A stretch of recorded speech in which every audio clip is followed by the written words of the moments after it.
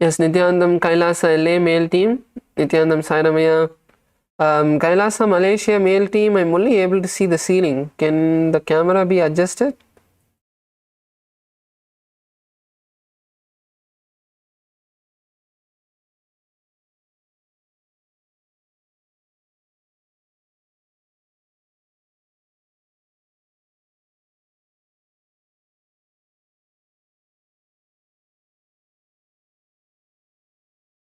Oh, okay, ma, that's fine. Oh, okay, ma.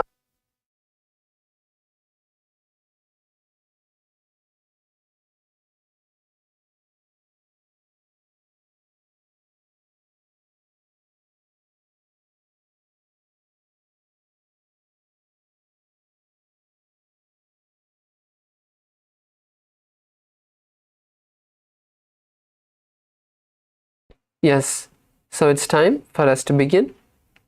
Let's sit with our head, neck, and spine in a straight line and bring our hands together in front of our heart center. Close your eyes. Take a moment to visualize Swamiji in your inner space. Inhale, and let's start the Sadguru Vandanam. Nithyanandam Paramasukadam Kevalam Jnanamurtim Dvandvatitam Gagana Sadrisham Tattvamasya Dilaksham Ekam Nityam Vimalamachalam Sarvadi Sakshibhutam Bhavatitam Trigunarahitam Sadgurum Tam Namami. Next we'll chant the Shiva Mula Mantra Om Ham Haum Shivaya Namaha 11 times internally. You can all chant along. Om Ham Haum Shivaya Namaha. Om Ham Haum Shivaya Namaha. Om Ham Haum Shivaya Namaha. Om Ham Haum Shivaya Namaha. Om Ham Haum Shivaya Namaha. Om Ham Haum Shivaya Namaha.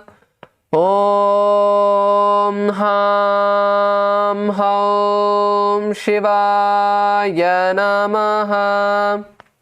Om Ham Haum Shivaya Namaha. Om Ham Haum Shivaya Namaha. Om Ham Haum Shivaya Namaha. Om Ham Haum Shivaya Namaha. Let's now begin with the Tattvachamanam, the ritualistic cleansing.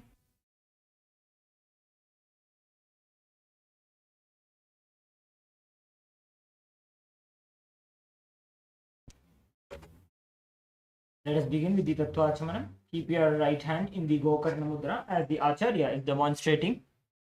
Take an udarni of water into your right palm. Take the water from the base of the right palm along with the mantra.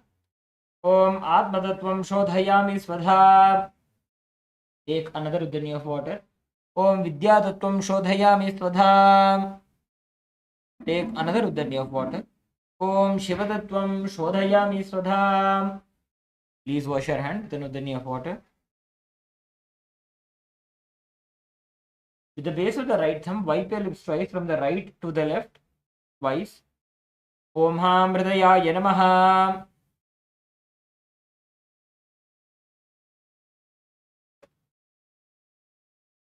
With the tips of the index, middle and ring finger joined together, touch above the upper lip and below the lower lip. Again wash your hand. The index finger and thumb joined together, touch the right nostril, left nostril, The ring finger and thumb joined together, touch the right eye, the left eye, the right ear and the left ear. Again wash your hand. With the little finger and thumb joined together, touch the navel center, the right chest, the left chest. All 5 fingers joined together, touch the top of the head, the right shoulder, left shoulder, and the heart center. Again wash your hand.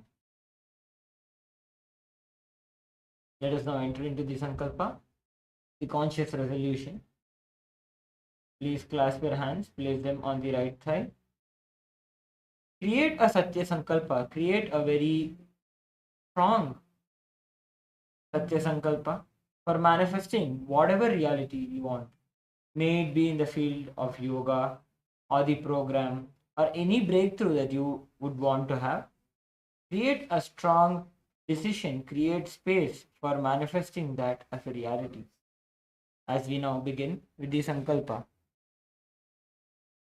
Om ममोपात्त समस्त दुरितक्षयद्वारा भगवत् श्री नित्यानंद परमशिव प्रीत्यर्थम श्री नित्यानंदेश्वरी परमशिव शक्ति समेत श्री नित्यानंदेश्वर परमशिव प्रीत्यर्थम च शुभे शोभने मुहूर्ते अद्य ब्रह्मणः द्वितीयपरार्धे श्री श्वेतवराह कल्पे वैवस्वत मन्वन्तरे अष्टाविंशतितमे नित्ययुगे प्रथमे पादे जम्बूद्वीपे भारतवर्षे भरतखण्डे मेरोः दक्षिणे पार्श्वे शकाब्धे अस्मिन् वर्तमाने व्यवहारिके प्रभवादीनां षष्ट्याः संवत्सराणां मध्ये विश्वावसुनाम संवत्सरे उत्तरायणे लक्ष्मी वेंकटेश्वर ऋतु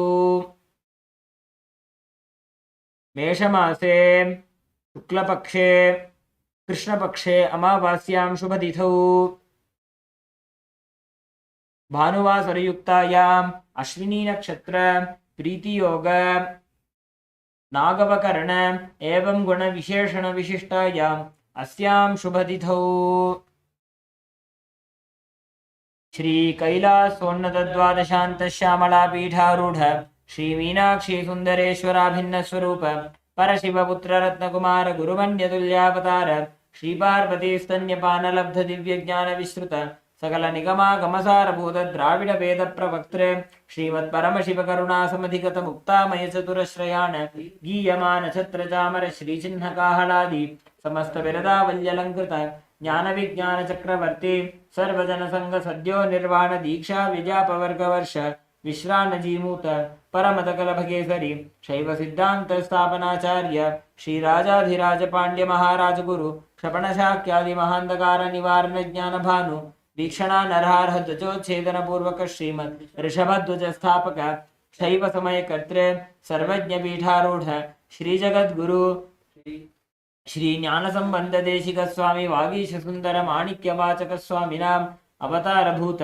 श्री ज्ञान संबंध स्वामी पुनरुद्धृत श्यामला पीठ सर्वज्ञ पीठ तृणवद्युत्तर द्विशत गुरु महासन्निधान अरुणगिरि योगीश्वर परंपरागत अरुणाचल सर्वज्ञ पीठ गुरु महासन्निधान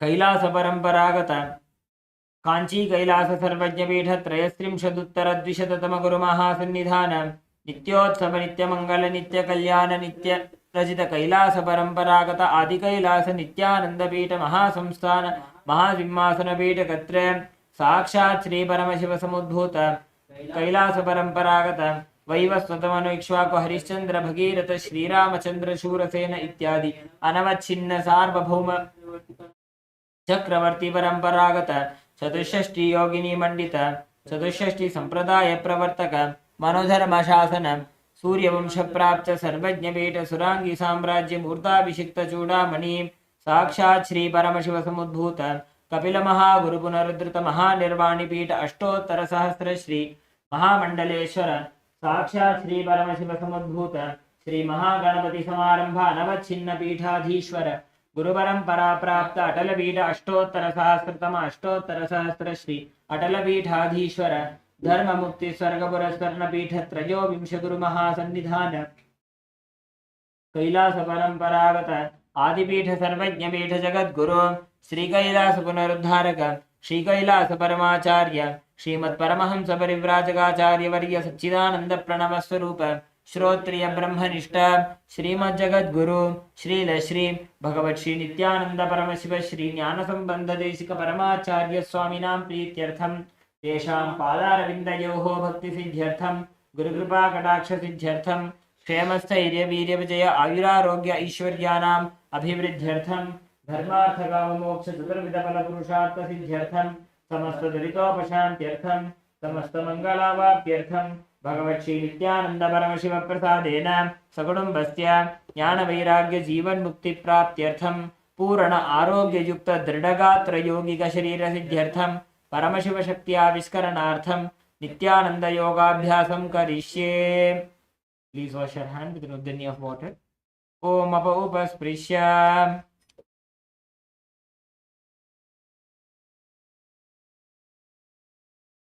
Yes, now we're going to be entering into the next part of the Nithyananda Yoga.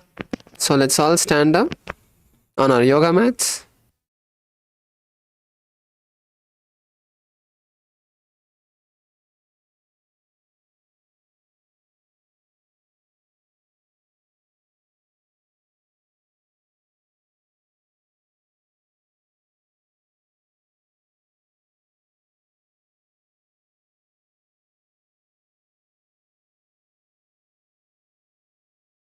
Now, take a moment to start visualizing yourself as a complete skeleton. Your body is now a complete skeleton. Nothing else, just bones.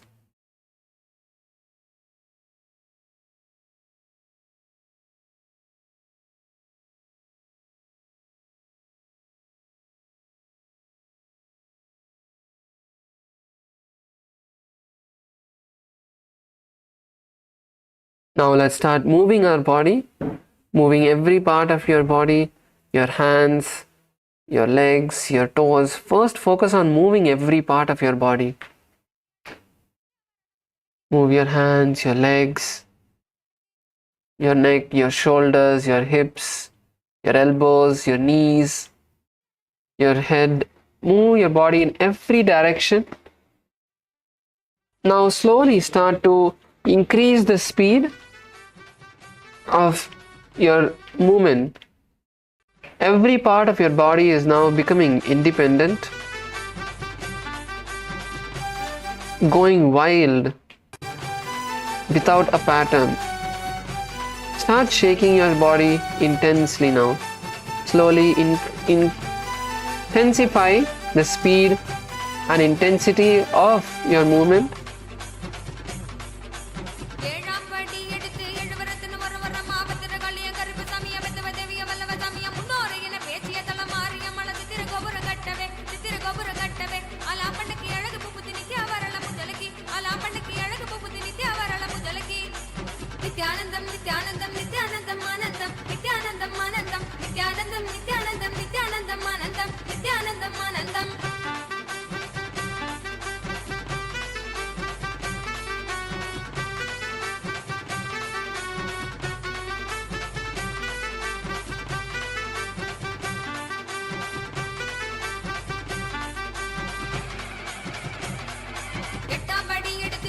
Let's now intensify.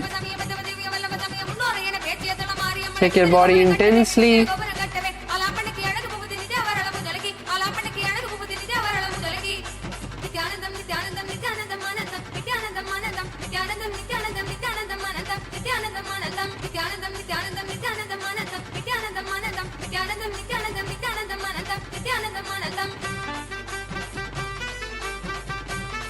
Keep going, few more moments. Keep going.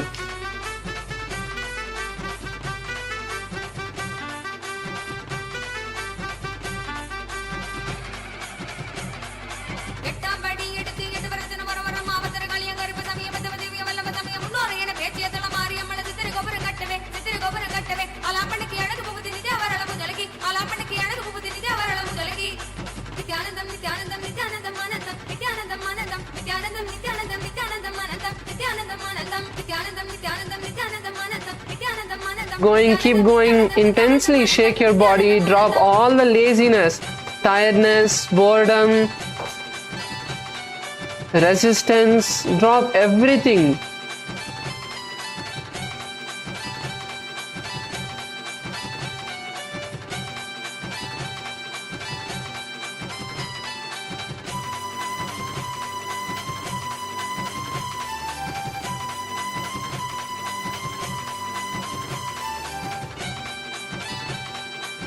Keep going, last few moments.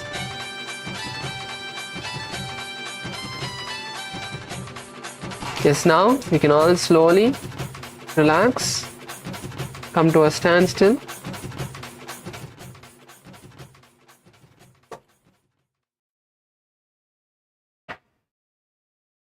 Just come to a standstill. Stop all the movement of your body.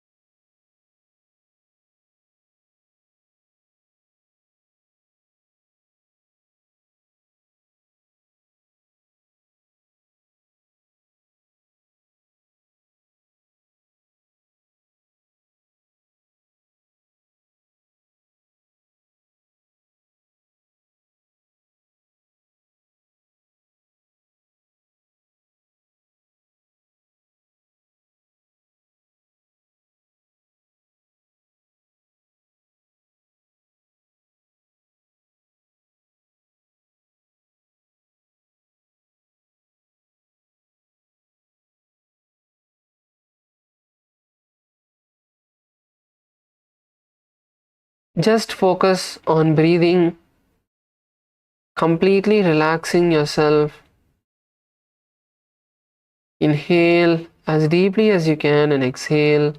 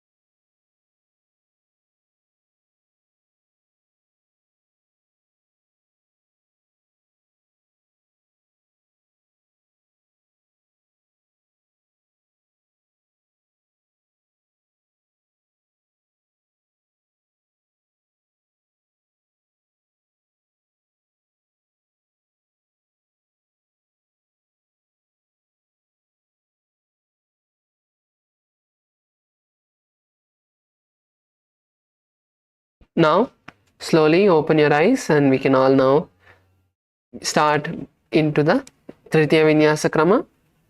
So let's all actually stand up. So actually let's all be in a standing position. And now we're going to be moving into today's asanas. So actually yesterday we all had a nice stretching before we finished. So now that we have nicely woken up our body, warmed up our body, we'll be starting with Tipakarasana. So Tipakarasana is where we are going to, from a standing position, slowly widen our legs, getting into the split. So slowly move your legs to the side and then you can place your hand on the ground. Bring your hand onto the ground, place your palms on the ground, and slowly as your legs stretch, push them out to the side Lower yourself down. Slowly lower yourself down. Bringing yourself into a complete split. So let's now start practicing. Start stretching our legs. Yes, good. Sairamaya, Punidanaya, that's good. Stay there now and slowly stretch yourself. Get whichever position you are in is fine. You don't need to do the split today, but stay there. Make sure you are staying here.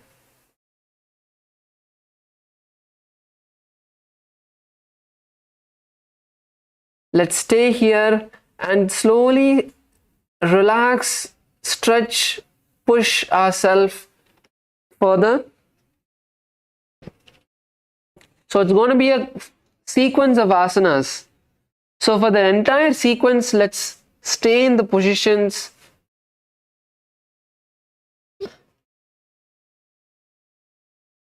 Yes, Punithanaya, that's good. Stay there. Just stay there. Slowly stretch your legs. Allow your legs to become comfortable with that position.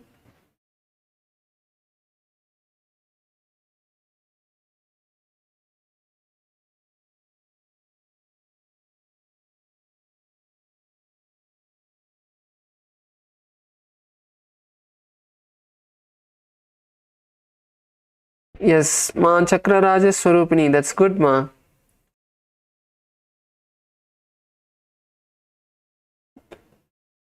So slowly go down. We are performing the visualization of destroying anything that binds you. So any feeling that you feel that you're having, that you may not be able to do this asana, that it is hard, the resistance itself that your body is having, drop all of that at Swamiji's feet.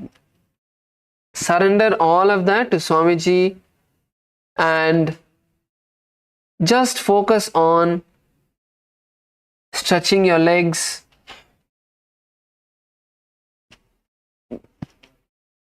Continue to breathe in and breathe out. Focus on the breath. The breath is very important.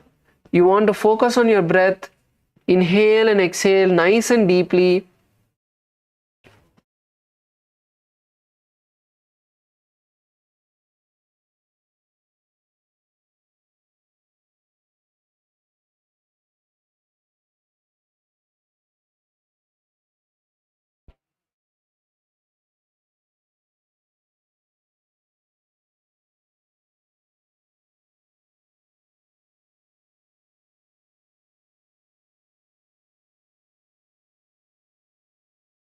Feel each part of your body stretching. Your hips, your legs, every part of your body. See it stretch. Inhale. See your body becoming comfortable with that position. And then slightly move your legs a centimeter more. And then stay there again. Let that become comfortable. Then again move your legs. So slowly start pushing yourself further and further.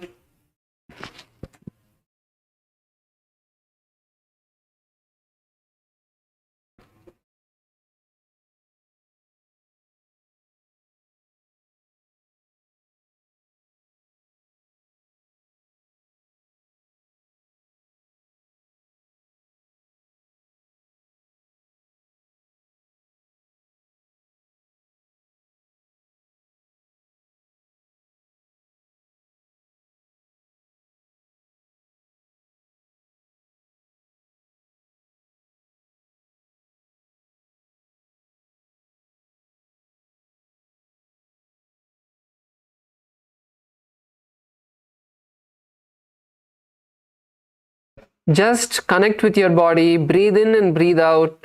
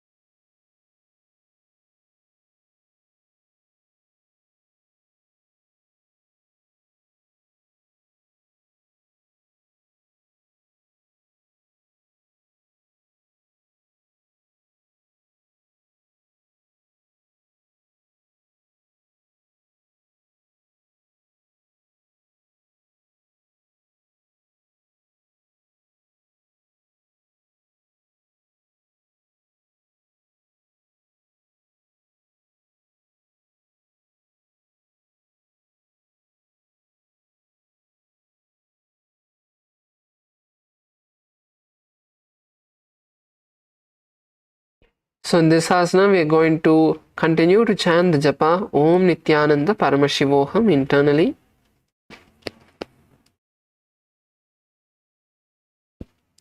आसन को गुण शरीर को सो जाई. Now let's slowly bring our legs slowly, step by step, bring your legs closer together. Let's relax our legs. Good. Punithanaya, that was good, Aya.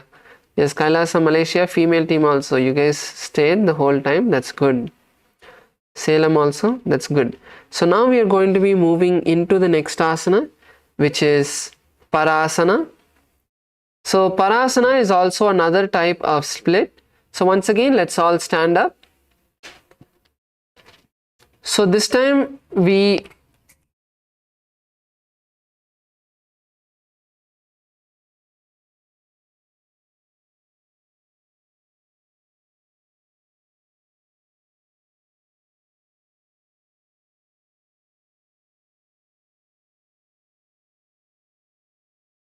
let's all now stand up.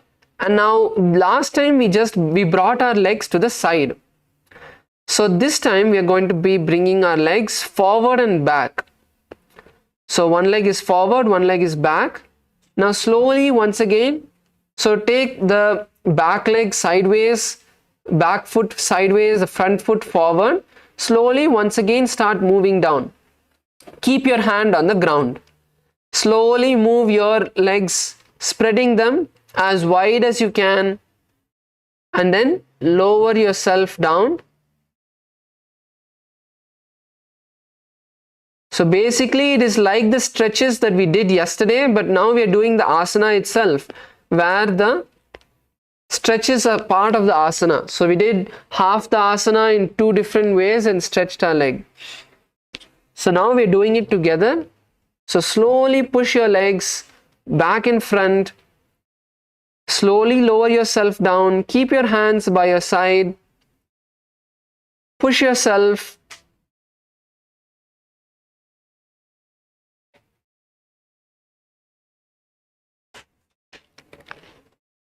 Slowly get into the stretch.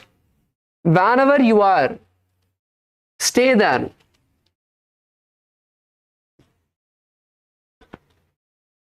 Wherever you are, stay there and slowly push your legs.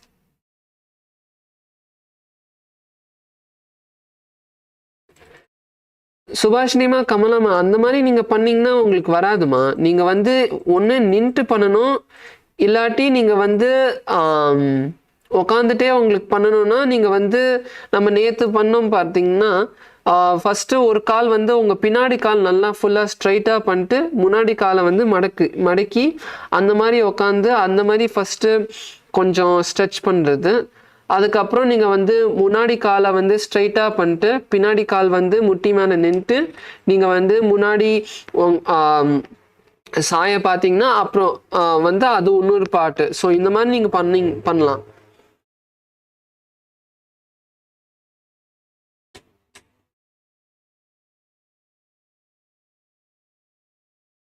Yes, Saramaya, that's good. Your legs are nice and down. That's good.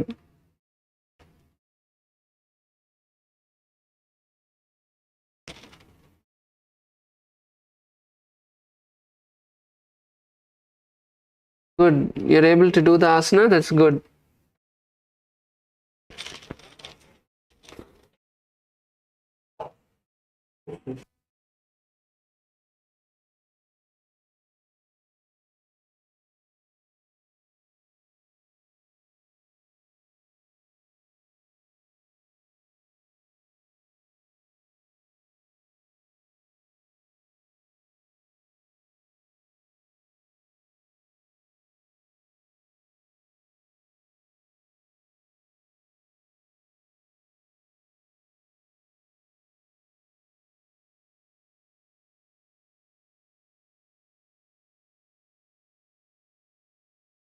Once again, let's stay here. Slowly let your legs stretch.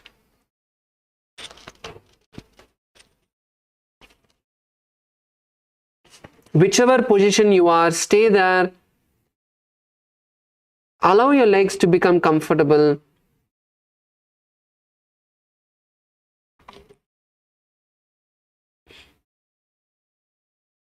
Yes, Punithanaya, that's good. So once again in this asana, we are going to be visualizing Swamiji in our inner space.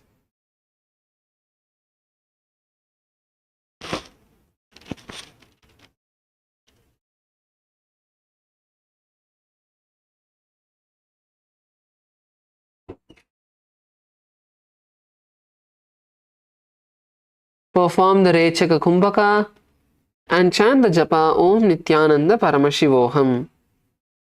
पर आसन को गुण 84 by जाही पवन सरल बहे. Let's stay there. Let's stay there. The next asana is Pinda Mayurasana. But for doing Pinda Mayurasana, we need to be able to do this split. So we need to be able to do the complete split. So if you are able to do the full split like Svetama was able to do, then you can try this asana. Otherwise, let's focus on getting our legs into the split first. First, stretching your legs completely in front and back. You need to be able to do the complete split to do this asana. So let's all focus on first getting into that, stretching our legs completely. So whichever position you are in, stay there, continue to stay there. Whichever position you are comfortable with, stay there. Push yourself further. But we'll just be doing this asana for showing you what the asana is. And if you want to try, you can try the asana. So Pinda Mayurasana is where we are going to be doing the split in the Mayurasana position. So first we'll be coming on to our knees.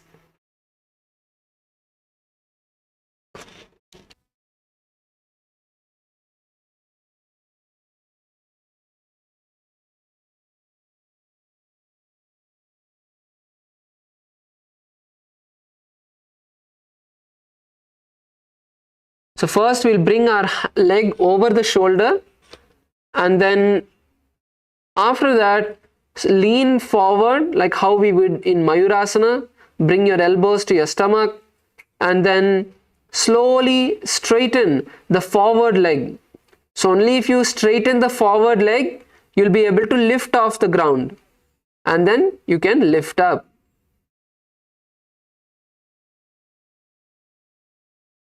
So this is Pinda Mayurasana, but let's all focus on getting into the split first. Please focus on stretching your legs completely. So unless you're able to do the split, you will not be able to do this asana, because your foot will be on the ground and you won't be able to lift up.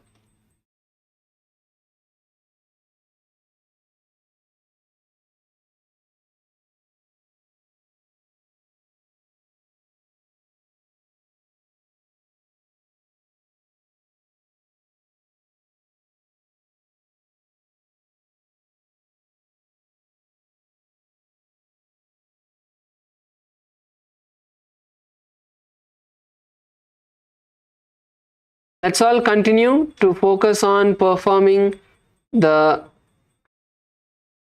side split. Bring one foot forward, the other leg back. Push yourself down. Make your legs comfortable, slowly stretching them.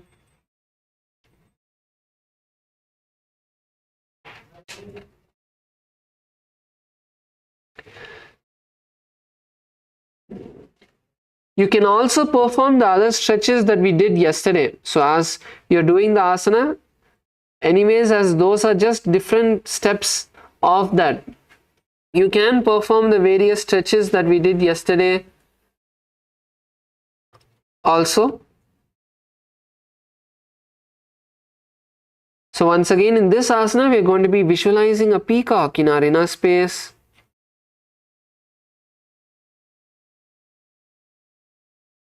Focus on the breath, breathing in and breathing out nice and deeply. And chant the japa Om Nithyananda Paramashivoham. एकं पादं मयूराग्रे प्रसार्यैकं मयूरवत् इदं पिण्डमयूराख्यं सर्वव्याधिविनाशकम्. Yes, now slowly relax. Slowly bring your legs together, and now we are going to be performing on the opposite side. So last time if you were putting your right leg in front, this time we are going to put our left leg forward. So stretch your left leg in front, bring your right leg back, slowly push yourself down into the split.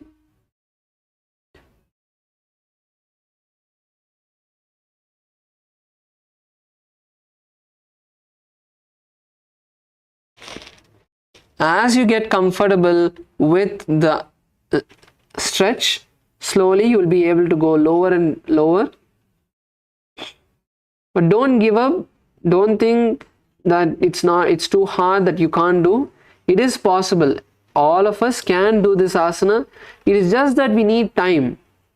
We need time and we need to be persistent, and surely we will be able to do the asana. So only if we start today, in the future, later on, we will be able to do the asana. So let's put our 100%, connect with your body, slowly push yourself, stay there and relax into that position.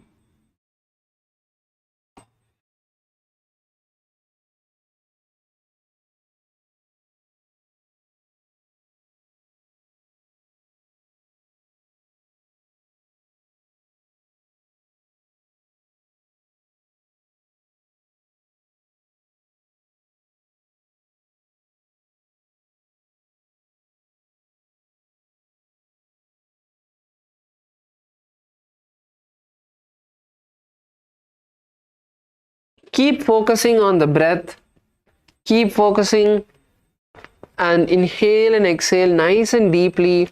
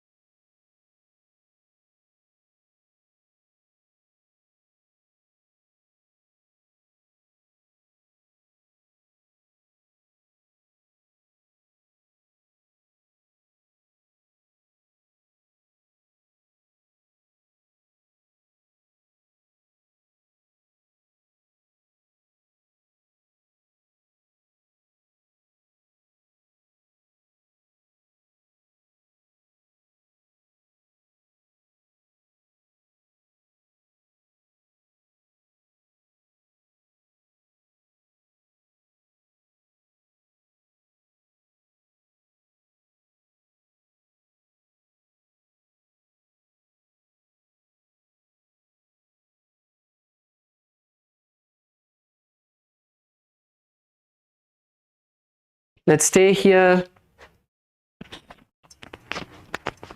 Slowly push yourself forward.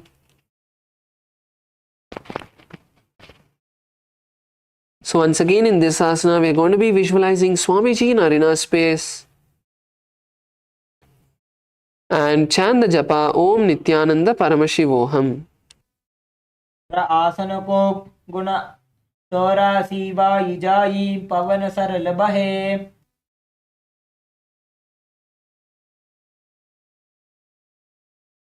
Yes, now we'll move into the next asana.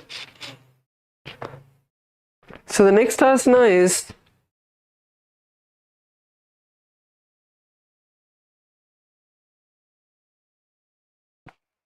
Prasaritasana. So in Prasaritasana, we are going to be once again standing up slowly. So slowly relax your legs, slowly bring your legs close to you.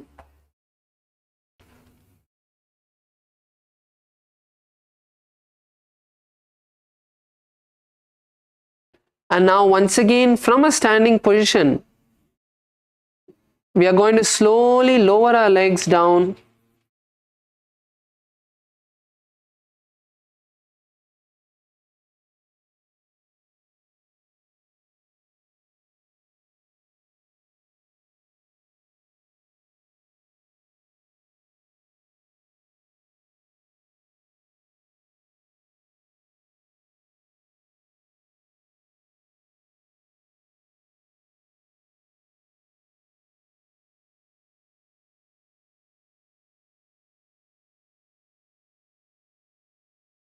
So slowly bring your legs to the side.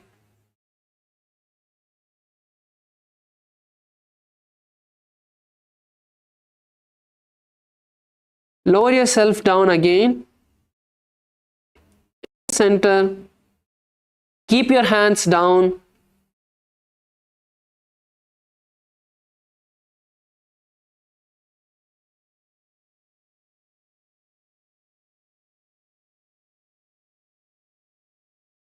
So you can also see how Maharaj is slowly stretching from side to side. You can also follow along.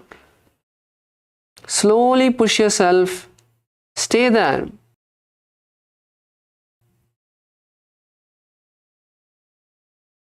Keep breathing and pushing your legs down, pushing yourself down.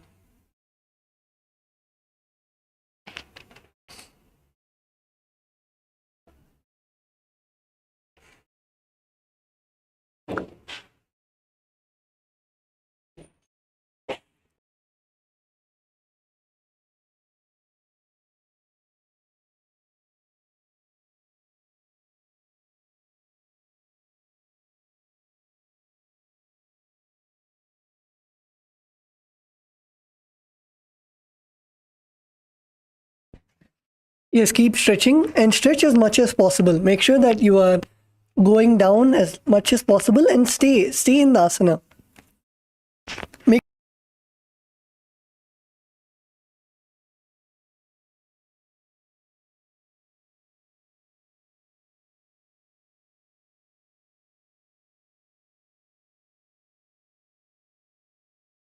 Yes, Kailasa, LA, male bodies.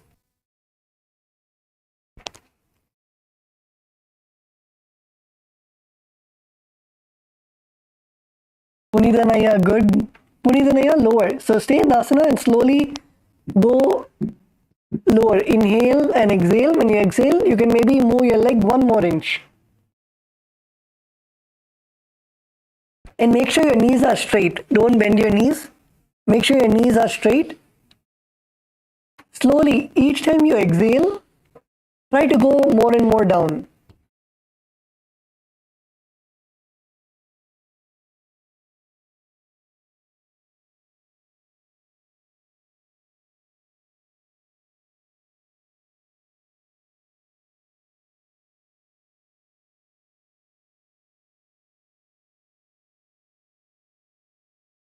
Yes, Kailasa Malaysia female team.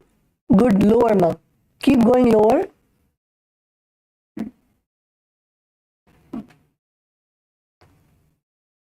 Each time you exhale,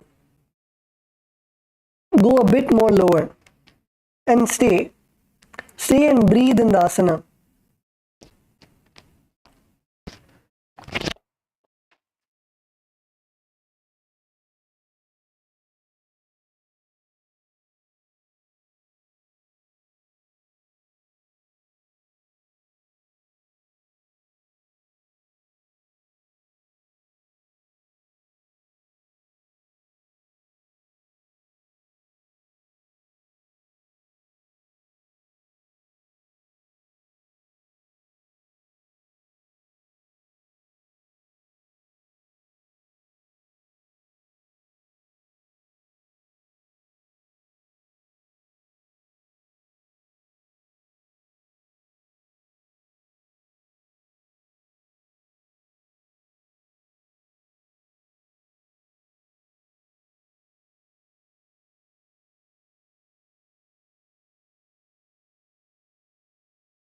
And perform the Rechaka Kumbhaka.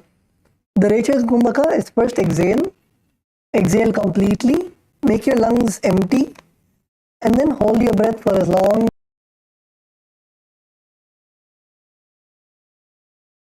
Perform the Mula Bandha, contracting your perineum. And the japa Om Nithyananda Paramashivoham. पादद्वयं प्रसार्यात्मा सुमुखं सुप्रसारितम्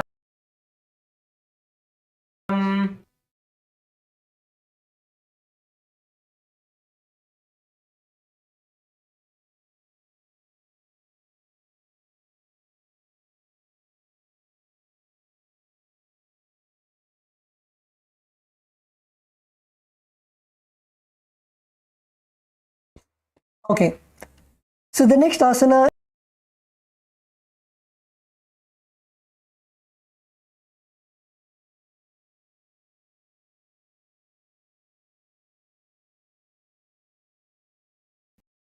in the Anjali Mudra. So continue to try. Continue to be in the asana and continue to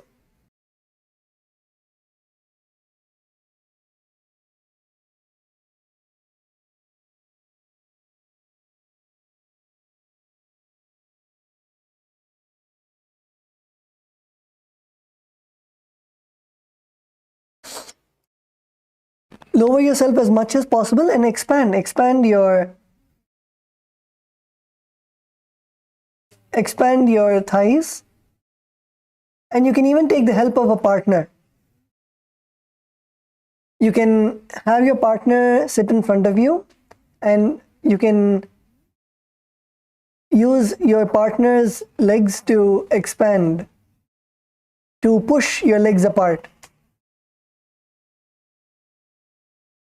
Yes, Kailasa, Malaysia, good, just like that.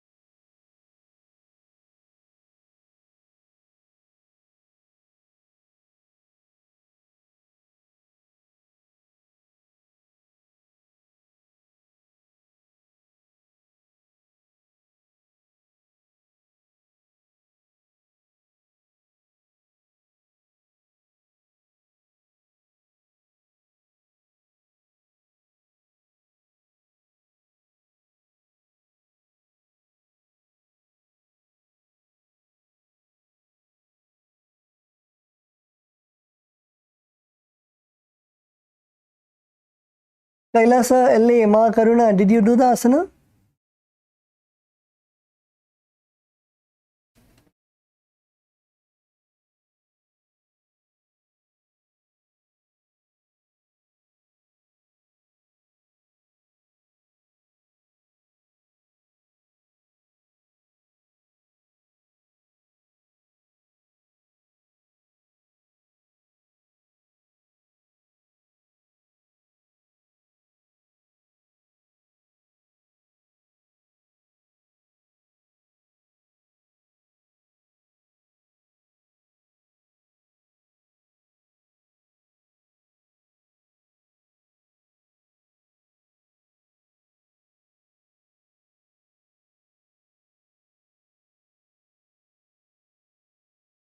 Yes, so in this asana,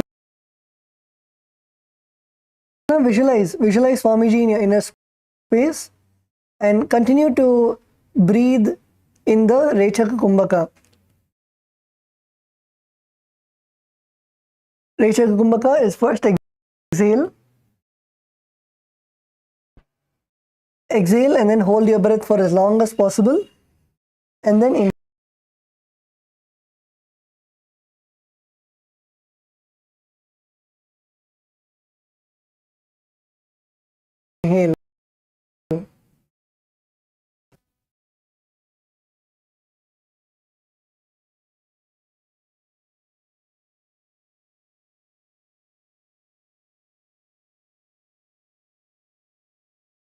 Perform the Mula Bandha, contracting your perineum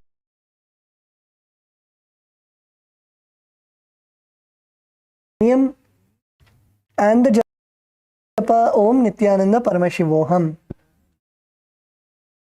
उत्तानपादं क्रौञ्चं च मरीचिं वीरभद्रकं नटराजं त्रिकोणं च सुप्ताङ्गुष्ठप्रसारणे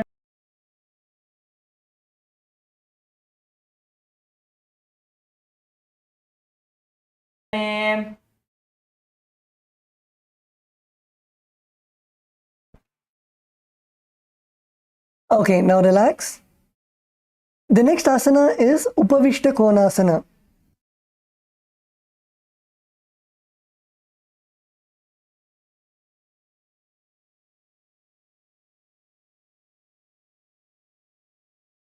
Continue to stay in the same position. So be seated.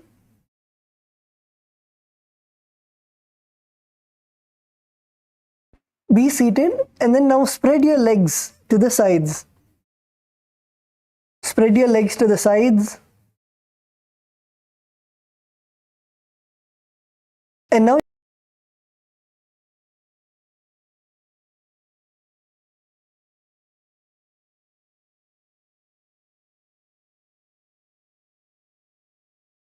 you're going to lean your upper body forward and down onto the ground.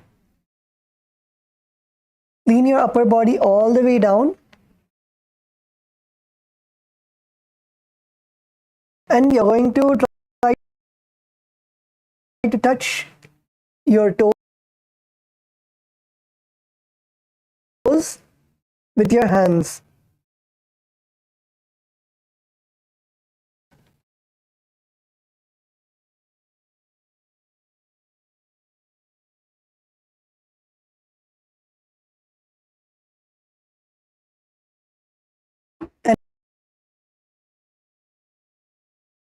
And rest your chin on the ground. This is Upavishta Konasana. Yes, so come on, let's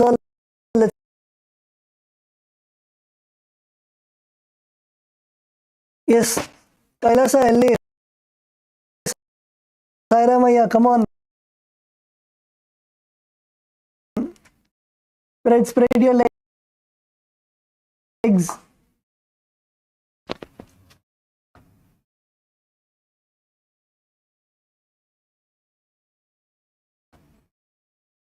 Ma Karuna LA, good.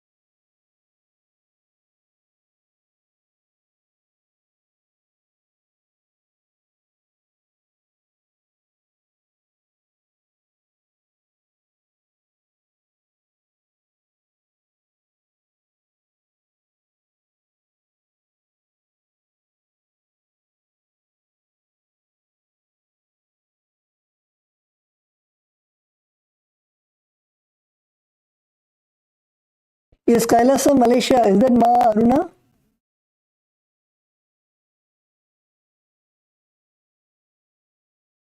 Yes, Ma Aruna, good.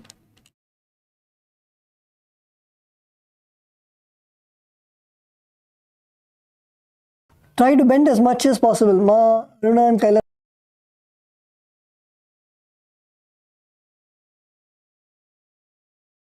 Malaysia, good. Ma Karuna in Kailasa, LA, good.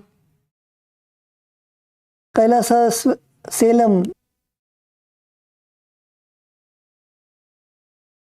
Kailasa Salem, Ma Shweta, good.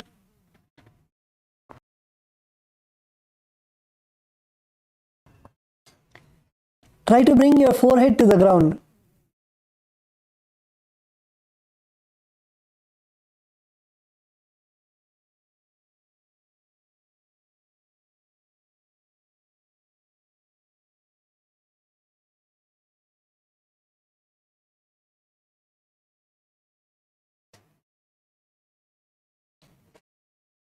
Okay, so in this asana, visualize Swamiji in your inner space. And we're all going to perform the Rechaka Kumbhaka, which is first exhale, completely empty your lungs. And actually, if you see, when you exhale, you can go more down because your lungs is empty, your stomach is pulled inside. So when you exhale, you will see that you can go even more down. So exhale completely and then try to go as much as possible down and hold your breath for as long as possible. When you're not able to hold anymore, then you can come up and inhale. Again, exhale and then try to go as low as possible. Try to touch your forehead to the ground. Hold your breath. And then when you're not able to hold anymore, then you can come up. Perform the Mula Bandha and the Japa Om Nithyananda Paramashivoham. सप्तचक्रक्षालनाय vrikshasana विशेषकाञ्चननेन्द्रियदाढ्य पूर्णभेदान् समभ्यसेत्.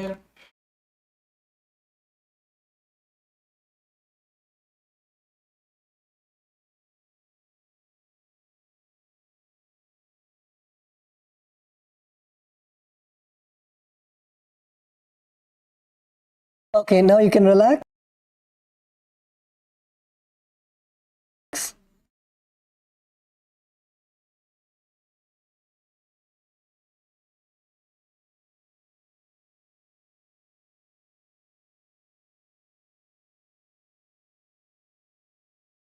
The next asana is Dhanurasana 3. So in this asana, what we're going to do is first you can sit with your legs in front of you, stretch your legs in front of you.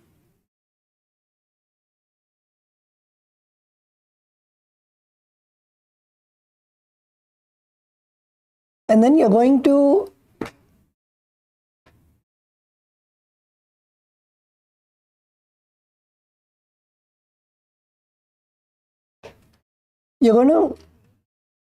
keep your right leg extended and you're going to take your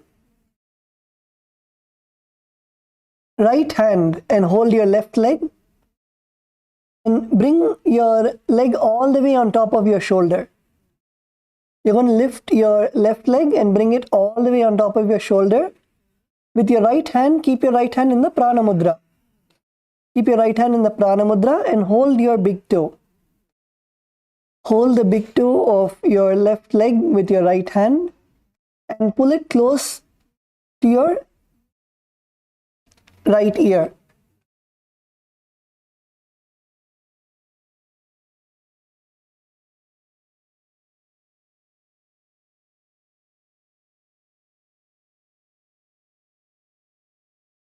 Come on, pull, pull, pull.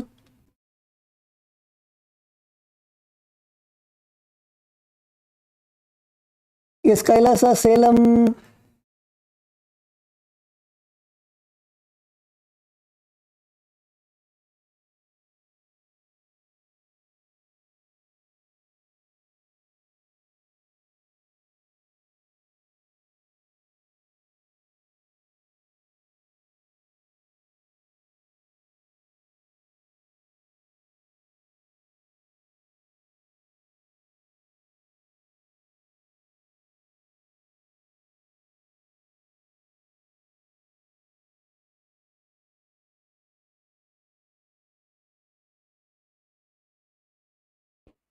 Yes, Ma Chakraraj Surupini, good.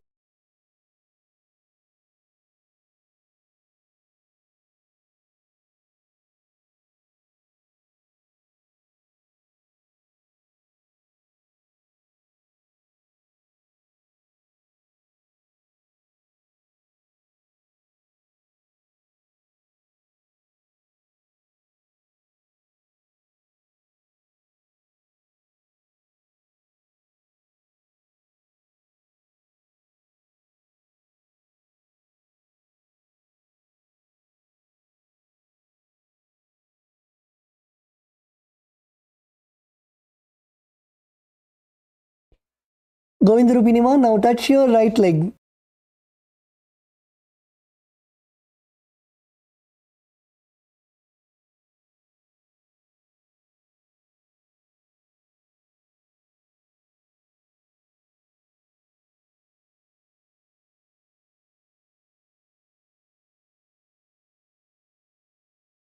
Bhagwan Paramashiva's bow is called Pinaka. Visualize yourself as an arrow to Bhagwan Paramashiva's bow. पादाङ्गुष्टौ तु पाणिभ्यां गृहीत्वा श्रवणावधि धनुराकर्षणं कृत्वा धनुरास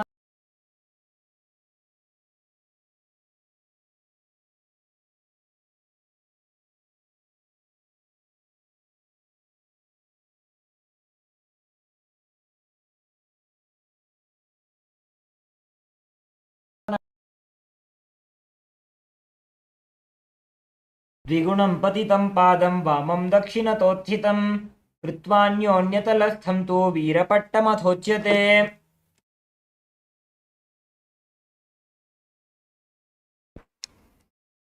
Okay, now relax. The next asana is Ekapadasana 2. So in this asana, now you can take your right leg in your hands. You're going to place your right leg all the way behind your head. So first bring it on top of your elbows.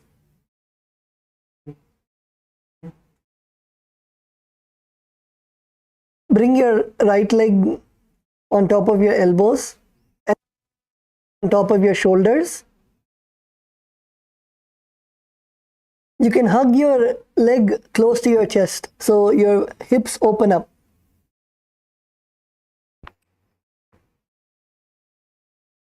Nicely hug your hug your legs close to your chest and open up your hips. And then slowly bring it on top of your shoulder.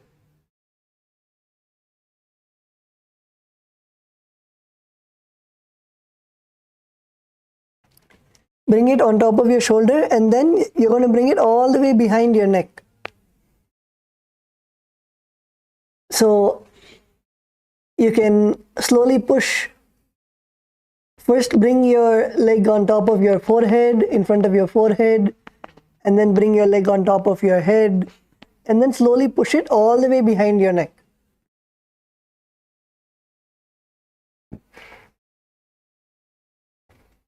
Yes, Kailasa, Malaysia, Ma, Aruna, good.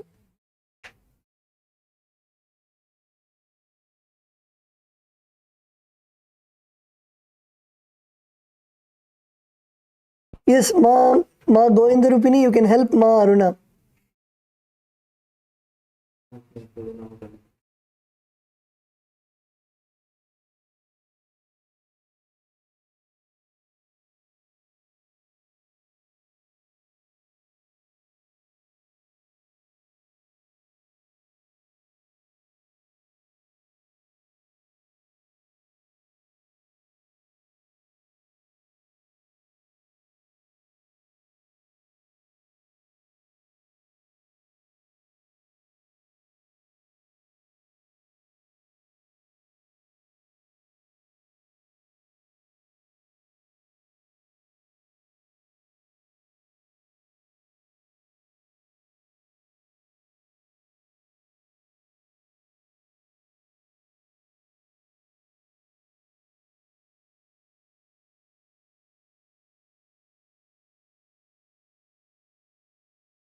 Yes, Kailasa LA.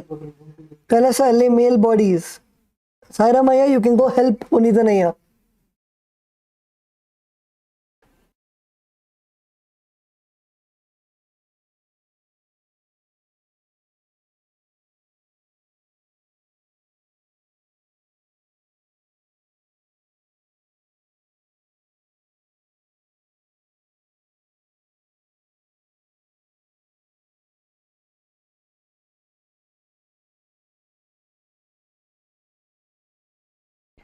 Yes, Kailasa Salem, Ma Shweta, good.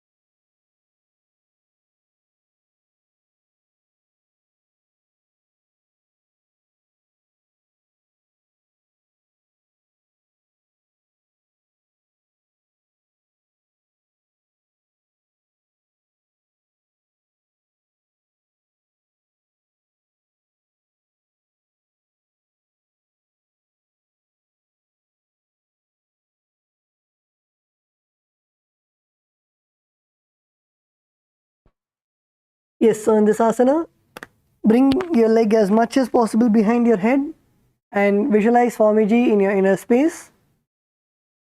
Again, in this asana also perform the Pratyahara Kumbhaka. And once you put your legs behind your head, you should place your hands in the Anjali Mudra. You'll be placing your hands in the Anjali Mudra and your other leg will be extended straight. Your other leg will be extended straight in front of you. And in this asana, you'll also be performing the Pratyahara Kumbhaka. That is, inhale, feel the prana going all the way through your 7 chakras from the Mooladhara till the Sahasrara chakra. And hold your breath for as long as possible. And then exhale. Perform the Moola Bandha, contracting your perineum. And the japa Om Nithyananda Paramashivoham.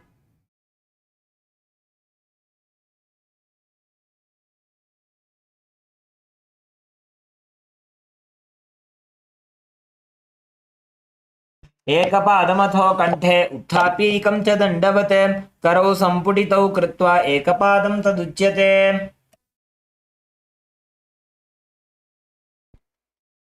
Now relax. The next asana is Vamapada Shirasana. Vamapada Shirsasana. So in this asana, you're going to sit and again keep your right leg behind your head. So in this asana also, you'll be keeping your right leg. You can take it all the way behind your head. And the left leg this time, you'll be keeping your left heel not extended out, but close to your perineum. Bring your heel close to the perineum and keep both the hands, both your palms together in front of your heart center.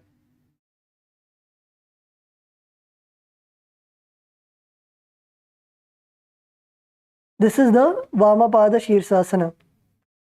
So let's do it together. So first take your leg and again hug your leg close to your chest. And feel the stretch in your hips.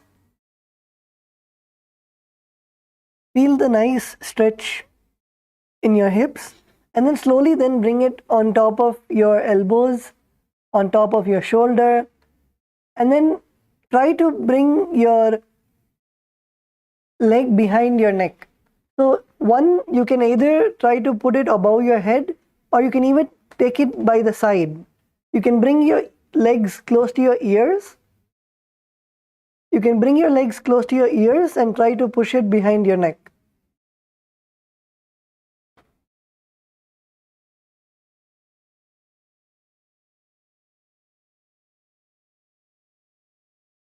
If you're not able to take it on top of your head, you can also try to take it next to your ears. Try to take your legs by the side. Bring your legs close to your ears and slowly push your legs behind your neck.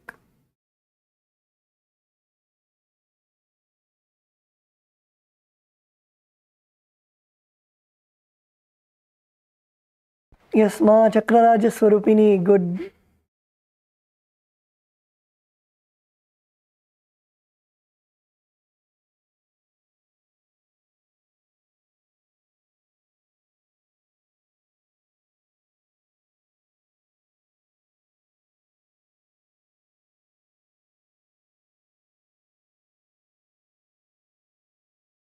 Yes, Kailasa Salem. Kailasa Salem, Ma Shweta, good.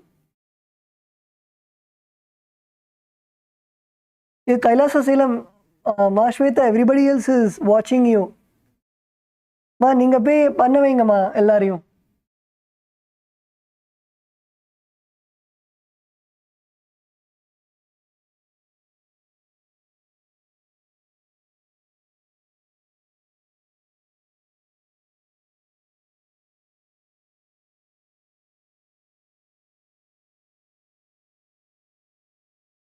Yes, Ma Karuna Kailasa LA, were you able to do, Ma?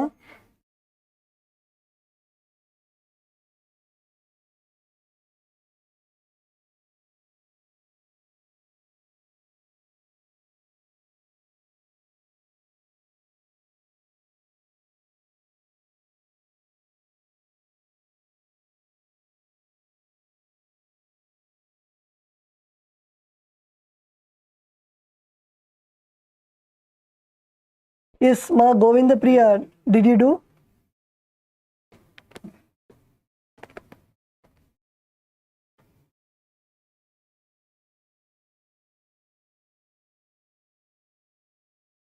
Yes, Ma Govinda Priya, you can first bring it on top of your elbows. Bring your legs on top of your elbows.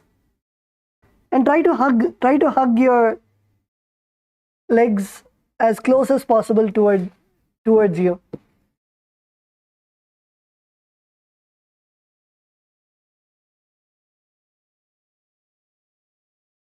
Yes, Kailasa, Malaysia, Ma Govinda Priya, Ma Aruna, good. Yes, Ma Aruna, push.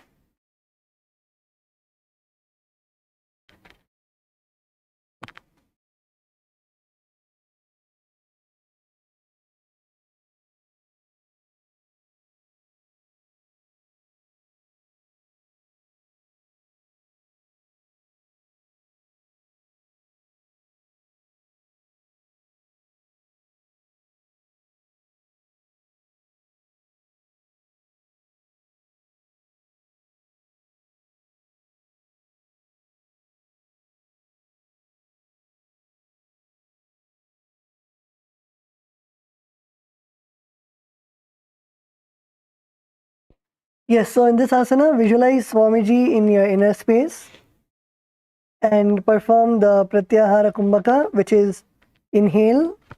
Feel the prana going through all of your 7 chakras from your Mooladhara till your Sahasrara.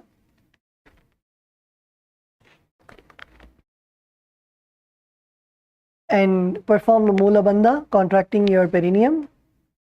And the japa Om Nithyananda Paramashivoham. बेसिने डावो पगमा था ऊपर चढ़ावा ते वाम पाद शीर्षासन कहे वाय छे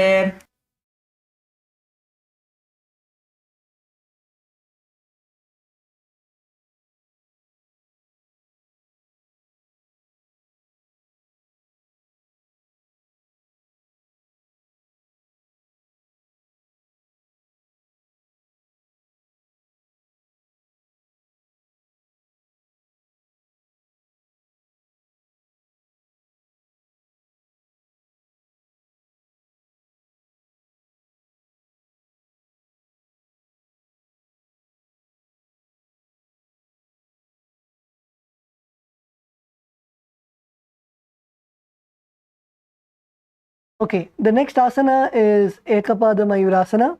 So first you can see the Acharya. So from the kneeling position, place your both hands on the ground with your fingers.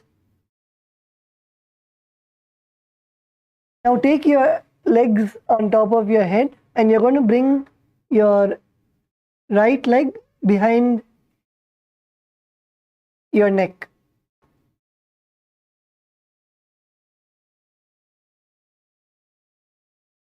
And then you're going to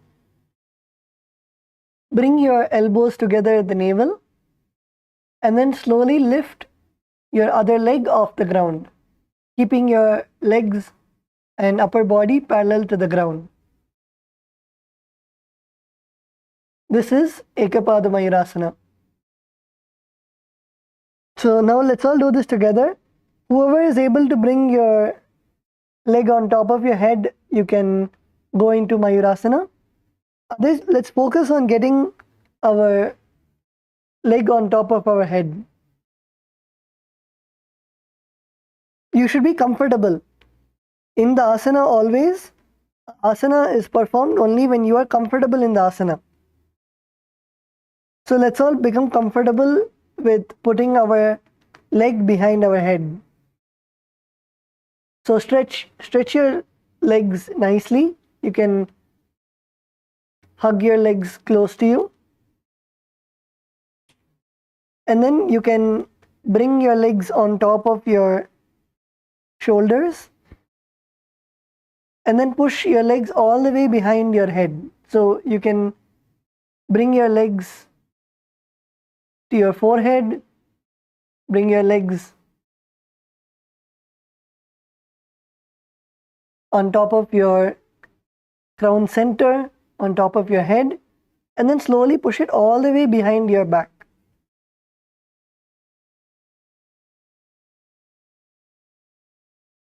And once you have your legs behind your head, then you can come to a kneeling position. Lean forward and place your hands on the ground. And then bring your elbows to your navel center, to your stomach.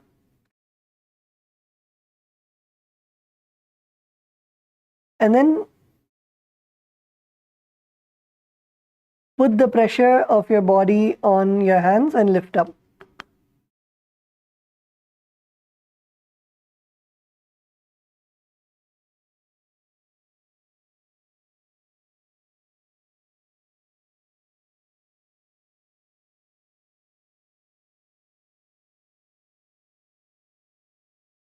Is Kailasa Salem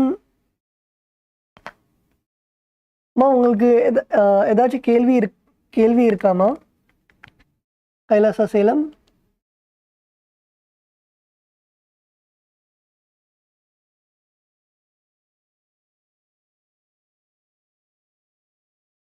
ஓகேம்மா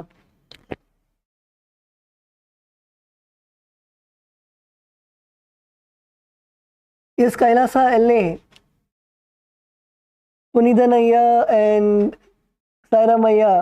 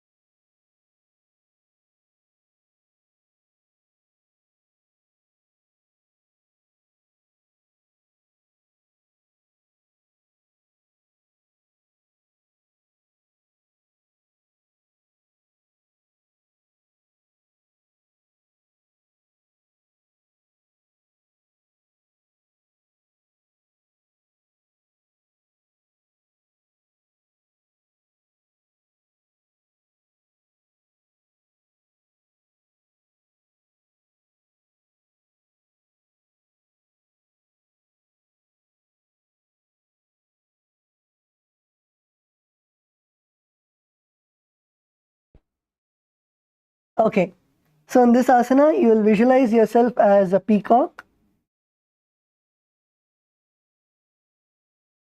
and continue to perform the Pratyahara Kumbhaka, that is, inhale and visualize the prana going all the way from your Mooladhara to the Sahasrara, and then exhale. Perform the Moola Bandha, contracting your perineum, and the japa Om Nithyananda Paramashivoham.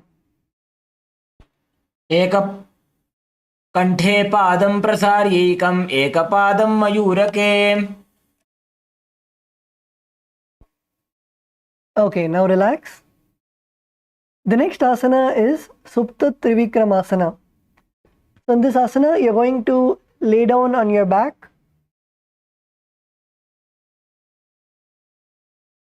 Lay down on your back, and now you're going to take your right leg in your hand,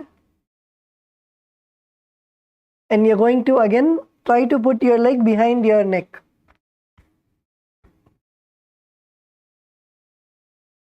So you're going to try to bring your leg all the way behind your shoulders. So first lay down on your back, and then try to bring your legs behind your head. So when you're laying down, you can first bring your legs close to your abdomen, bring your legs close to your chest, and then slowly try to bring your legs next to your ears.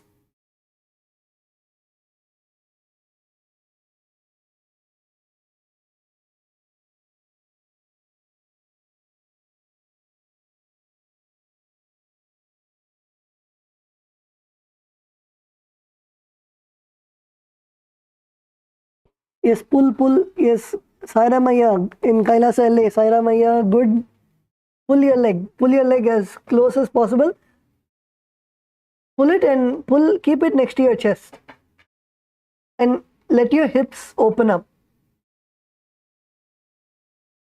Same with Punidanaya. Bring your feet, and bring it next to your shoulder, and stay in the position. Stay in the asana.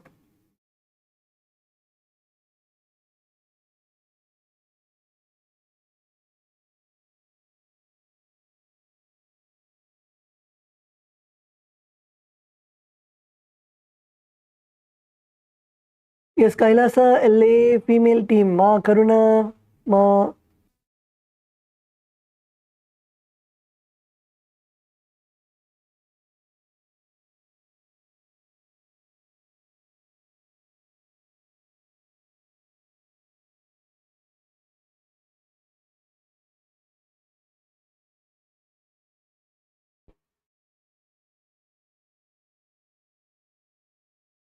Yes, Kailasa Malaysia, good. Kailasa Salem, good. Ma Chakraraja Swarupini. Ma, bring your leg as close as possible to your head.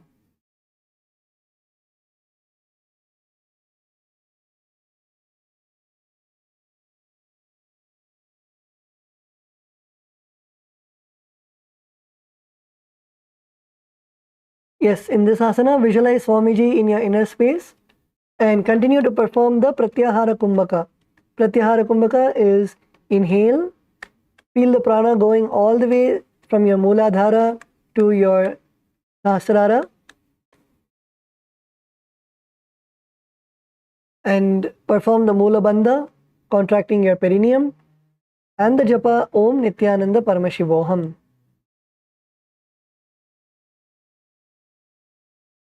उत्तानकूर्मपीठं च सैंहं गारुडमेव च वातायनं गोमुखं च भारद्वाजं त्रिविक्रमम्.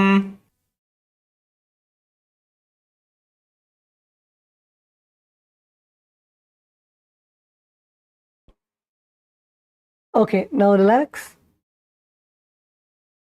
The next asana is Vyagrasana, which is almost the same asana, but this time you'll be placing your hands on the ground in front of you. So Again, lay down on your back.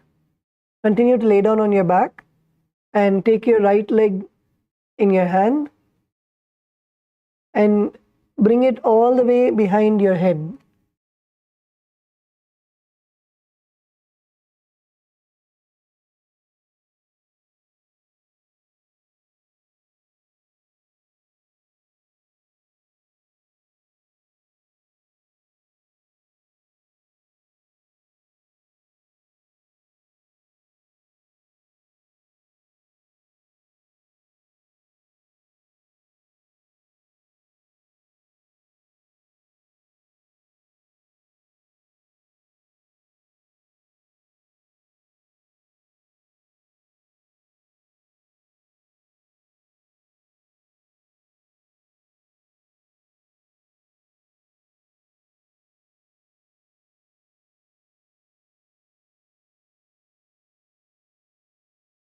So in this asana, you're going to visualize yourself as a tiger. Yes, Kailasa, Malaysia. Kailasa, Malaysia, pull, pull. Pull your legs close to your head. Kailasa, Salem, good. Keep trying.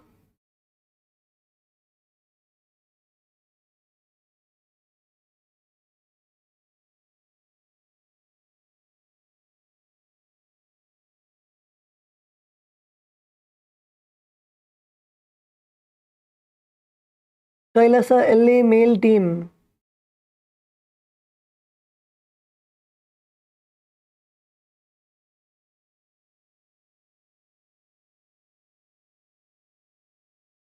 Kailasa, LA, male team, yes. Sairamaya, Punithanaya.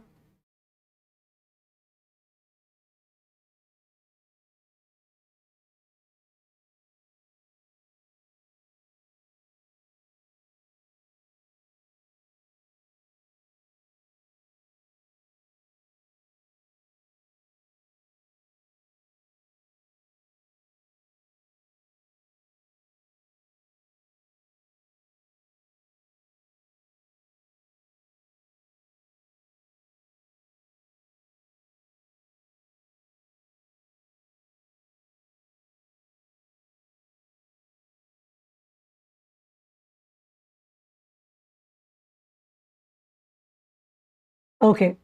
So in this asana, also continue to perform the Pratyahara Kumbhaka and perform the Mula Bandha, contracting your perineum, and the Japa Om Nithyananda Paramashivoham.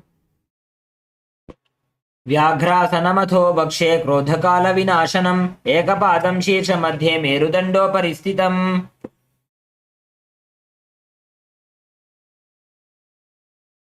Okay, let's all relax and now you can come to a seated position.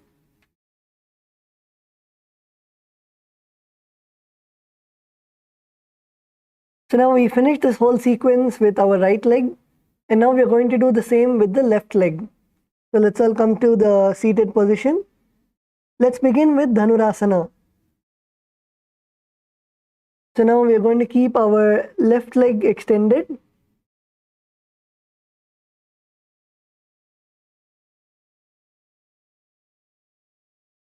And then you're going to take your right leg above your right shoulder and hold your right leg with your left hand in the Prana Mudra. And then you're going to hold your left leg with your right hand. Hold your right leg with your left hand and your left leg with your right hand. Your left leg completely extended in front of you and your right leg on top of your right shoulder, coming close to your left ears.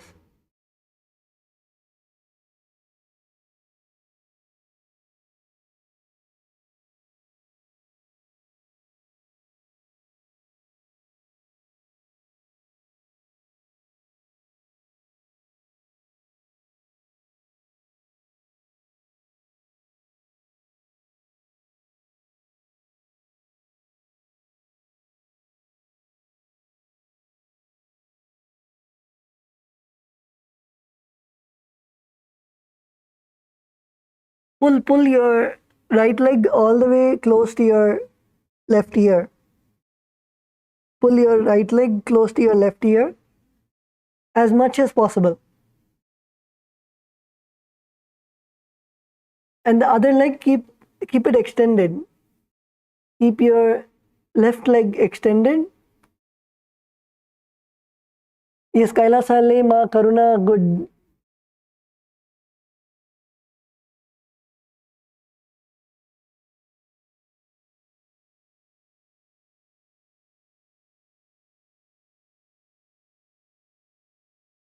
Kailasa le ma Govinda Priya.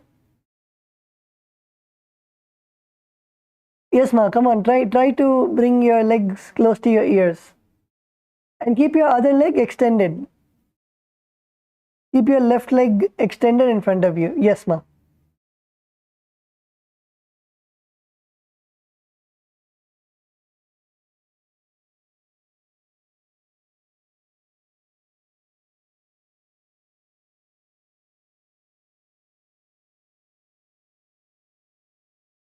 Yes, ma, Chakraraja Swarupini. Did you do, ma?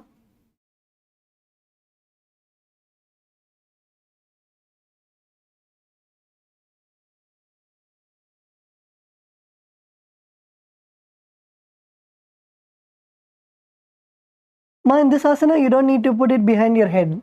You can just put it, you can take your legs and bring it close to bring your right foot close to your left ear. That's enough. You don't have to bring it all the way above your head.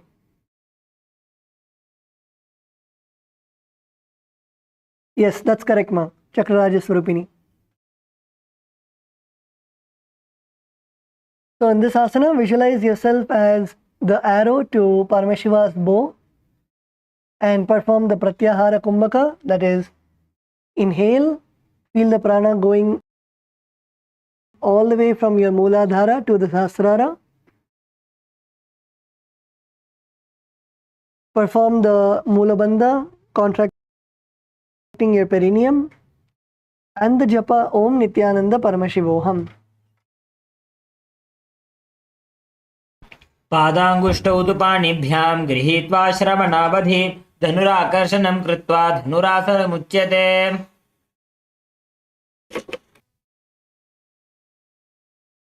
Okay, now relax and stretch both your legs.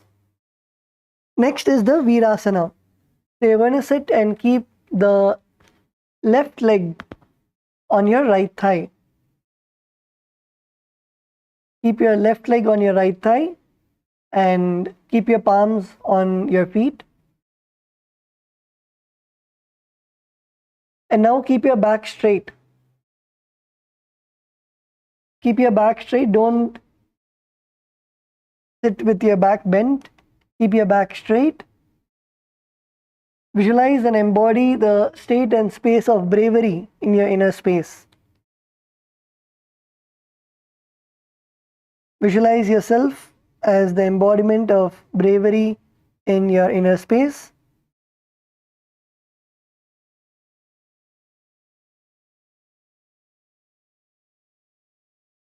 Perform the Pratyahara Kumbhaka, that is, inhale. Feel the prana going all the way from your Mooladhara till the Sahasrara. Perform the Moolavandha. Moolavandha is contracting your perineum. And the japa Om Nithyananda Paramashivoham.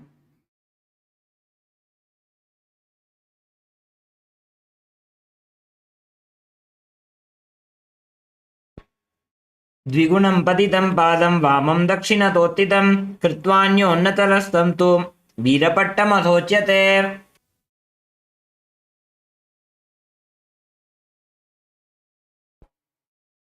Okay, now relax. The next asana is Ekapadasana on the other side. So now you're going to bring your left leg all the way behind your head. So first, take your left leg in your hands and bring it close to your body. And then slowly bring your left leg over your elbows. and then bring your legs on top of your shoulders.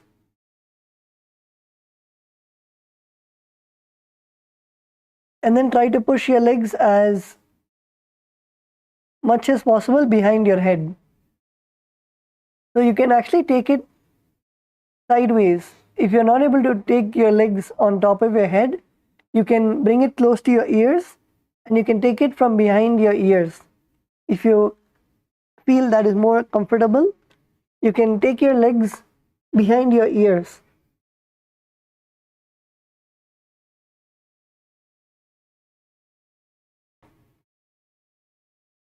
But stay in the asana. Do not come out of the asana. Even if you're trying, keep trying and be in the asana. And you will see that it is more your space of impossibility that you're not able to do. Once you complete with the pattern of impossibility, just drop it at Swamiji's feet. And ask Swamiji to manifest through you and make your body flexible. So instantly drop any incompletions or the feeling of impossibility that you have inside you. And finally, it is your body. As Swamiji says, you should be carving your body the way that you want. So with that space, without any impossibility, take your legs and put it behind your head as much as possible. Even if it is paining, hurting, stretching, it is fine. If it is hurting, do not do any further, but stay in the asana, stay in the posture and become comfortable with the pain. Breathe in the asana. Breathe and surrender the pain at Swamiji's feet. Do not release your legs. If you're having your legs above your forehead, it's fine. But keep it on top of your forehead and then breathe in the asana. Do not release your legs. Become comfortable. And then slowly you will see when after a few seconds, you will see that you yourself want to stretch more. So then when you're comfortable, maybe put your legs, bring it 1 more inch on top of your head and again stay in the asana.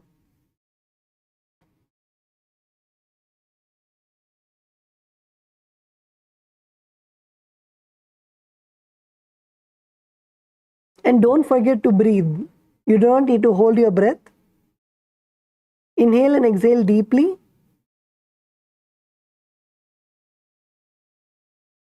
And get comfortable.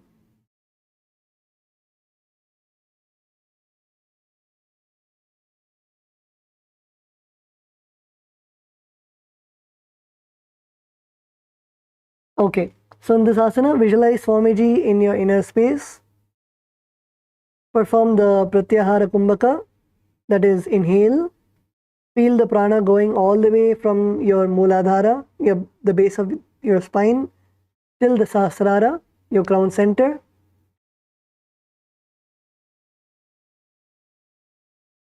Perform the Moola Bandha, contracting your perineum, and the Japa Om Nithyananda Paramashivoham.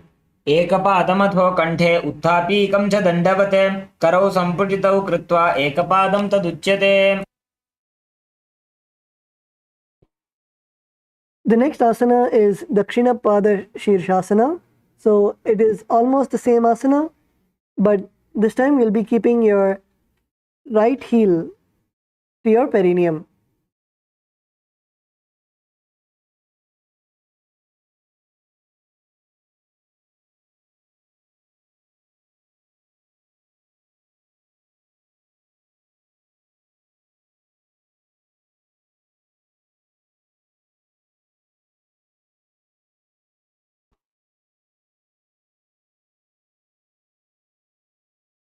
Okay, so again take your left leg in your hands and bring it on top of your shoulders.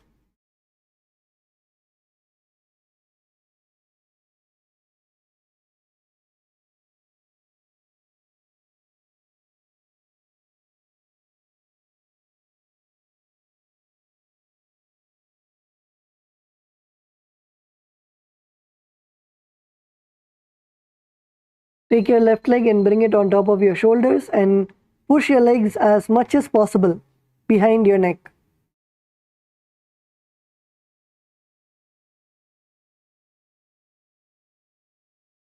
Kailasa, Malaysia, Ma Govinda Rupini, good.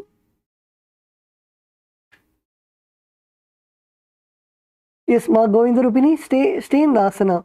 Even if you're not able to put it fully, stay in the asana and breathe. Feel your legs stretching and just breathe. Become comfortable in the asana. Kailasa, LA, Ma Karuna, good.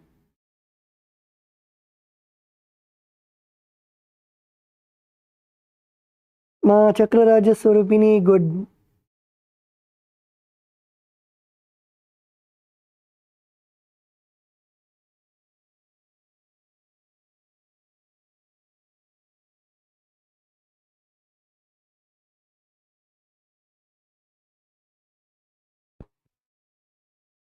Yes, so in this asana, visualize Swamiji in your inner space. Continue to perform the Pratyahara Kumbhaka, that is, inhale. Visualize the prana going from your Mooladhara, the base of the spine, to your Sahasrara. Perform the Moola Bandha, contracting your perineum. And the japa Om Nithyananda Paramashivoham. बेसिने जमने पगमाथा ऊपर चढ़ावे ते दक्षिण पाद शीर्षासन कहे वाय छे.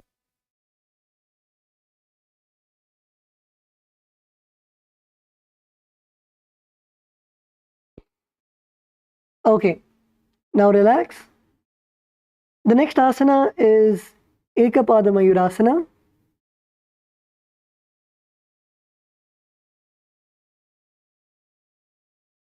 So in this asana, you're going to now put your legs behind your head and come to a kneeling position, and then place your hands on the ground and your elbows to your stomach, and slowly lift your leg off the ground. This is Ekapada Mayurasana.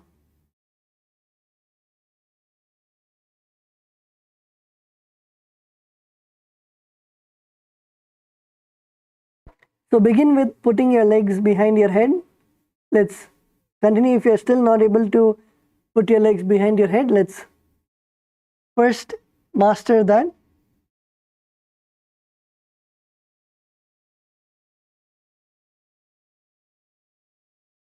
Become comfortable in the asana. Every asana that we do, the most important aspect of every asana is to become comfortable. Asana is not only doing it for 1 second and coming back. Asana is aligning your body to the cosmic geometry, which means that you should be stable in the asana. So whether it is as small, as easy as Padmasana, or whether it is like this asana, Ekapada Mayurasana, being stable in the asana is very important. So let's focus on putting our legs behind our head. Left leg. Take your left leg.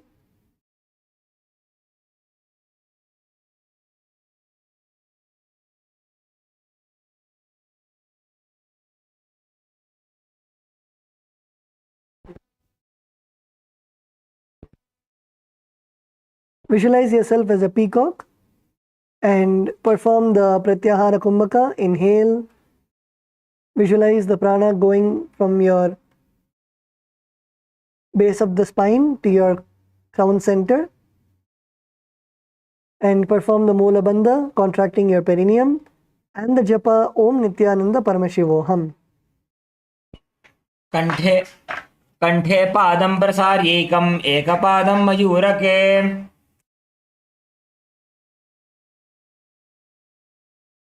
Now relax. The next asana is Supta Trivikramasana. So again, like how we did last time with our right leg, now you're going to take your left leg behind your head and then lay down on your back. Lay down on your back and keep your left leg, keep your right leg extended and your left leg behind your neck. And hold your leg with both your hands.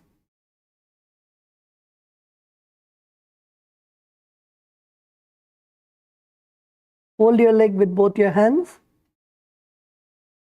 Try to push your leg behind your shoulder as much as possible.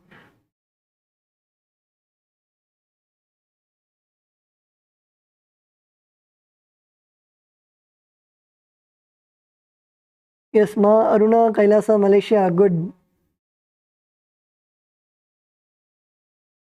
Ma Chakraraja Swarupini, Ma leg behind your neck. Bring your legs as close as possible. Pull your legs towards your head.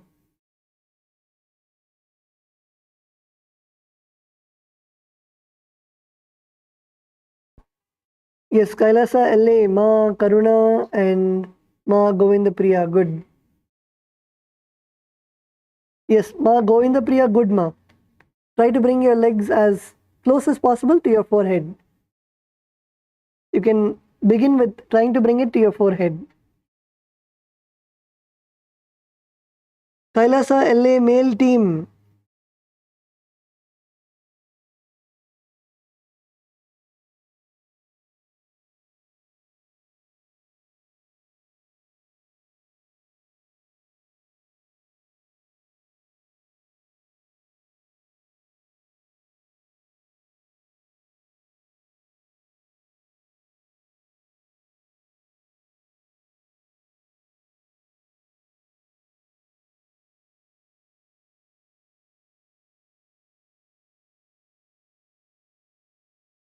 Yes, so in this asana, visualize Swamiji in your inner space and perform the Pratyahara Kumbhaka, perform the Mula Bandha and the Japa Om Nithyananda Paramashivoham.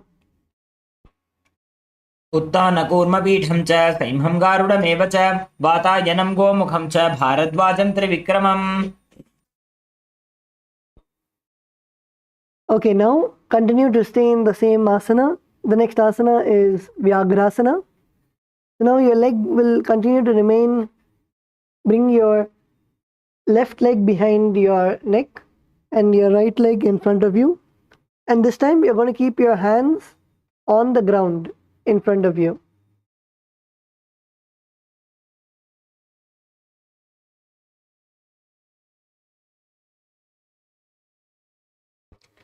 And visualize yourself as a tiger. In this asana, visualize yourself as a tiger.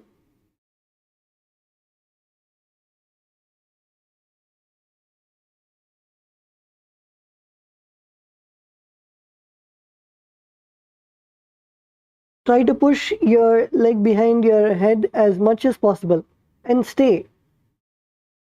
Push your legs and then stay in the asana. Stay in the asana and breathe.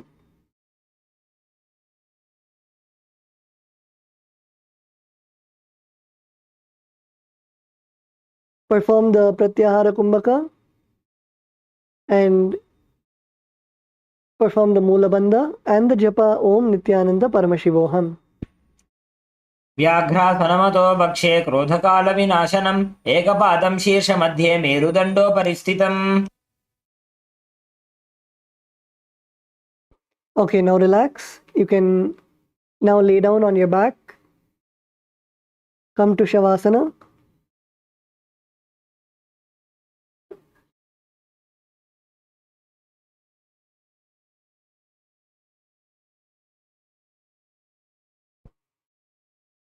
So the final asana for today is Paryankasana. So you're going to take your, lay down on your back and bend your knees and bring both your knees towards your chest and hug your knees. Perform Paryankasana. So bring your knees to your chest and hug your knees as close as possible. Wrap your arms around your knees.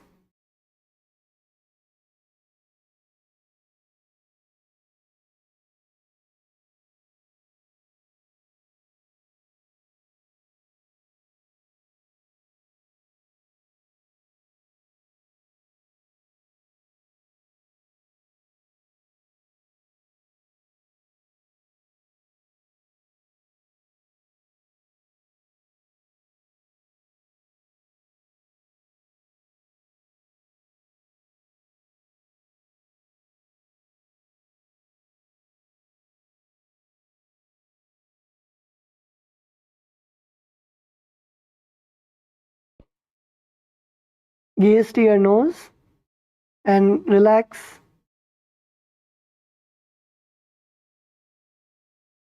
In this asana also, you can perform the Pratyahara Kumbhaka. Visualize the prana flowing from your Mooladhara, the base of the spine, to your Sahasrara. And perform the Moola Bandha, contracting your perineum.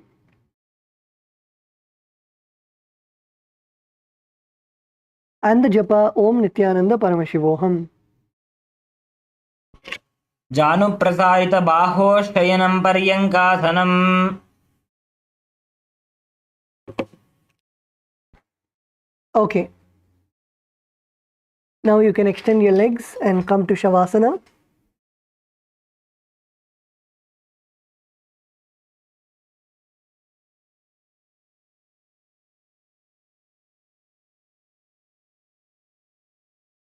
Completely relax your whole body.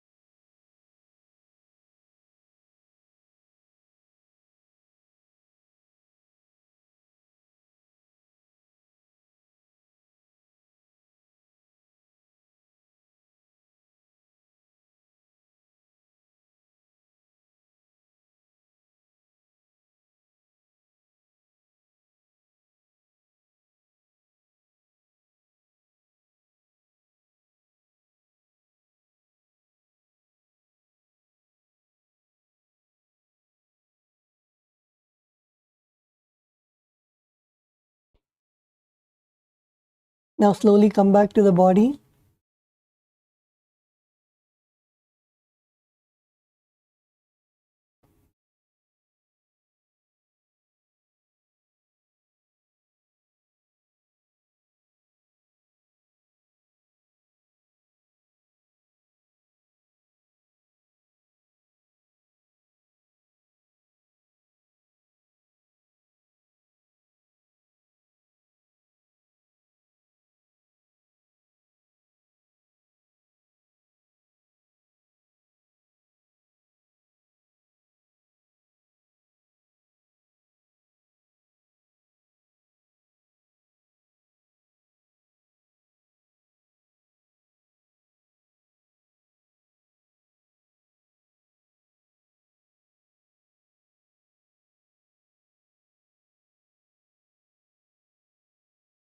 Slowly shake your legs, your feet, your hands, wiggle your toes, your fingers.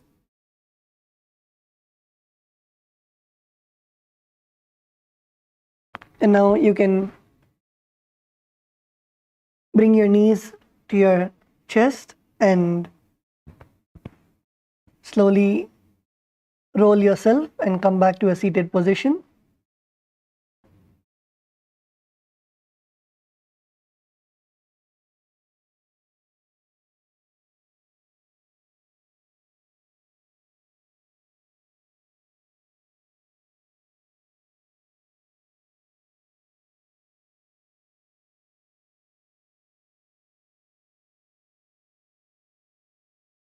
Let's all come to a seated position.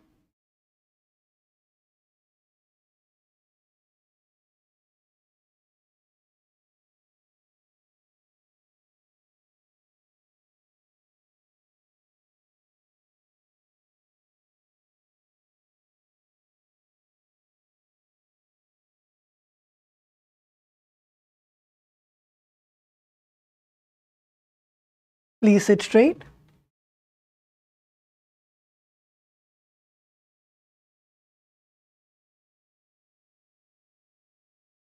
Place your hands in the Atmanjali Mudra in front of your heart center and close your eyes. Let's end the session with the Purna Mantra. Om Purnamadav Purnamidam Purnat Purnamudachyate Purnasya Purnamadaya Purnameva Vashishyate. Om Shanti Shanti Shanti Hari Om Tatsat. Sarvam Bhagavat Shri Nithyananda Paramashiva Padukarpanamastu. Om Nithyanandam.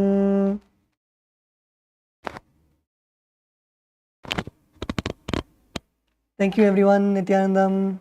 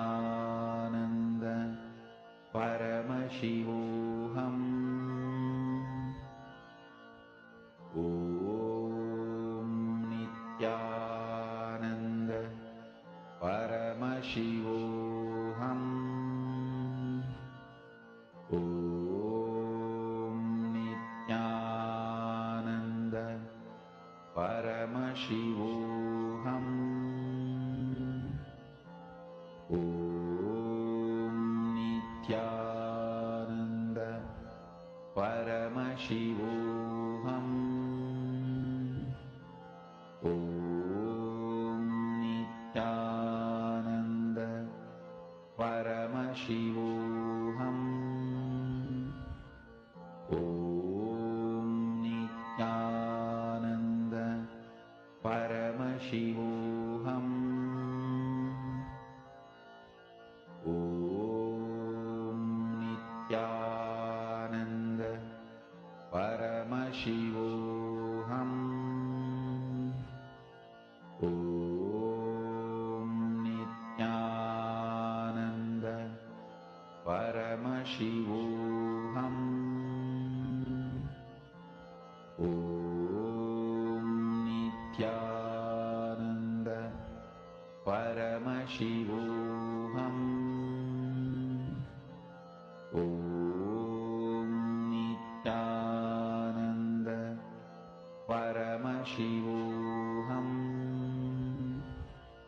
Om Nithyananda Paramashivoham Om Nithyananda Paramashivoham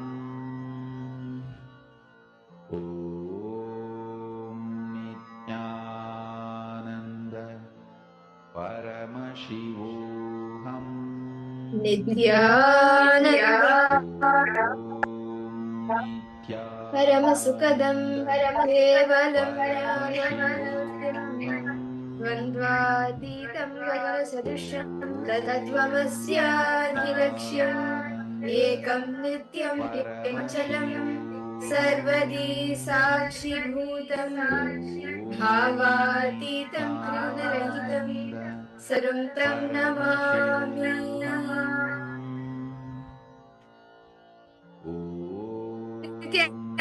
Nithyanandam to all the participants today will be witnessing, receiving the darshan and of Bhagwan Kalyana Sundaramurti form of Paramashiva.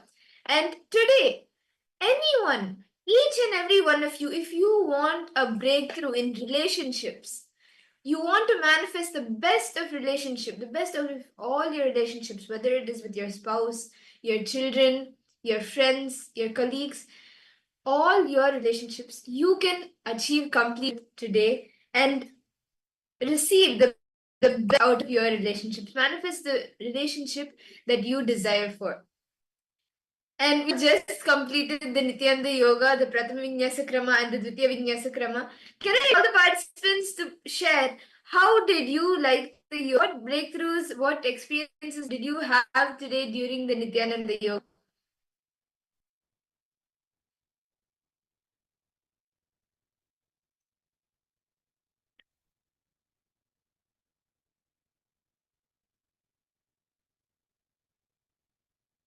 See, doing the power manifestation after the Nithyananda Yoga is one of the best things, like the best things that you can do, because right after the yoga, the Nithyananda Yoga, your body, your mind, your inner space is ready to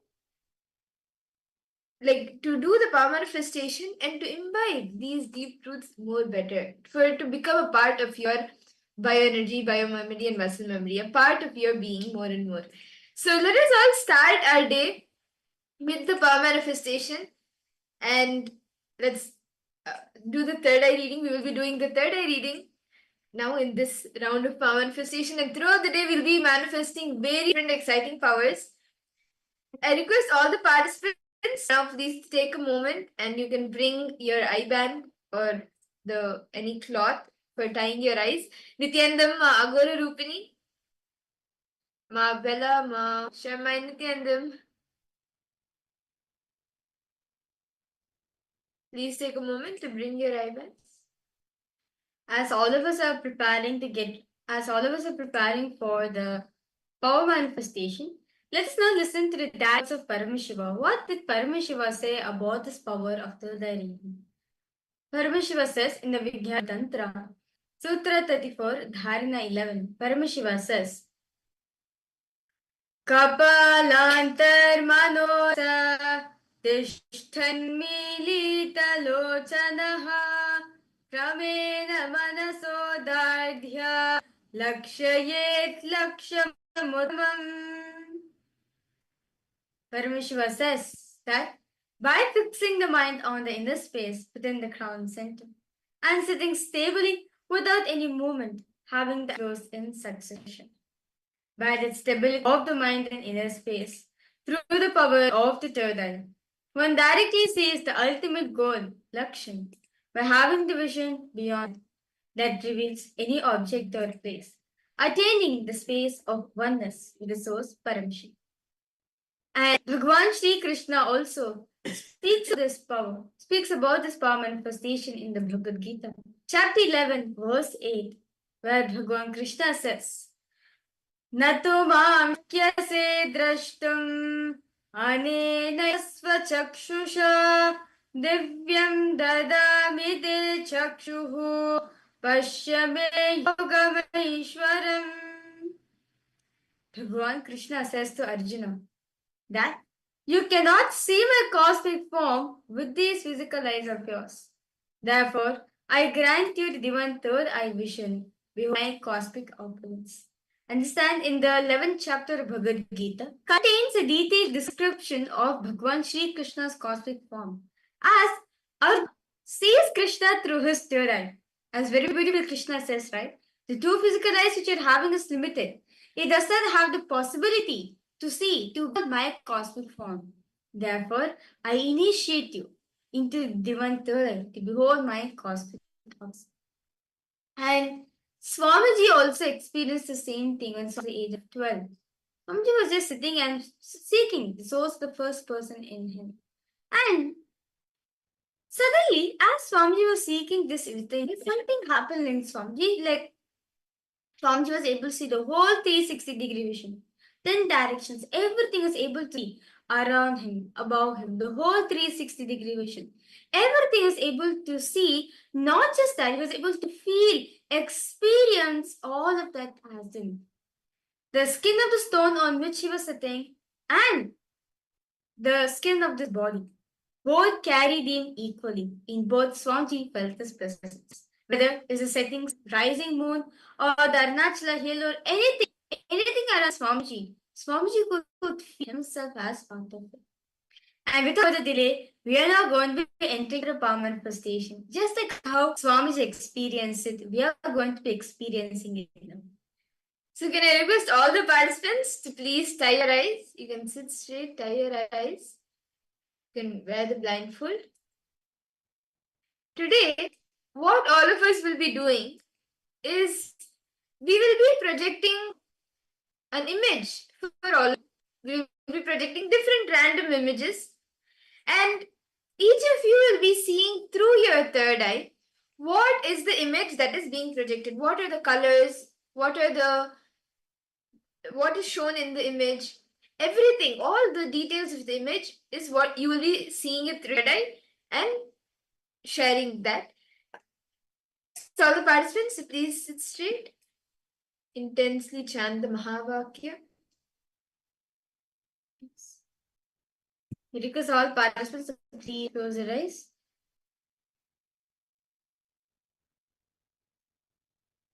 Bring your awareness to the third eye and chant the Mahavakya intensely. Om Nithyananda Paramashivoham. Om Nithyananda Paramashivoham. Om Nithyananda Paramashivoham. Continue to chant the Mahavakya.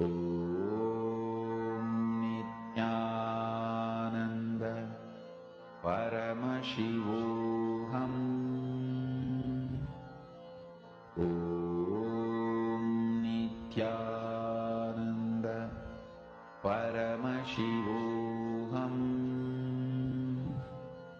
ॐ नित्यानन्द परमशिवोऽहम् ॐ नित्यानन्द परमशिवोऽहम् ॐ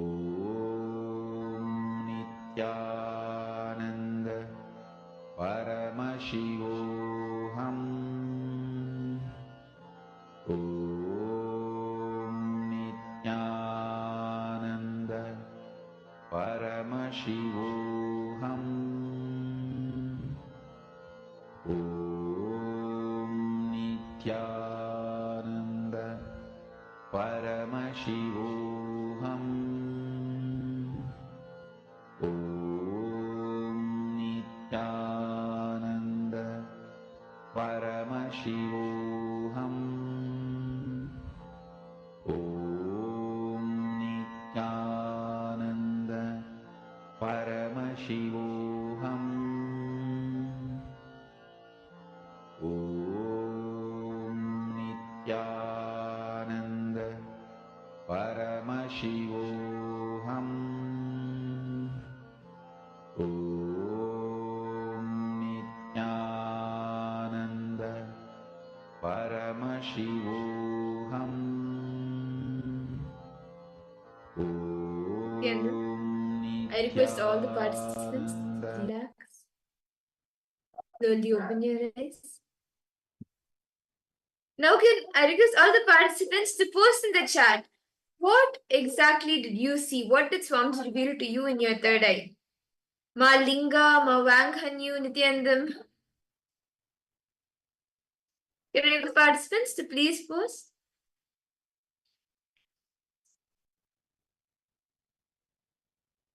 Nithyananda, Guru Rukmini, Linga, Ma Wanghanyu. How many participants logged in? Nithyanandam to each and every one of you. Each of you can post. What were you able to see? Ma Sia Wu, Ma Wong.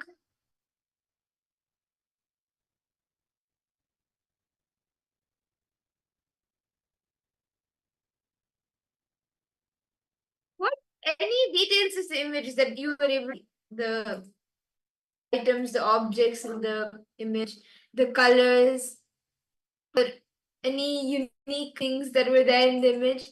Each of you able to see what did Swami show you?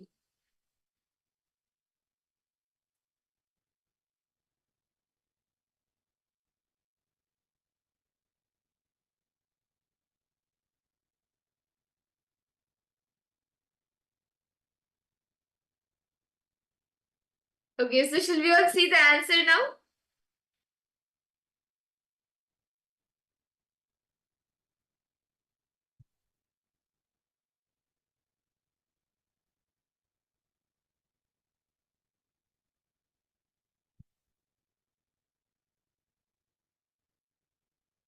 Yes, okay. So shall we all see the answers now? And before we see the answer, any of the other parts, if you want to post your answer, you can post it now. What was the image that was being projected? What did Swami reveal to you in your third eye?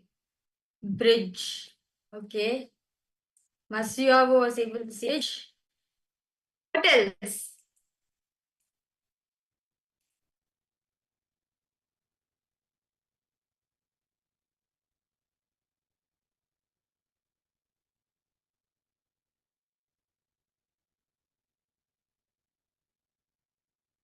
Maka, what were you able to see, Ma? Ma Wanghanyu?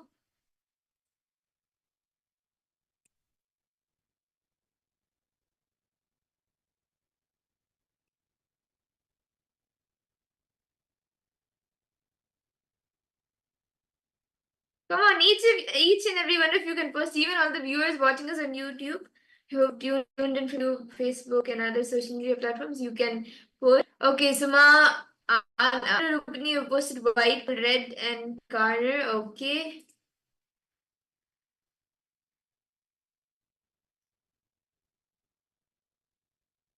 Okay. So now, shall we all see the answer? See the answer, what being projected, what is the image being projected? So this was the image that was being created. It is the image of a bridge. And Masiabu, you have gotten one? Yes, so this is the London Bridge, and this is the image of that. And you can see the colors, Masiabu, sorry, Ananta Gora Rupini, you have seen the colors, you have seen what, and there are gradients of purple in this, in sky, and even like a pinkish and purple both is there. So that's very, you've seen the colors. That's amazing.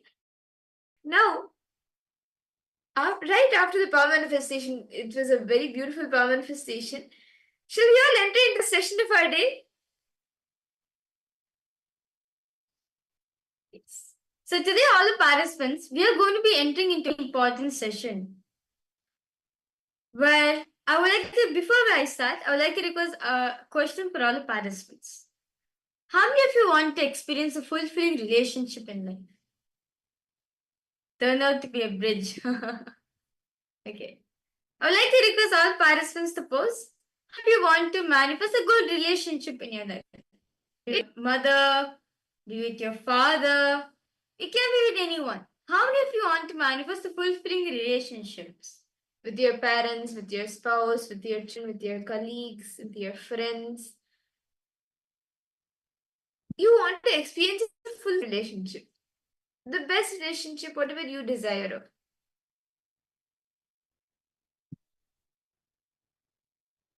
Yes. See, all of us, right? No matter what happens, we want to have a fulfilling relationship in our life. Today, all of you are going to be understanding the deepest secrets and how to manifest a good relationship in your life. How to handle a relationship and how to blissful relationship in your life. Today, we are going to be entering the session where Swami is expanding on the Jana Loka.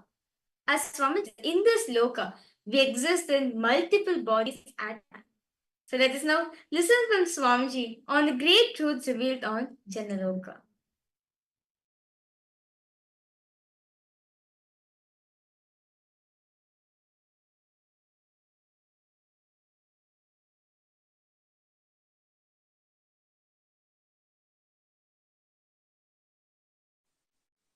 Jana Loka is the place where you can exist in multiple bodies at a time. You experience oneness as the super reality.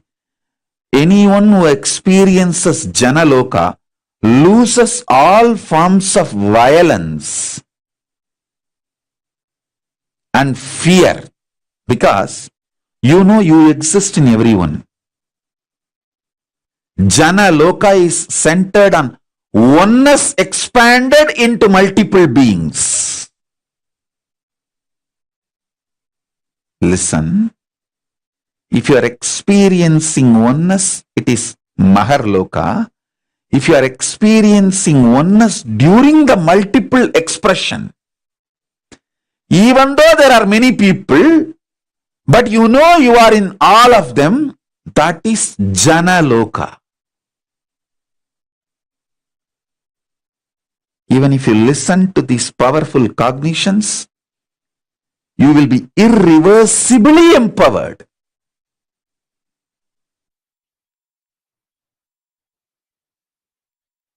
Jana Loka means where billions of beings exist in complete sync.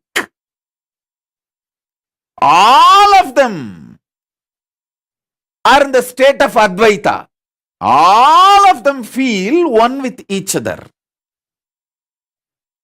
Listen, Nithyananda of Jana Loka experienced the oneness experience 360 degree at the age of 12. If you know what I experienced, what I describe as first enlightenment experience, that 360 degree, I felt I am alive. How much I am alive in the skin, the same level I am alive in the stone, plants, everything around me. After that, I could not even pluck a grass. Even for puja, I will only take the part of the grass, leaving the grass to live. Only one part I will take it and offer it for puja. I cannot uproot a grass.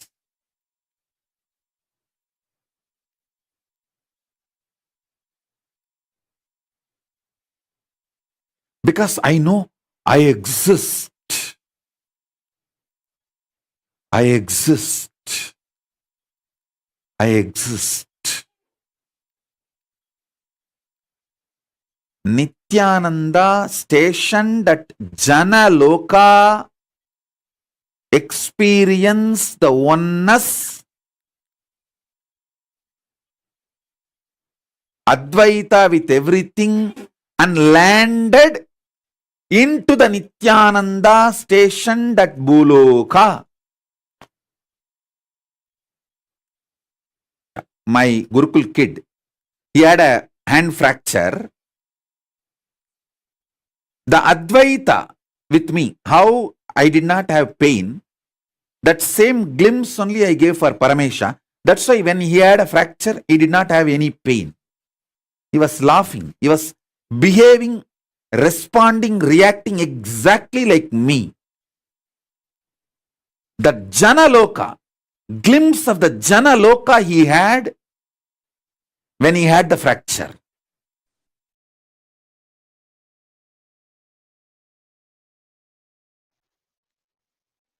Oneness, decision to live in oneness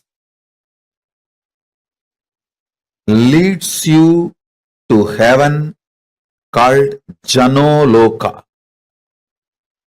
Or you can call it Jana Loka. Listen.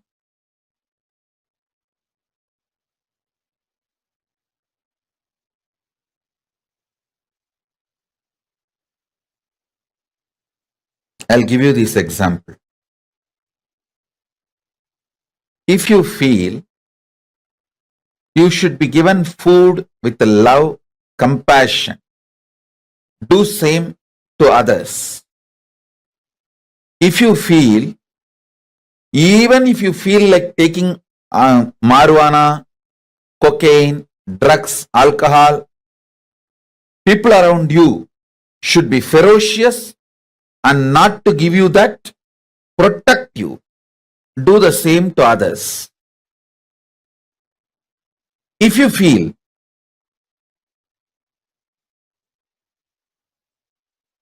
the right thing should be done to you with love, do the same way to others. If you feel you should be protected from the wrong things, do the same to others. Listen carefully. There is nothing called right or wrong in Jana Loka. It is all about oneness. It's all about oneness. There is no right, there is no wrong. In Jana Loka, there is no law like a womanizing is crime. Drugs are crime. This is right, that is wrong. There is no law. Oneness is right. If you feel alcohol, drugs are great, you want to enjoy, then share that with others. Oneness is the law of life in Jana Loka. Of course, when you give drugs to others, then naturally you have to go through the criminal prosecution. That nobody can stop in this world. I am talking about Jana Loka. In Jana Loka, the only one principle is oneness. And I tell you, if you start behaving, acting, thinking from oneness, you will create an amazing team around you. Amazing team around you. Start bringing oneness as the scale. Bring oneness as the scale. I tell you, you will develop an amazing Jana Loka around you. Amazing Jana Loka around you.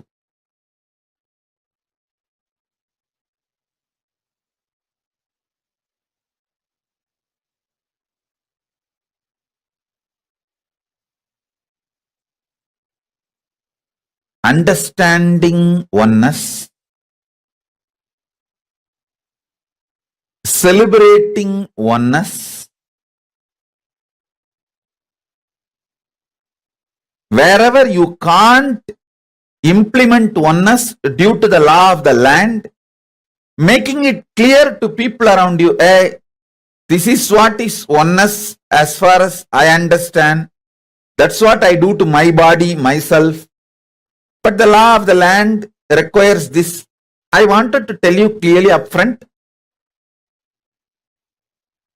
Even if you start making things clear, you will develop an amazing team around you.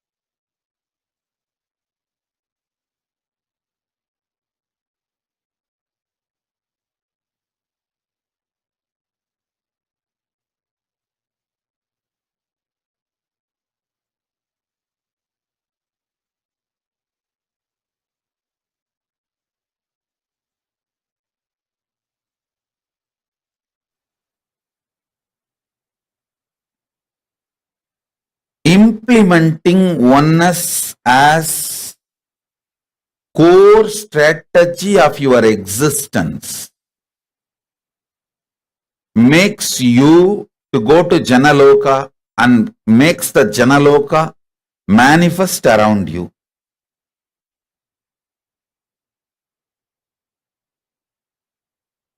And next level about Jana Loka, metaphysically, consciously, knowing clearly what you feel as good, bad, right, wrong for you. Same way people feel. If you want attention, people want attention. If you want to be loved, people want to be loved. If you want to be celebrated, people want to be celebrated.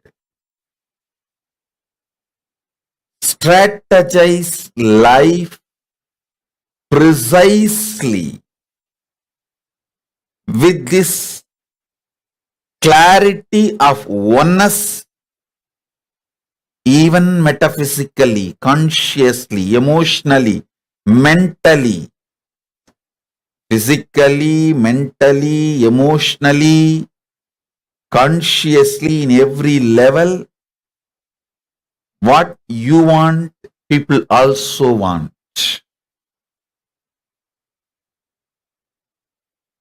I tell you,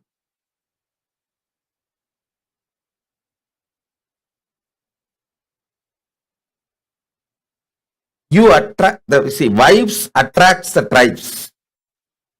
The kind of a vibe you are, you attract your tribes around you.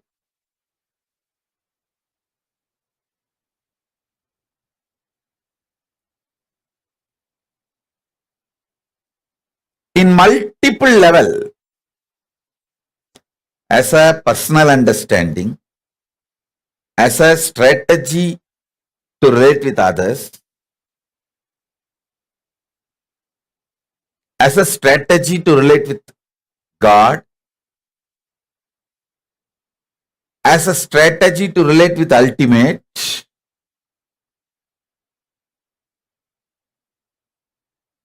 use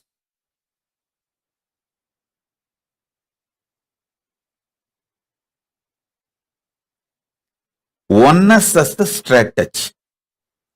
For example, I eat once a day. I don't feel bad if someone eats 3 times a day. I only feel sad for them. I don't feel bad if somebody eats three times a day. I feel sad for them. Poor fellows, destroying their mental capabilities, slowly, even physical capabilities.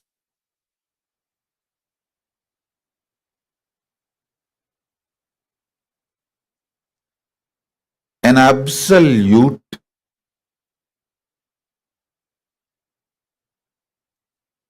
conflict-free oneness space is an energy.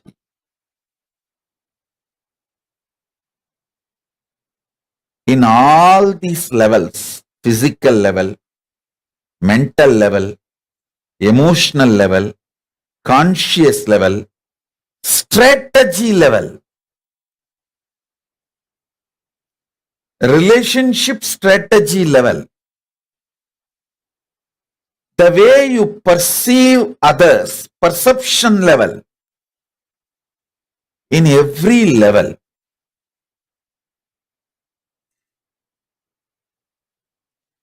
people who bring oneness will create amazing Jana Loka around them. If someone gathers large number of people around them, be very clear, their vibes belong to Jana Loka, their vibration. I tell you, very honestly I tell you, Jana Loka means where billions of beings exist in complete sync. All of them are in the state of Advaita. All of them feel one with each other. Listen, Nithyananda of Jana Loka experienced the oneness experience 360 degree at the age of 12. If you know what I experienced, what I describe as first enlightenment experience, that 360 degree, I felt I am alive. How much I am alive in the skin, the same level I am alive in the stone, plants, everything around me. After that, I could not even pluck a grass. Even for puja, I will only take the part of the grass, leaving the grass to live. Only one part I will take it and offer it for puja. I cannot uproot a grass.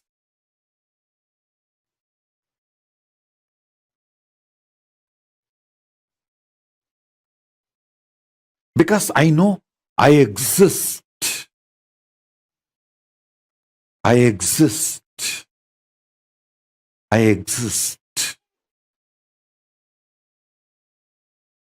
Nithyananda stationed at Jana Loka experienced the oneness,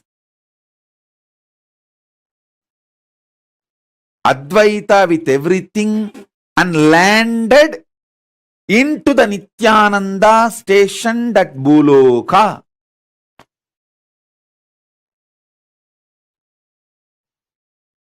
Arunachala hill is connected to the whole, all 14 lokas. He is 14 loka. Embodiment of 14 loka, Paramashiva.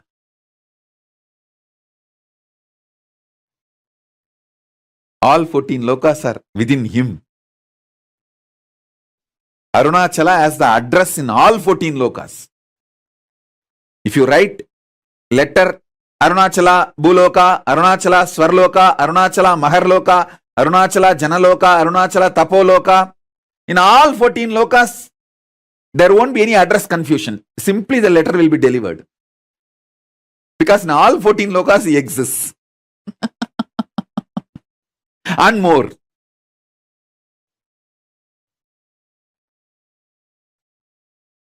Because he is the linga. He is the linga. Not just sangha. Listen. Kailasa is sangha. I am not disrespecting Kailasa. I am giving you the understanding. Kailasa is sangha. Arunachala is linga. Paramashiva himself, deity. Actually, to tell you honestly, the system, if the body is allowed to function, even if it breaks the bone, there will not be pain. Pain is why me. That's all is pain. Not the fracture. Not the, I'm telling you from my experience, I had a fracture. Multiple compound fracture. We have videograph. From those days I used to go for this horse riding. All right. I was lean and thin those days. So I was going on the horse and we were coming near the Vaidya. Some of my brahmacharis saw me and they got excited and played that Karpusami song. Karpusami song is that Kalabhairava's invoking Kalabhairava's song that like a Swagatam means, oh Kalabhairava, please land, come. We usually use that song for invoking Kalabhairava. And suddenly I saw that Kalabhairava was opening up in my body and the body has become triple time heavy. Usually when he lands, it becomes very heavy. And that horse got frightened. It was not actually poor horse's mistake. That fellow, he was... Suddenly, if you see, 3 persons are sitting on you without... See, horses, if they see somebody is claiming on him, he will be psychologically prepared. And the poor fellow is not seeing anybody climbing on him, but the weight has become suddenly 3 times more. He got shaken. He started running, so I fell and I had a fracture. I just got up and said, I think there is a fracture, let's give a medical attention. Morning 7:30 the fracture happened, we have a video.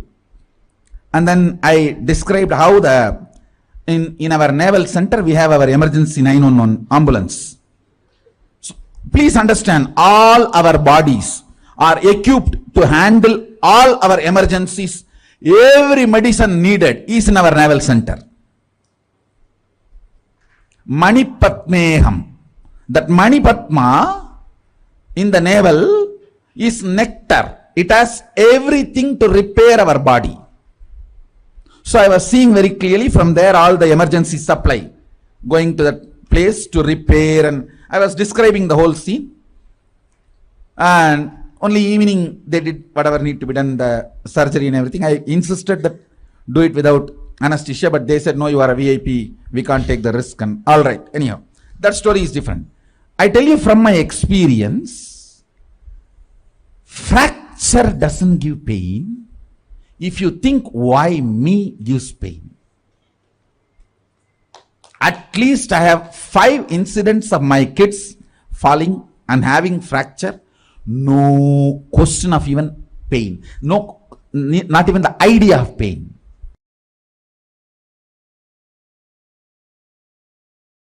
When I say, hey, you can have 25 independent, intelligent energies You can make 25 independent power manifestations at a time.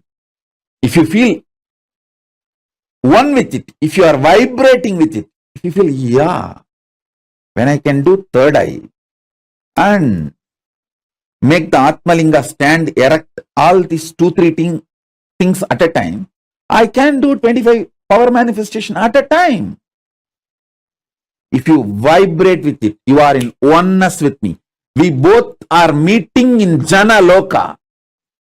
The teleportation of Jana Loka is happening into Bhu Loka in you.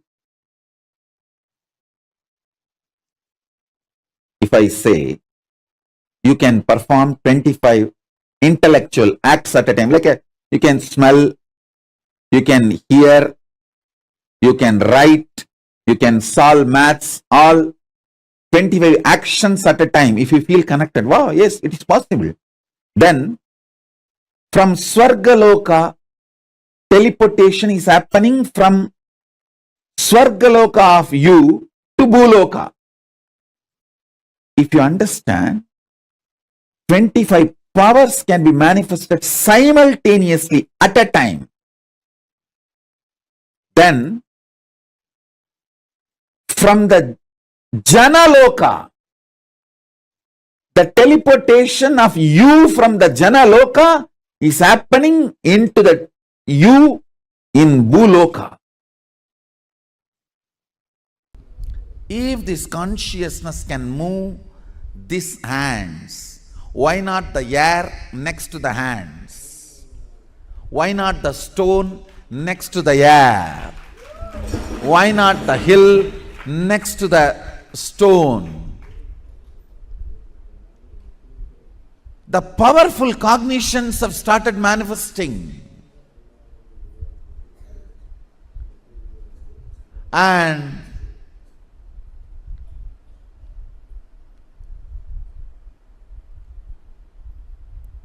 the powerful cognitions have brought understanding, knowledge, powers, all rooted, centered on this one click. If there is something which is you, which can give a command to move this matter, and this matter moves, the ultimate is in you. It can tell, command, order any matter to move.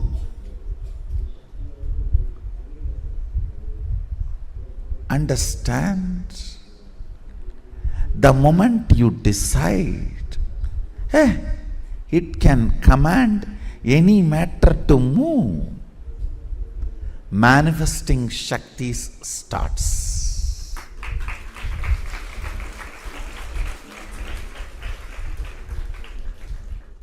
I am telling it is not moving is inauthenticity, powerless cognitions, the conclusions before even you try.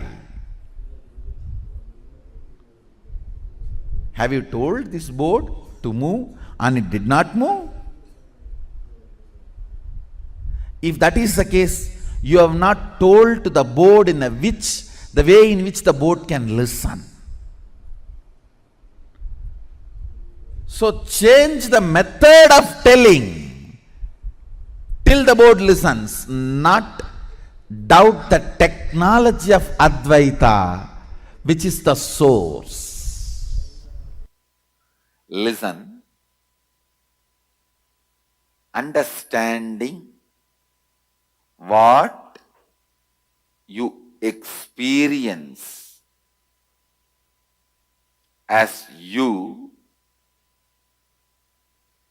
is the same stuff experienced as them by everything that exists is Advaita Satya. What you experience as you in the deepest corner of you when you are listening to you, not when you are talking to you, but when you are listening to you, what you feel as you. Remove the patterns, remove the thought patterns, remove the root patterns. All this is your aggression towards you. Thought pattern is a speaker, root pattern is the mic. If you remove all that,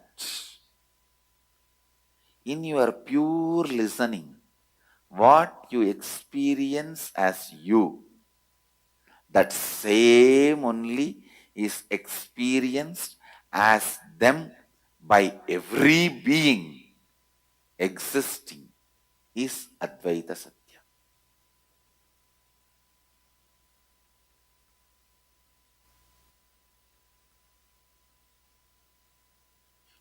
Even your worst enemy, whom you don't like, whom you can't stand, even he experiences the same stuff as you. So all your fight is your own one hand fighting with your own other hand. Your own one part is fighting with your own other part.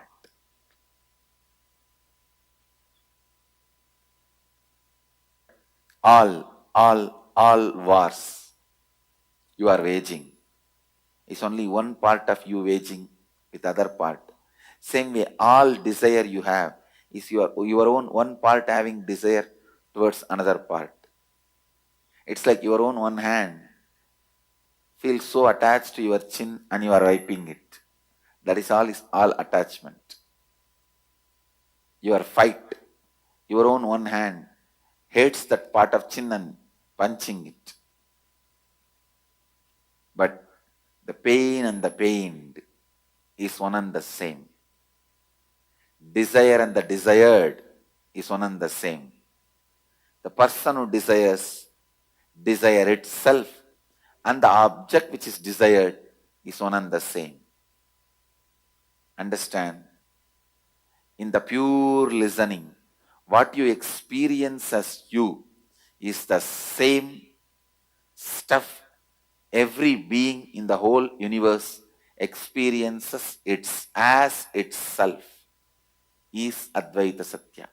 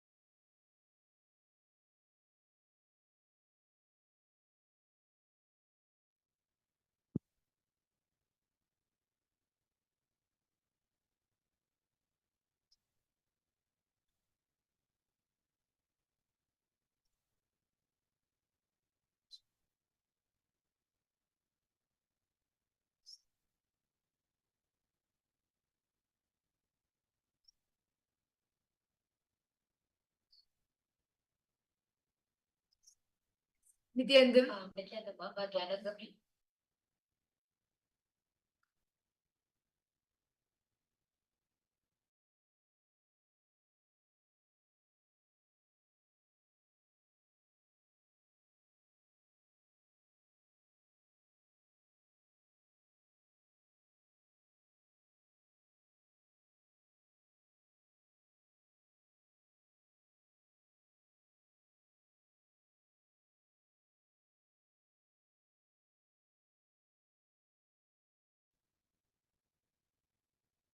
Nithyananda. Nithyananda, to all the participants, we all just learned about the Jana Loka. Can I request all the participants to post what did you understand and how do you feel you can experience the Jana Loka dimension? See, actually, all of us experience all in all 14 lokas, all of us exist. And you can experience the Jana Loka. See, understanding that what you experience is as you is the same stuff that is experienced by others, by them, the other people, everyone around you. This is the same thing that is Advaita Satya. The same thing that you experience. This is the same thing that others also experience, and that is the Advaita Satya that Swamiji revealed.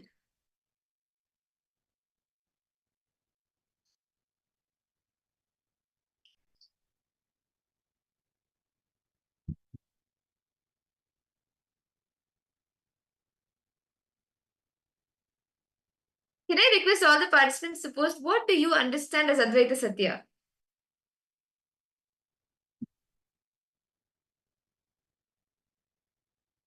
Very beautifully in this session, Swamiji revealed about Jana Loka, right? How you exist in multiple bodies at a time.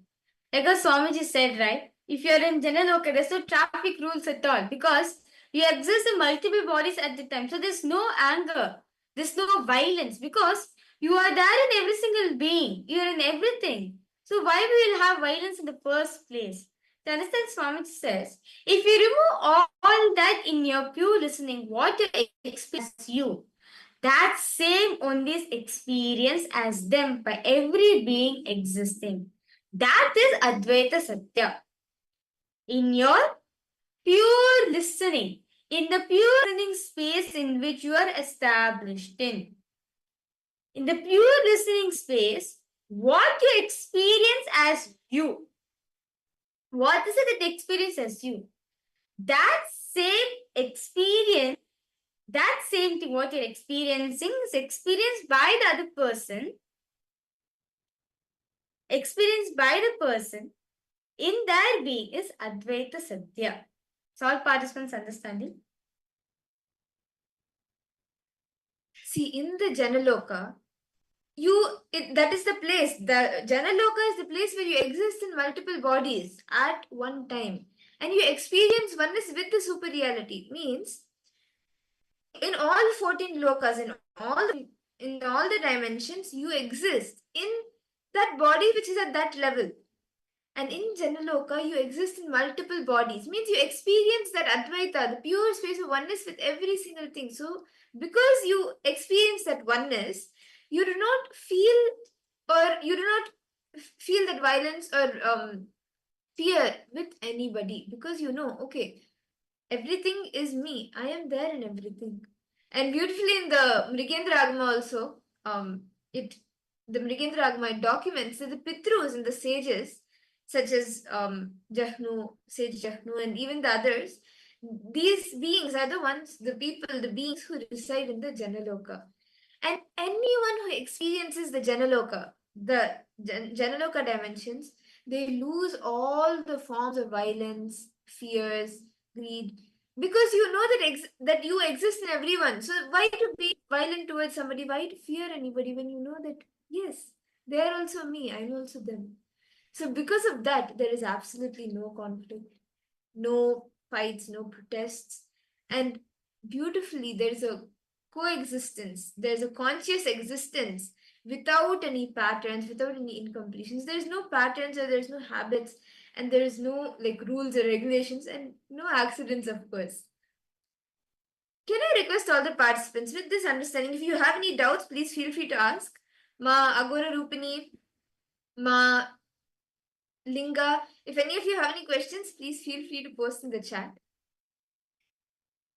Now, I request all the participants to take a few minutes and pen down all the ideas, the different experiences, the different thought currents that you carry about you inside yourself. Means any beliefs like such as, okay, I am not capable enough, or I'm lazy, or there is all of the things that are happening around me I'm not able to handle. Whatever ideas, experiences, thought currents that you carry about you inside yourself, I request all of the participants to please pen that down.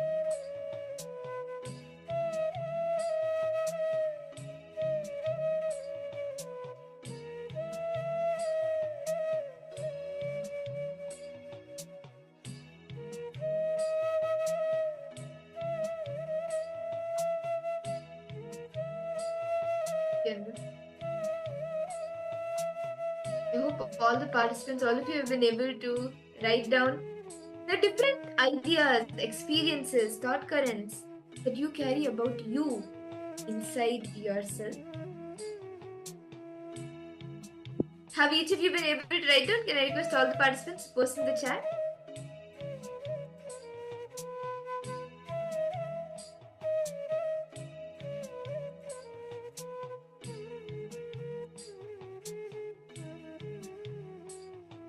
And what have you, each of you, been able to internalize and analyze till now? How do you think? What are the ideas, the perceptions, the cognitions, experiences, thought currents that you carry about you inside you? Like, I'm not going to make it happen, or I'm sure that everything will work out well, whatever it is. Now, with these different ideas, thought currents that you have written, I request all the participants now pen down the first incident when you developed the cognition about yourself. See, you may be thinking, okay, I am not, will I be able to make it happen? In the past I've failed, will I be able to make it happen? Will I be able to work things out? When was the first time you had this cognition? When was the first incident when you started developing this cognition in you?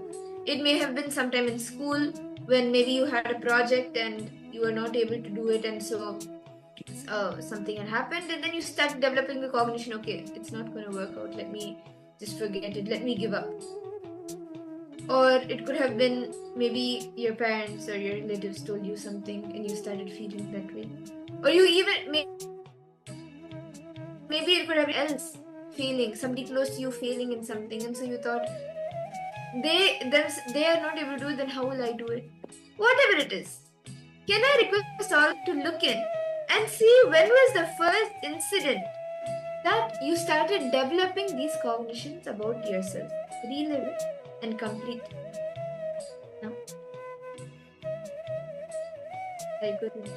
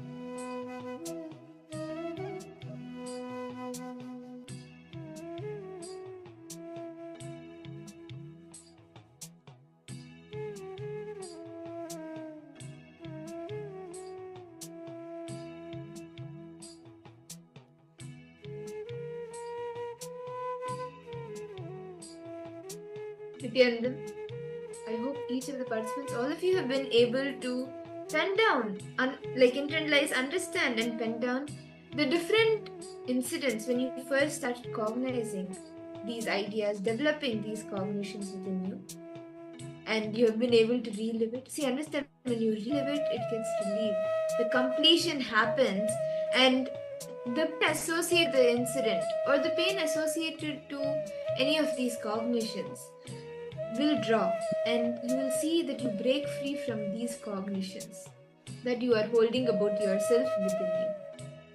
I request all participants now, whatever you have written down, right? Whatever incident you written down, now start doing the reliving for it. Take one incident, relive it. Go back to the same age when it happened. Same mental setup. Everything, how you were. Just become that being and relive it.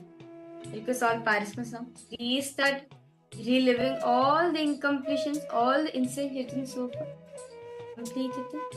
Once you relive, just declare completion. That's it. Just declare completion with it.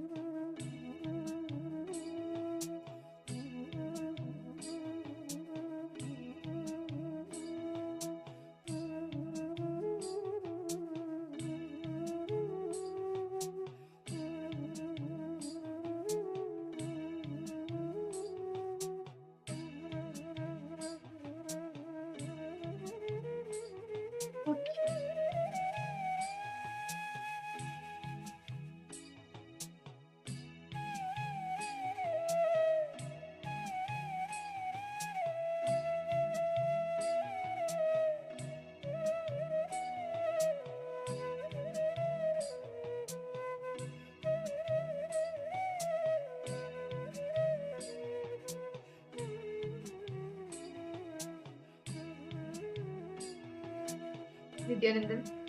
I hope each of the participants, all of you, have been able to complete the reliving and relieving completion process. Can I request all the participants to post in the chat what were you able to experience as you did this? Whatever you experienced, you felt lighter, you felt more complete, you felt that pain, that cognition actually leaving you. What did you like feel and experience as you did the reliving and relieving process?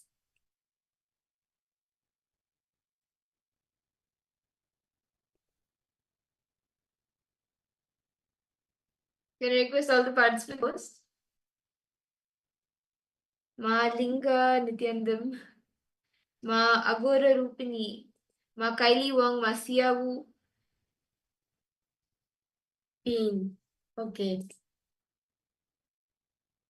Okay, Ma Iqbal Bano, see, when let that pain come out. See, when you relive, right? You go through the same incident again. So even when the pain, like when you are feeling that pain, when you are feeling that happening, let it come out. Because unfortunately, see, for so many years, we have been holding on to the same cognition, same ideas. It becomes deeper and deeper and deeper into us, into the 7 layers of the body, and it causes more and more suffering, more and more pain. Whenever we try, whenever that cognition comes up, it creates only more pain. See, just imagine, okay, see, now she is having a pain. See, now my mother is having a pain. She's having a pain over here. If I touch it, what will happen? Of course, she's going to feel the pain, right? She's going to feel the burning sin with her. And let's say she's going to meet me and everything. So let's put she covers it with a cloth. But she does not take care of the wound. She just covers it and come and talk to me. Even if I touch it by mistake also, she's going to feel the pain, right? So, the only way you to heal the pain is witnessing it, experiencing the pain. So, what she has to do, she has to open the wound and take care of it. If she does not clean it, if she does not take care of it, what she's going to do? She's going to suppress the pain within herself. Yes, it's all participants understanding. You may no. See, if you're having pain, that's fine, no problem. But just relieve it. The pain will be there for some time, but effect only will be there for some time. But relieve it. Once it gets relieved, once it comes out of all the 7 layers of the body, when it comes out and you feel relieved, you will see that pattern, that idea leaves you, and the type of things that you wanted to manifest will manifest. These ideas, the restricting ideas will not be there around you. The cognitions about what you think about yourself will not be there. Or like the powerless cognition will not be there. It will be replaced by a powerful cognition. Something, like a cognition that will keep you going, not making you feel stuck and manifesting your reality. My Iqbal Bano, so it's okay. Just be like, let it get relieved. Okay. Okay, Malinga, Yes. you have posted something. Yes, Nithyanandam Chandrasekharaya, welcome for the program.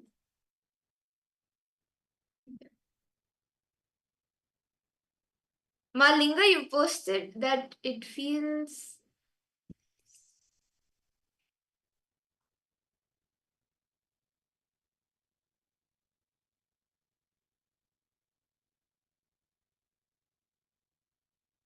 Yes. So, Malinga, you posted it feels like I love my mom in a way that she doesn't understand. That all she knows is money. See, actually, today we'll also be You feel like the relationship you have isn't it based on the monetary values, based on the money thing. But understand, ma linga. See, understand, ma. You are feeling that pain right now. Now, witness that pain. Is others are not able to understand feelings. You feel like she's not there to listen to you, right? Now, I request Malinga, today, this day is for you. How to maintain a healthy relationship in your life. how to have a good relationship in your life. Today you'll be understanding, we'll actually throughout the day we'll be doing different completion processes, different internalization processes where you can understand better and how you can experience that completion with your mother. So don't worry, ma. Today you can experience the completion with your mother.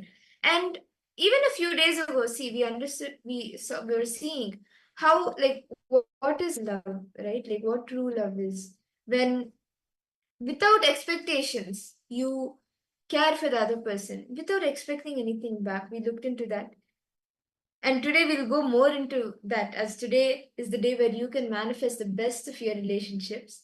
And ma linga, see, each one may have different understandings, but for you, how do you feel about yourself? What do you expect, what do you feel when you are caring for others? That is what matters. So we'll be looking into that as well, so don't worry.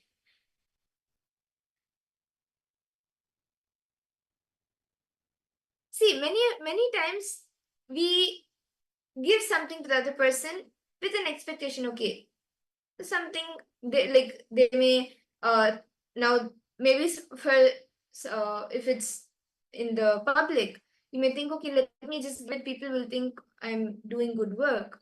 Or if you give something, for example, to your mother, what is the exact thing within you that you are feeling? Are you doing it for her to like um are you doing it for her to express to you back something better, react to you in the same way? See, that cognition that, okay, my mother is not understanding that I'm showing her love. That is where the miss is. Without expecting you caring for her is the true love. The cognition that is coming, okay, she's not accepting, like she's not accepting the, or like seeing the love that I have for her. That is where the expectation comes in. Okay, ma? And don't worry, we'll look into that more actually in the next few sessions. We have powerful exercises which will help you internalize this more. And throughout the day, we'll help you in this aspect. If you want a breakthrough in your relationship with your mother, you can have it today. You can experience it today. Okay, ma? Yes. Now, let us all enter into the power manifestation. Today we have a very exciting power. How many of you have thought, I wish I could know what my partner is thinking, what my parents are thinking, what my children are thinking? How many of you always feel, I should somehow know what is running in their mind? Or like, what do they think about me? What do they feel? How do they feel? How can I make them happy? Whatever it is, but somewhere you feel that you should be able to connect with them, have the communion with them. See, Swami says, right, the different levels of relationship. First, like communication, then communion, and then it blossoms into a fulfilling relationship, right? So how many of you wish you had that communion with your partner, with your parents, with your children, and with the different relationships around you?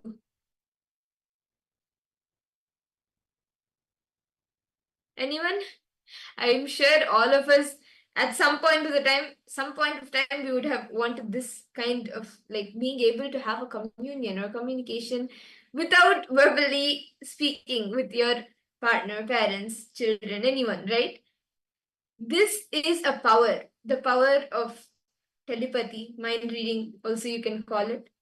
And this is one of the powers that Paramashiva has revealed in the scriptures, one of the 463 powers, and that is the power that all of us will be manifesting today. We'll be doing different levels, and in this round of power manifestation, what we will be doing is, myself or Ma Virija, we will be thinking about a certain object, and each of you will be scanning, connecting to Swamiji, and scanning what we are thinking of, and we will keep the object in front of us so we can even verify it. And that is what we will be doing in this round. So can I request all the participants to please sit straight, chant the Mahavakya, connect to Swamiji. How many of you are excited for this power?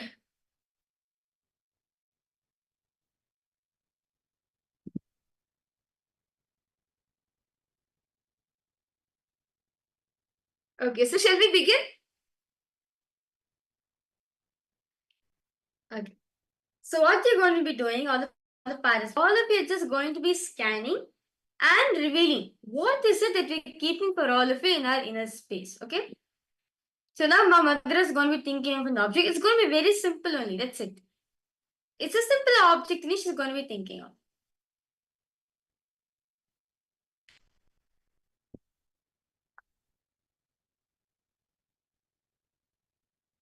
Please sit straight. Chant the Mahavakya intensely.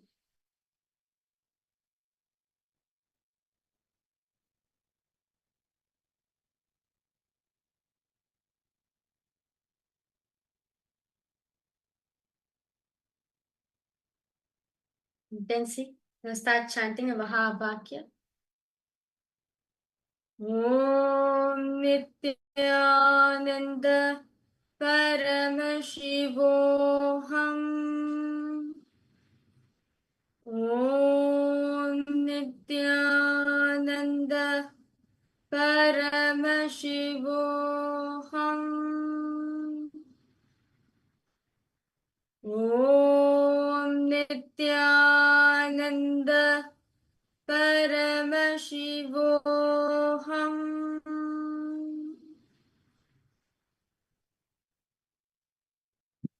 Intensely chant the Mahavakya.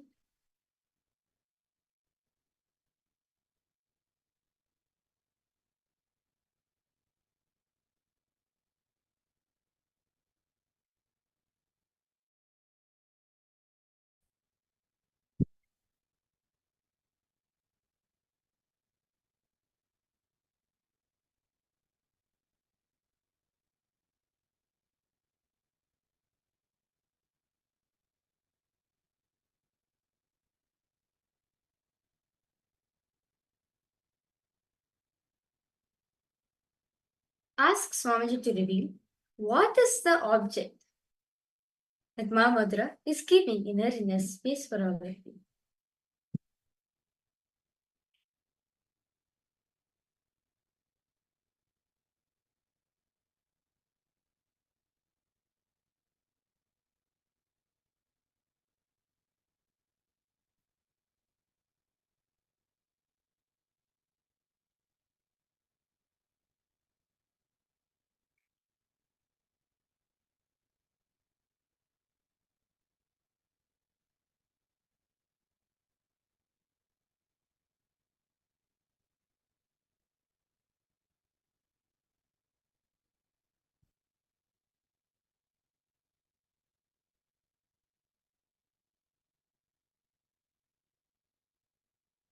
Whatever Swamiji reveals to you, you can post it in the chat.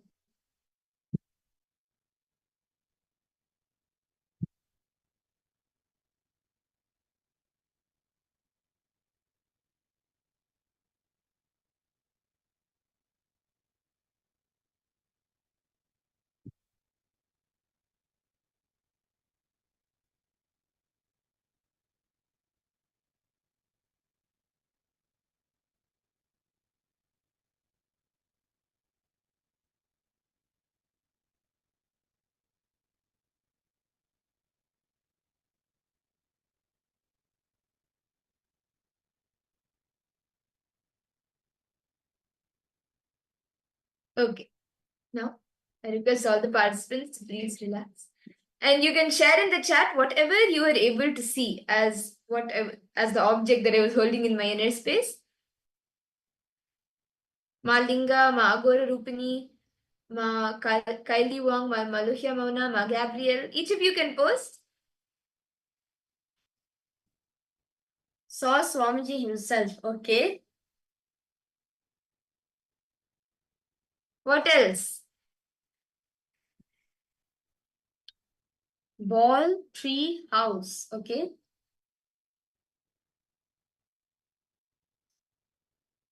How about for you, Maghora Rupini?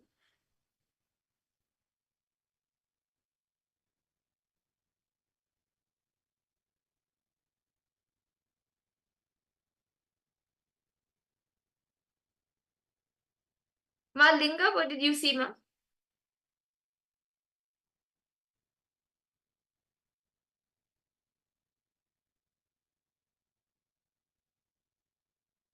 Ma Gabriel Harris, then the request you to post. Happy feeling, okay?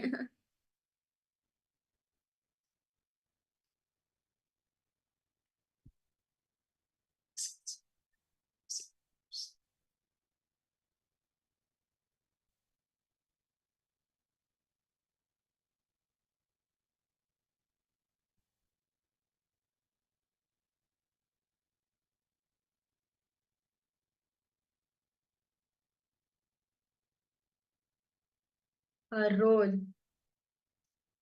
Okay. Okay, so shall we see the answer now? What was the object that I was holding? Okay, great. Saw Ganesha. Beautiful sunny day. Okay. Yes. So shall I show the answer now? What was the object that I was holding in my inner space?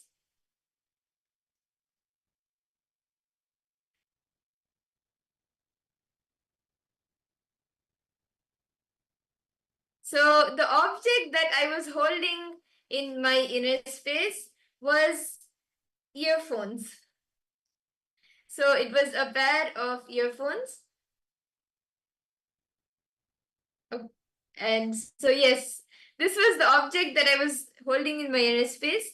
And now let's do another quick round where Ma Viraja will be holding an image in her inner space.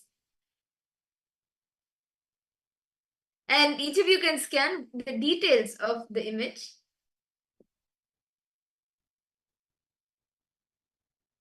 Please sit straight, chant the Mahavakya.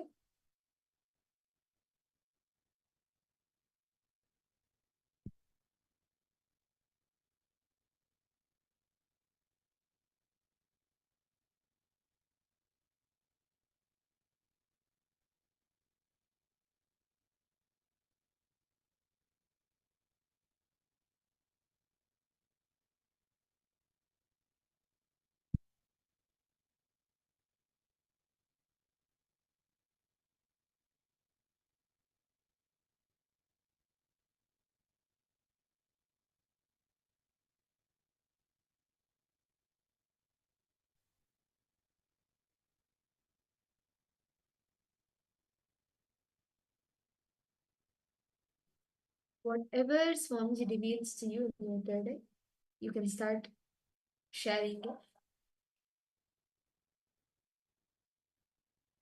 As you see, you can post it in the chat.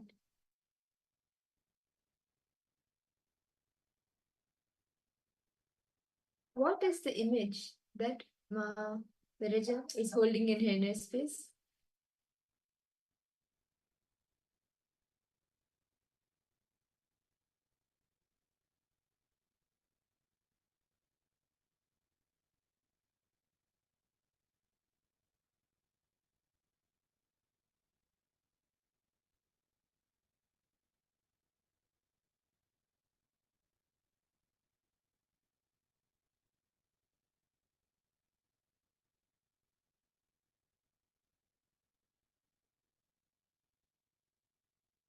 Okay.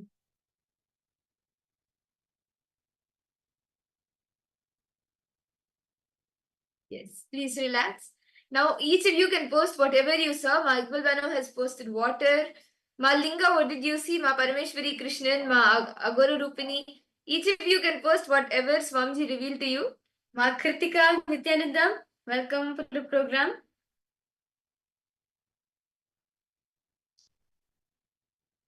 Chandrasekhar Iyer, because all the participants to post what did Swamiji show for each and every one of you.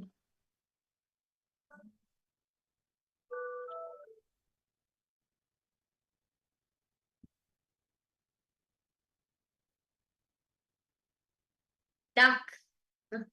Okay.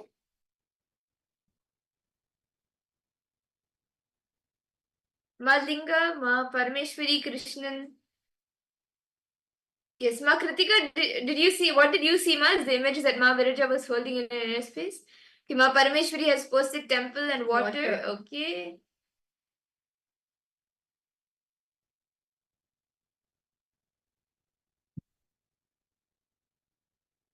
Okay. So, Ma Viraja, would you like to reveal the answer? Yeah. just join. Okay, no problem. Actually, my Kritika, you joined us in the right time as we are now going to be starting the further session. So, as Swamiji is going to be explaining about relationship. So, it's really good that you're joining us. So, yes, thank you so much for joining. Kamalinga, you're able to see flower. Okay. So, let me reveal the answers for all the participants. So, the exact image which was keeping for all of you was a lotus flower in a pond. So, it's visualizing a big pink lotus and there's water around it. Yes, Ma Iqbal Banu, Ma Linga, and Ma Parameshwari. All of you have got pictures. Okay. So that's great. Each of you have manifested.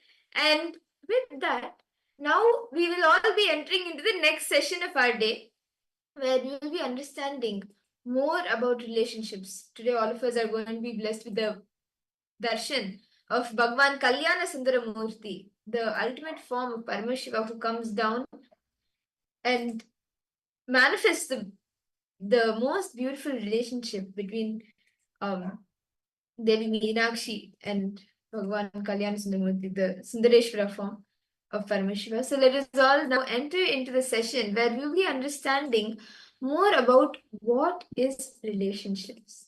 So let us all listen to these beautiful revelations from Swamiji directly.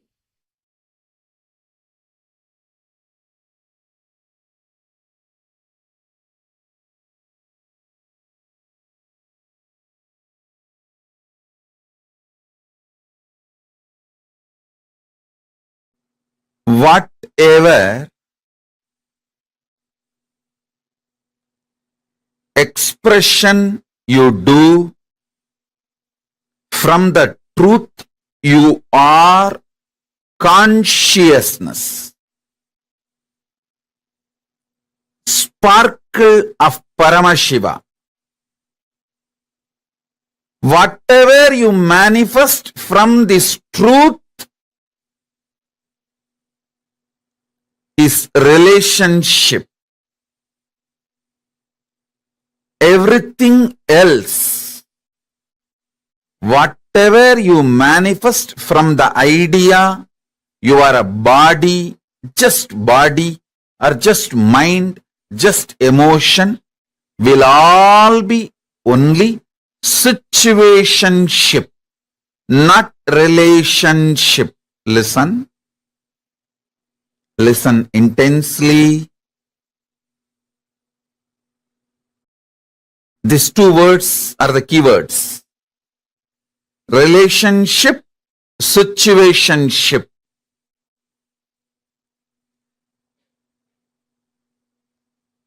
The inner understanding, the core understanding about you. If you have the understanding, you are consciousness. You are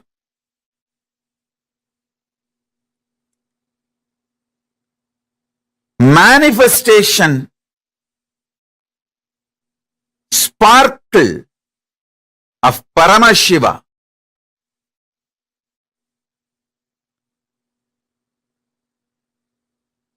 From that space, whatever you build, you manifest. Whether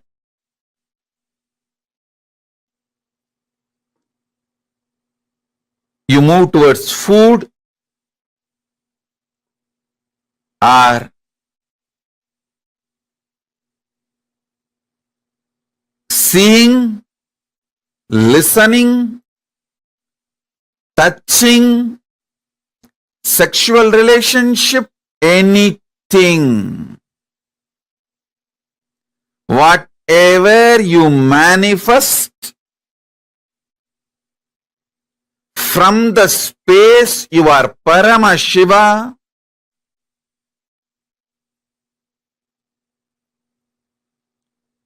it will all be a relationship, amazing relationship. All relationships are good for you because from the move, from the space you are Paramashiva, When you move towards anything, you will only experience oneness. You will only manifest more good.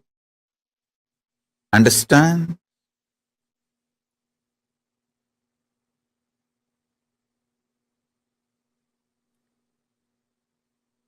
From the space you are Paramashiva, even if you eat,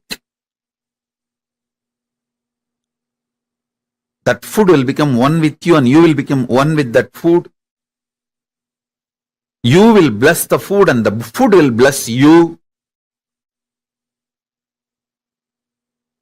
You will do good to the food and food will do good to you.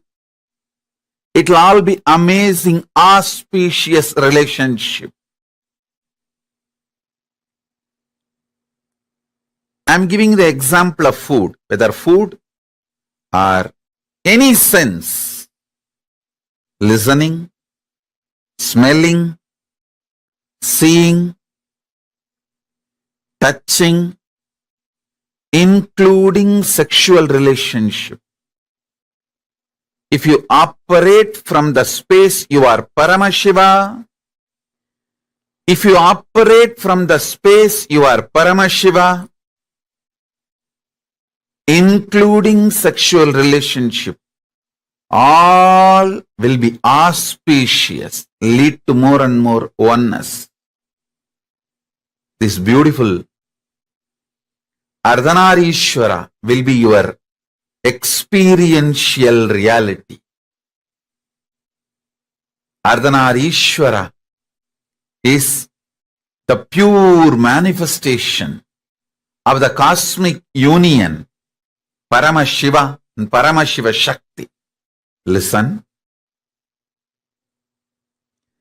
From the space you are Paramashiva, when you operate, you are literally living God. Not God-man, living God. Understand?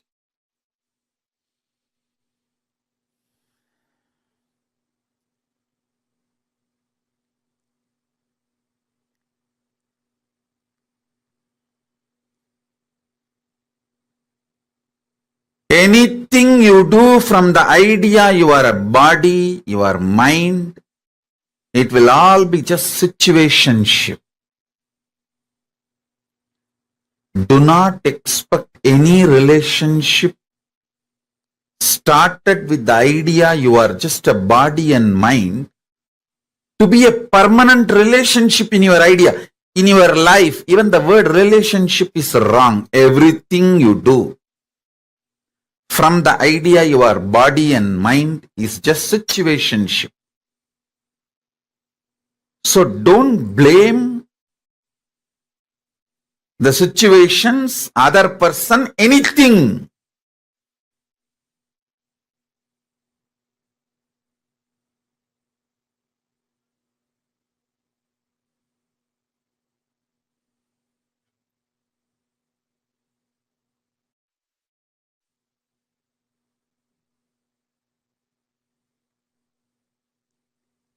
You are trying to get milk, cow milk from chicken, from hen. No, it is not possible. Don't expect the fulfillment of a relationship from situationship.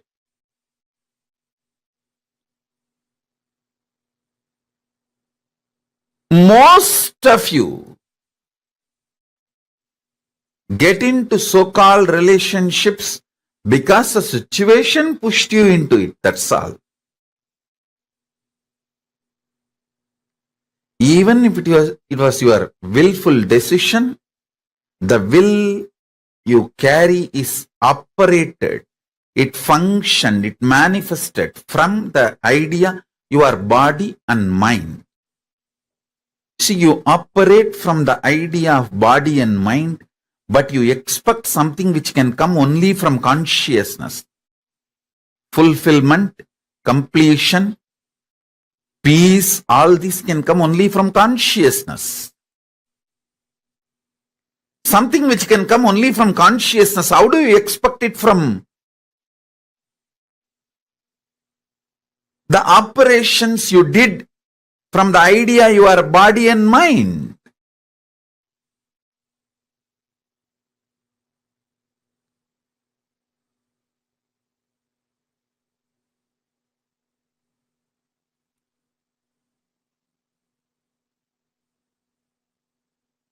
So listen,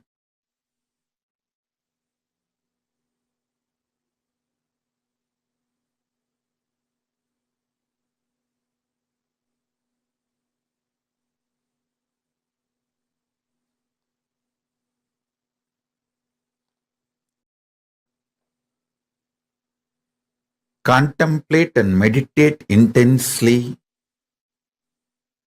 See how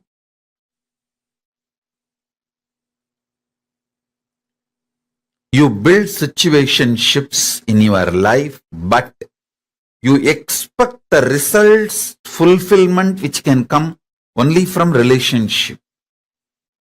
I tell you,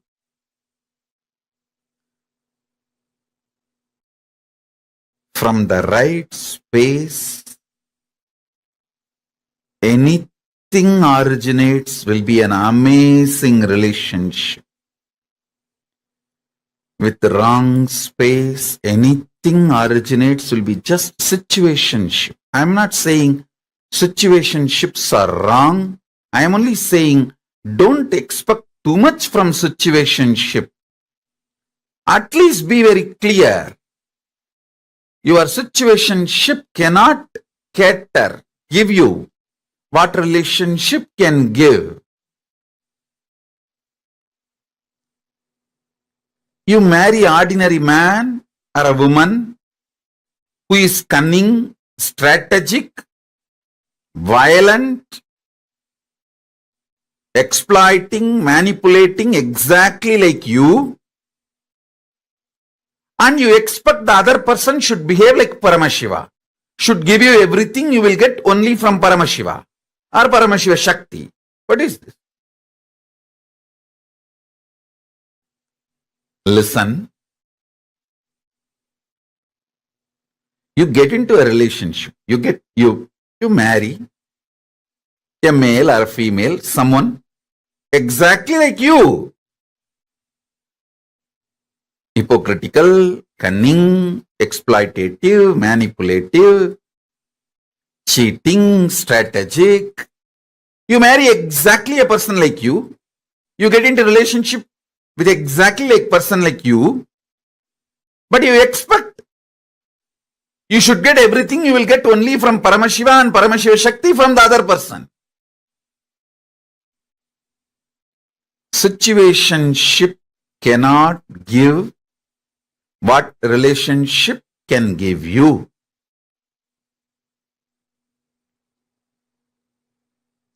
Relationships are different. Situationships are different.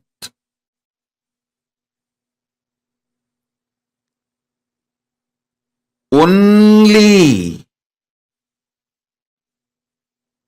the absolute honest connection you have with your consciousness, through your consciousness with Paramashiva, only call that as relationship.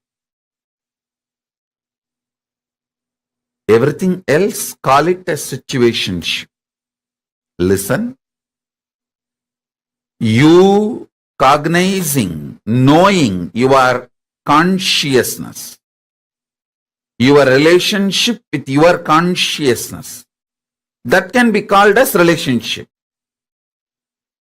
Through the realization you are consciousness, the relationship you build with Paramashiva, that can be called as relationship. Other than this, do not call anything as relationship. Everything else is situationship. Everything else is situationship. Listen.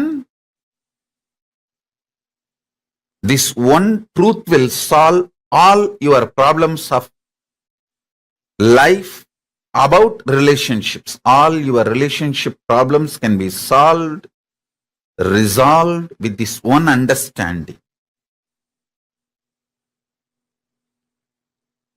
This one understanding can resolve everything.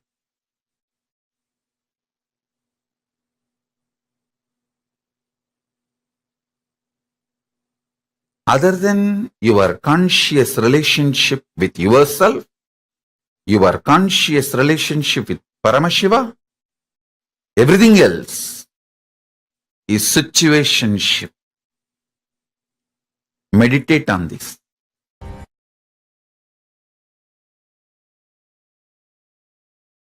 Understand? People cognize relationship in various shades.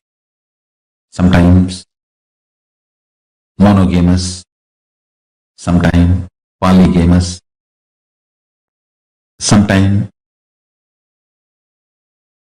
complete celibacy, sometimes complete suppression, not celibacy, suppression, sometimes over expression, over sexed. Various shades. First thing I want to tell you, I am not going to tell you what is right, what is wrong, what you should do, what you should not do. No. I am going to tell you cosmic constitution, what Paramashiva wants, how he looks at the shades of relationships, like a rainbow shades. How he looks at the whole shades. That's all I'm going to tell you. Understand? Listen very carefully. Because I don't want to say something is right, something is wrong. Because it all depends upon the natural selection you have done, your body has done. Understand? Your totality of your body and consciousness. Chit Jata Granthi. That is what Hindu tradition, Sanatana Hindu Dharma, cosmic constitution describes you. Chit Jata Granthi. The conscious decisions of your Anma, soul, natural selections of your body, DNA, these two overlapping on each other, forming a knot is you. Now, this conscious decision and natural selection, these two, how it is matching, overlapping, decides whether you are going to be a celibate, suppressed, monogamous, just having one or two affairs outside your legitimate relationship, or polygamous. All that is going to be decided by these two overlapping. Your conscious decision process and your natural selection DNA. Listen.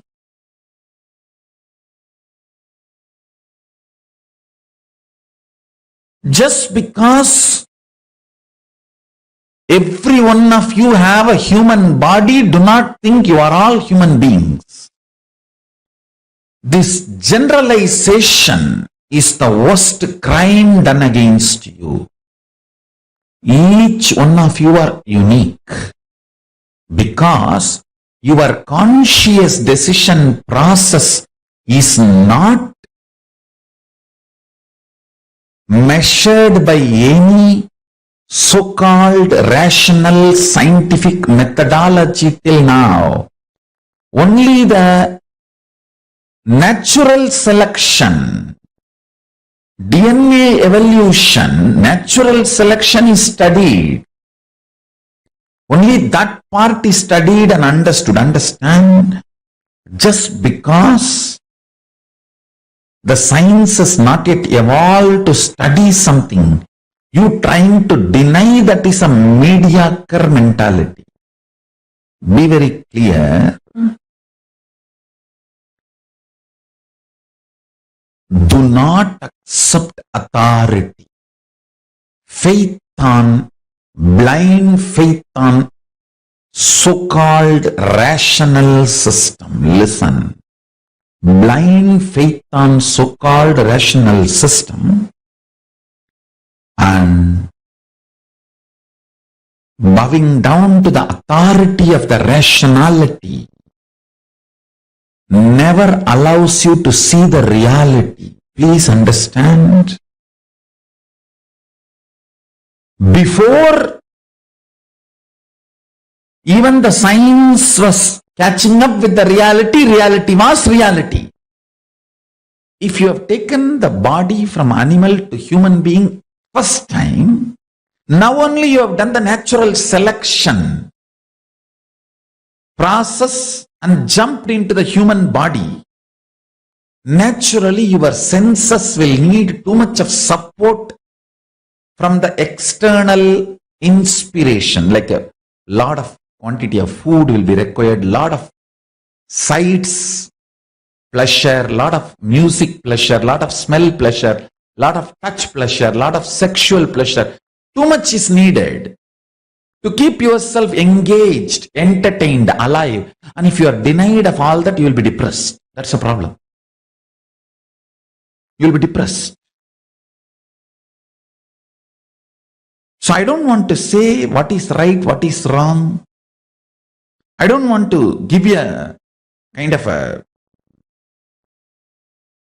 generalized solution. I will reveal the sacred secrets Paramashiva reveals.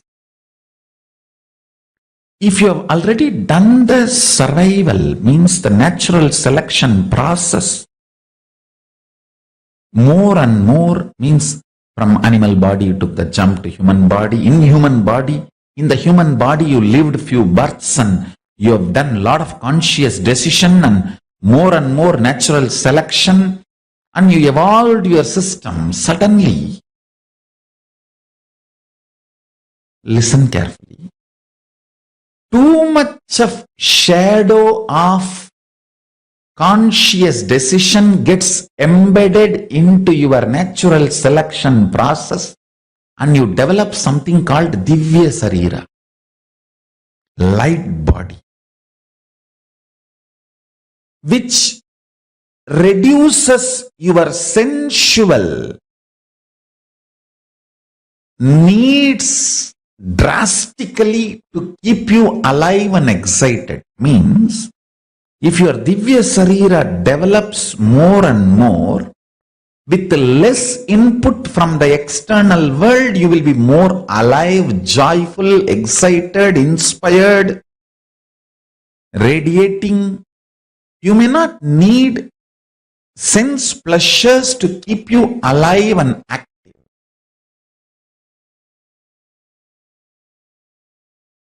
Now, you need to look in and see where you are standing in your natural selection process and where you want to go using your conscious decision power. Natural selection is not prison if you know to use conscious decision. If you don't use conscious decision, the natural selection DNA you evolved can be a prison. Understand? If you know how to get out of a room, that room is a room for you, not prison. If you don't know how to get out of a room, then that room itself is a prison for you. Understand? 5 times planet Earth has gone through complete extinction. But life comes back. that life you are carrying inside. That life you are carrying inside. Understand?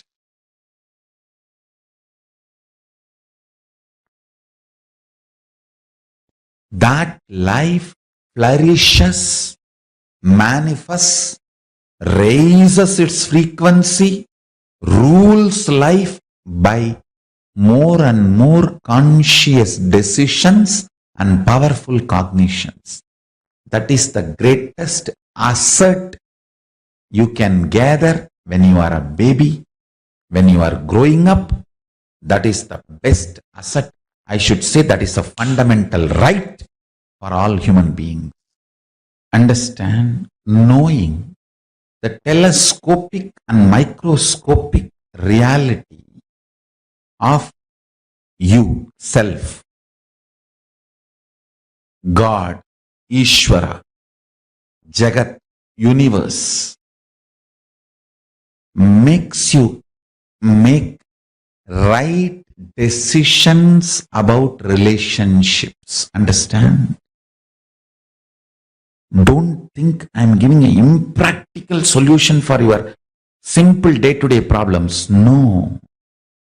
No band-aid solution can help you in your relationships. You think just a plastic smile can help you completely be happy with your family and relationships? No. Your core need to cognize powerful cognition. Only then your attitudes and understanding about you and life will get matured. Maturity means having the telescopic and microscopic vision, clarity, powerful cognition about everything you are handling in your life. Everything you are handling in your life, having telescopic and microscopic vision is what I call enlightenment. When you know life cannot be destroyed, you know nothing can touch you, you will start loving and being compassionate with everyone. You can't destroy me, so I am compassionate and loving to you. You are not a threat for me. Nobody is a threat for me.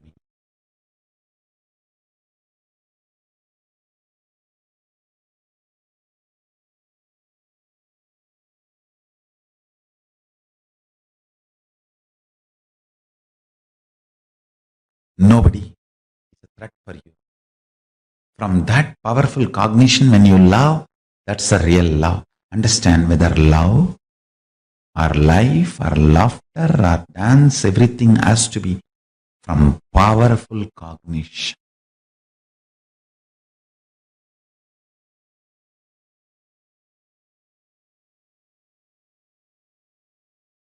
The shades of relationship is decided by the conscious decision process. Decide to use the conscious decision process to break free from the DNA you developed by natural survival.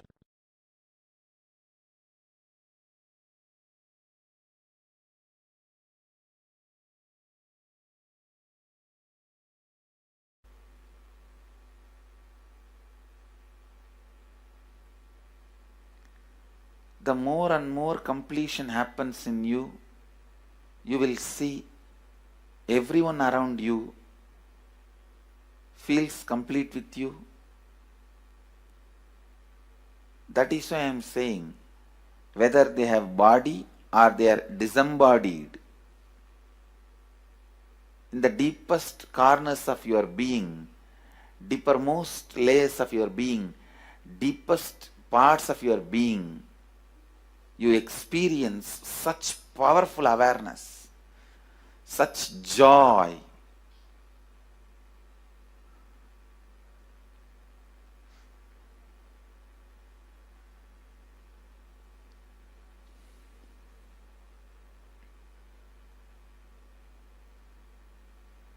Going into the deepermost corners of your being not only is a joy, it's a power. Because suddenly you will see everybody around you, everything around you listens to you. It really becomes a vibrant power where the tendency to exploit is not there. Listen, that's a very important thing. Power without the tendency to exploit. Because as long as you feel the other person is separate from you, when you get the power, it will always be used for exploiting. Because the other person is separate from you, then naturally what you will feel? Let me suck all the possible energy, intelligence, time, talent, treasure. But when you feel the other person is your own extension, you will see, you will be showering so much, enriching so much. The power you have will not be exploiting, it will be enriching. Understand? When you feel everyone is your extension, the power given to you, the power you gain, see, any living is power. Living is power. When you go into the deepermost core of your being and start living based on completion, I tell you,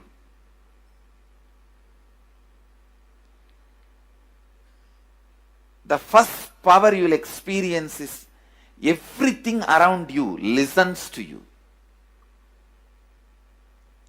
That power will simply make you enrich everyone.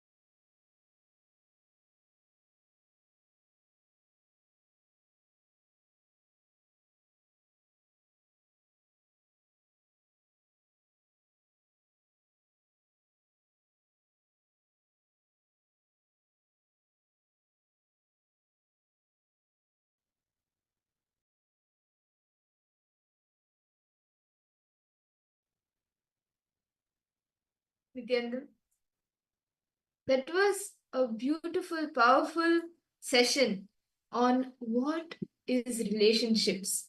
Now, can each of you share what do you understand about relationship till now? What have you understood about relationship? And now, after listening to Swamiji about what is relationship, what is your understanding? What do you see any similarities? Do you see any differences? Or how has your understanding about relationships matured? Can I request all the participants to post what was your understanding about relationship? It's a Till very now. powerful revelation Swamiji spoke. What kind of relationship we cherish in our life. Yes, Nithyanandam Kixing Wangaya, welcome for the program. Nithyanandam to you. Yes, Chandrasekharaya, Nithyanandam.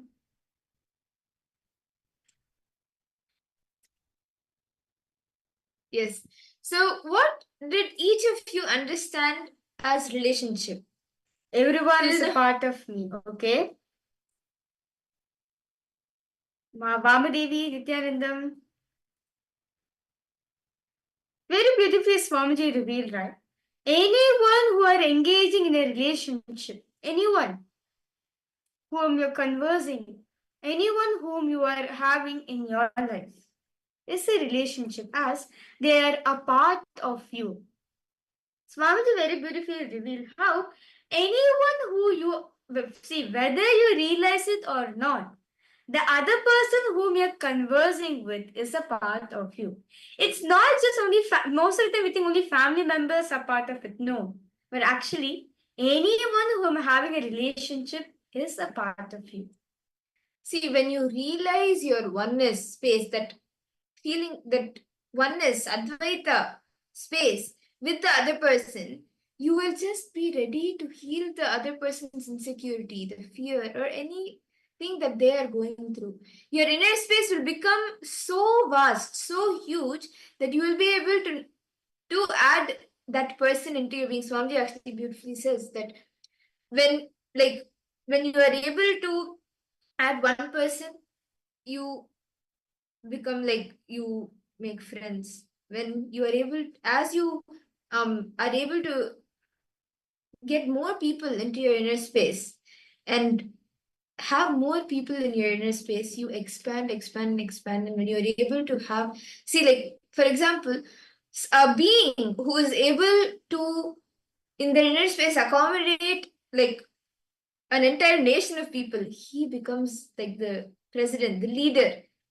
And just like that, when your ability, when you are able to like heal the other person's insecurity and feel the space of Advaita, feel in the space of Advaita, oneness with them, that is, you make that relationship flower. And that is what a relationship is. Being in that space of oneness with the other person, being able to heal anything that they may be going through, any insecurities, any fears that they may be going through. So everyone's understanding, see, it's all participants understanding, see, you're in a space, Swamiji very beautifully says, right? Anyone whom you're conversing in life, anyone whom you're interacting with, they are a part of you. See, whether you understand it or not, whether you know it or not, whether you believe it or not,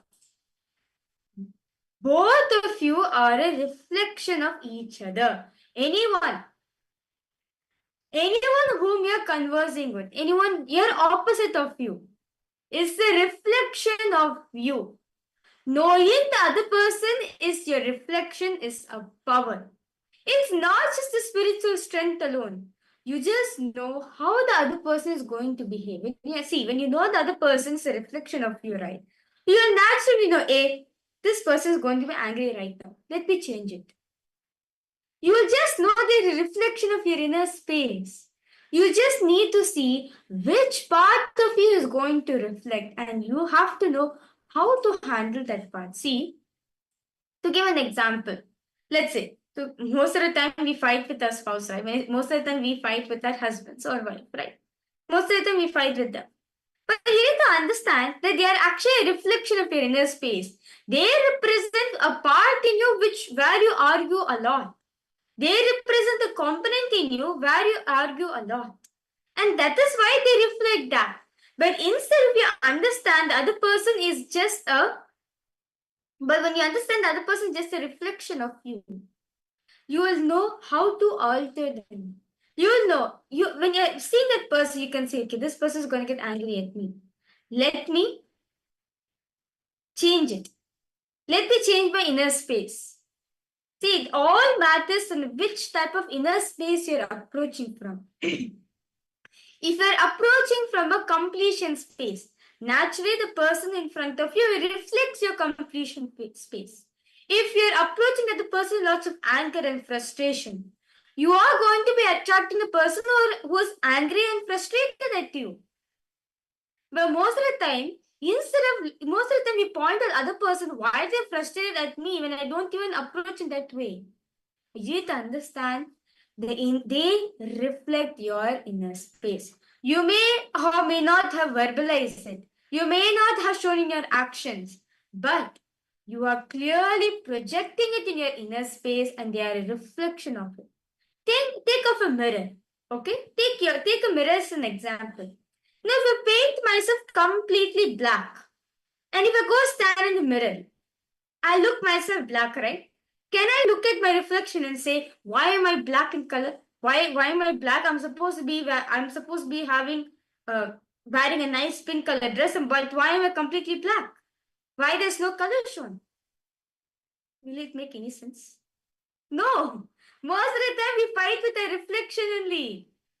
But understand a reflection is this reflection is a reflection of your inner space. We need to correct the inner space, but instead of correcting your inner space, we fight with our mirror. We fight with the mirror, say, "Oh mirror, why are you black in color? I'm wearing pink color dress, but why do you look black? You're supposed to look beautiful, but why you look so black? Tell me, you look so ugly. Why?" This is what most of us do in a relationship. Instead of digging in and finding out the what space you are in, what kind of cognitions you're carrying in your inner space, we blame the other person to create suffering in our life. But fundamentally, you need to understand they are a reflection of your inner space. They project, they reflect. The other person reflect whatever you carry in your inner space. Are each of you catching? Are each of the participants catching this? How a relationship, in any relationship, oneness, feeling that oneness is what makes the relationship. Being able to fulfill, like being able to heal any insecurities, healing any fears, because you're approaching them from the space of oneness. You're approaching them knowing that, hey, this person is my own reflection. This person is not somebody different.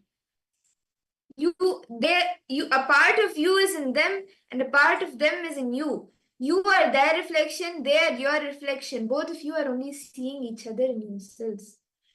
Are each of you catching this?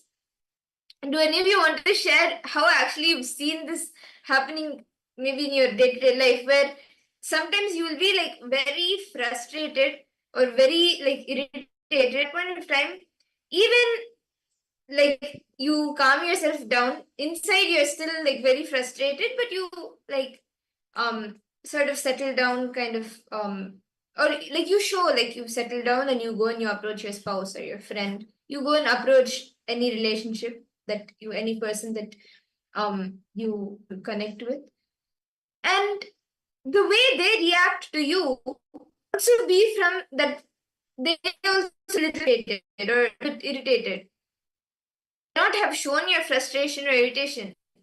Still, for some other reason, the conversation will go in a circle and come back finally ending at both of you being irritated at each other or frustrated at each other. But in this situation, see, the same thing can happen even for a very excited situation. You feel very excited and powerful and like always wanting to say yes for life, and you go and you speak to either your friend or your spouse, and the same thing gets reflected in them, that maybe they would have been in a very low space, but immediately when they see your space, even if you didn't even tell them a word, just by feeling your space, they would have become excited. They would have also started feeling excited. How many of you have seen this happen? Any relationship, is only based on how much oneness you can feel with the other person, knowing that, yes, they are a reflection of me. Understand? When you know life cannot be destroyed, you know nothing can touch you. You start loving and being compassionate with each and every one of us. Understand? See, life cannot be touched by anyone. See, you can't destroy anyone. I'm so compassionate and loving to you. You're not a threat for me. Nobody is a threat for me. From that powerful cognition, when you love, that is real love. Until then, until we experience this, no, it is only superficial love. Even though what you consider as real love to your near and dear ones, it is only superficial love. Only when you have the cognition within yourself that I cannot be touched, I cannot be destroyed, life cannot be destroyed. From that space, whatever you do becomes love for the other person. Ma Linga, you get understanding, Ma, are you able to now if you see now with this understanding, with this powerful cognition, if you look into the relationship you have with your mother, are you able to see this? That she is a reflection of you? And are you able to see whenever you approach her, what cognition you approach her from? What is the feeling? Do you feel okay? Yes, she's a reflection of me. What exactly is that? If you look into your relationship with your mother now, with this understanding, you will see exactly where the miss is. Malinka, I understanding, Ma. Your mother is nothing but a reflection of some part in you. If she's a reflecting some part in you where you feel like I need to approach her only for money, where you feel lack of money, where you feel the poverty consciousness within you. So she reflects that part in you. So now I request all participants pin down all the situations where you felt threatened by life. For example, when your loved one wanted help, you felt she wanted you to do the work and not have a peaceful moment with yourself. I request all participants to intensely write down where are the areas of your life where you felt threatened. Please write this down detailedly as possible. Where you felt threatened by life. Can in any field. Please write it down detailedly as possible.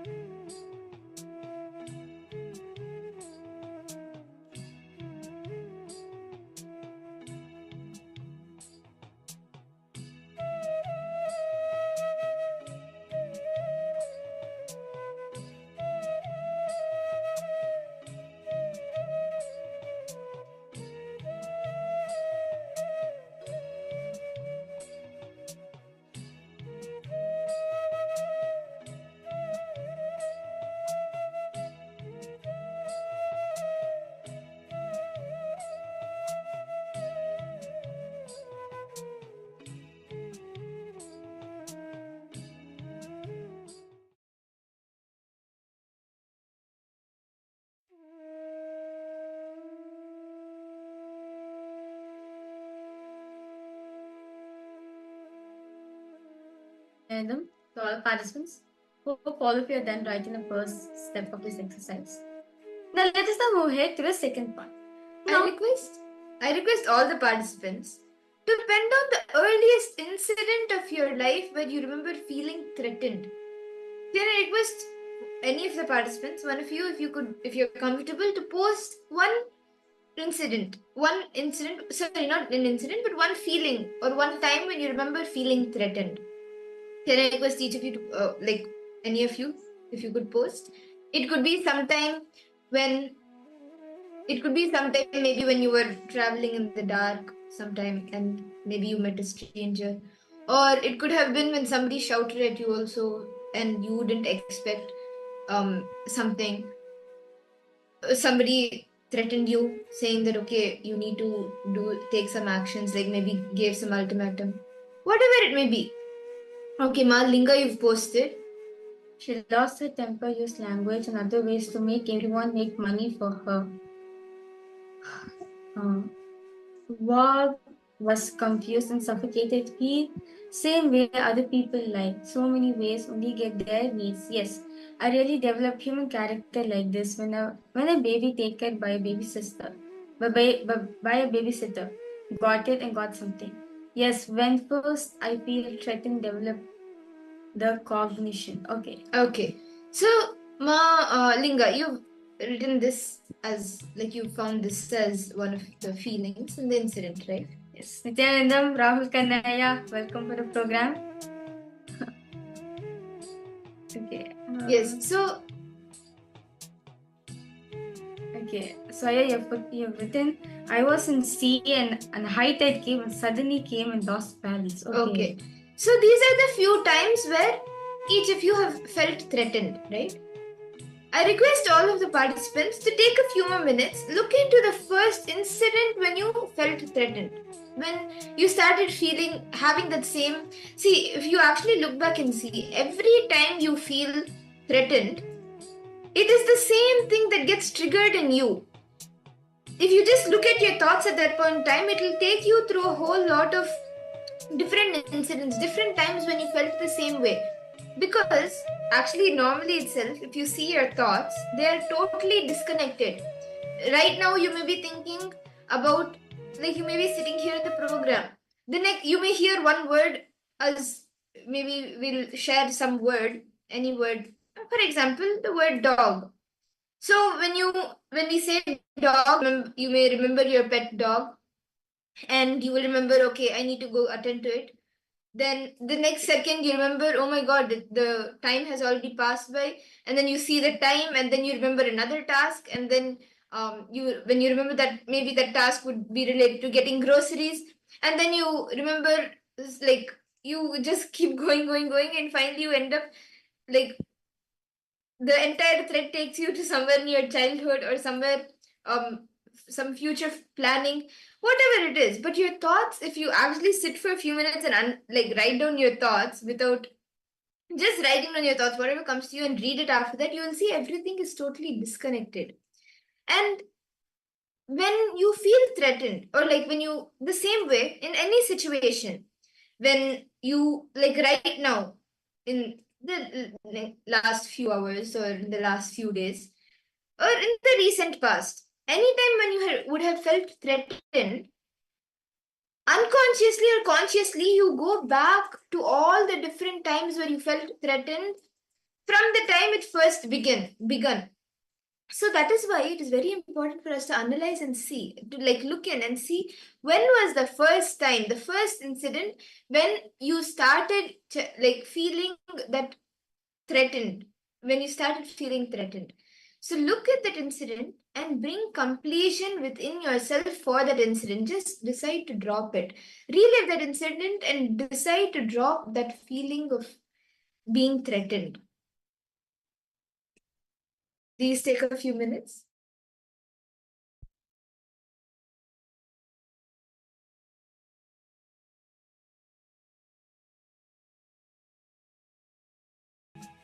Bring completion to all the incidents in your life where you felt being threatened.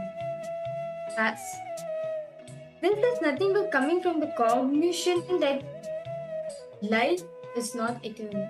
That other person is there to explore.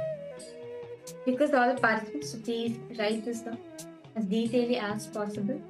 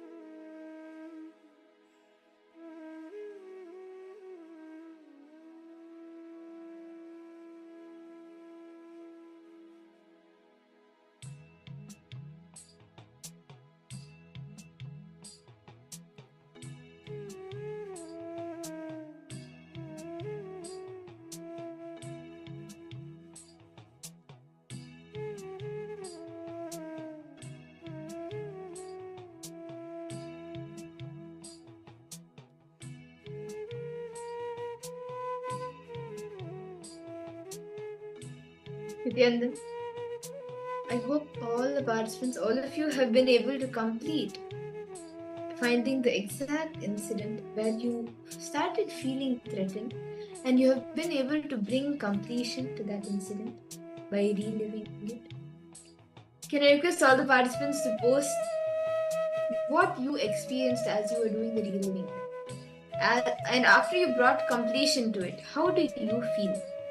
See, now that you have brought completion to it, today during the darshan, Swamiji will burn anything.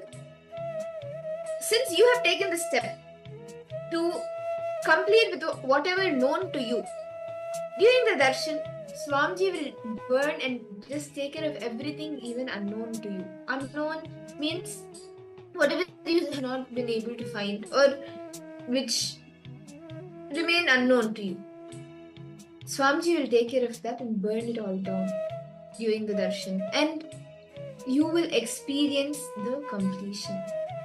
See, when all of these different ideas or the feeling of feeling threatened, when it leaves you, you will see how your relationships, all your relationships, you will start experiencing it in a deeper level.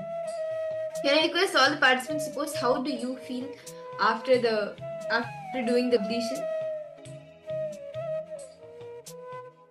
See, first and foremost thing, all of us need to understand that other person who's in front of you is a reflection of your inner space.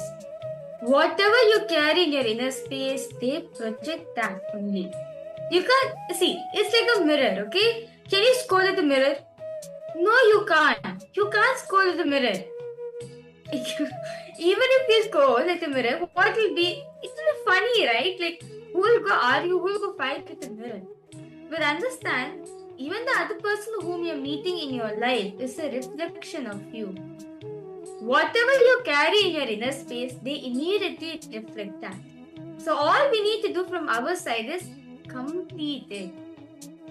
Decide to have completion with it. When you decide to have completion, right?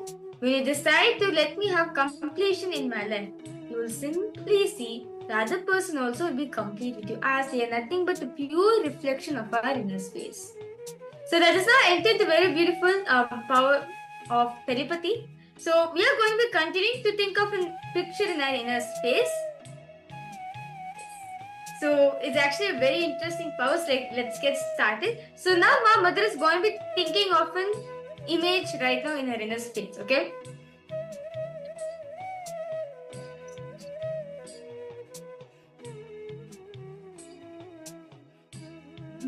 So yes, I will be holding an image in my inner space, and I will also be looking at that image in front of me. And all of you, so like I will be looking at the image and visualizing it in my inner space. And you will be scanning through your third eye. You will be scanning my inner space and seeing what is that image that I am holding in my inner space. So can I request all the participants to please sit straight? Please sit straight, chant the Mahavakya.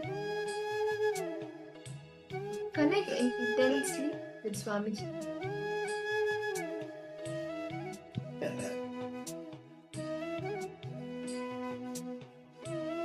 Om Nithyananda Paramashivoham. Om Nithyananda Paramashivoham. Om Nithyananda Paramashivoham. Om Nithyananda Paramashivoham.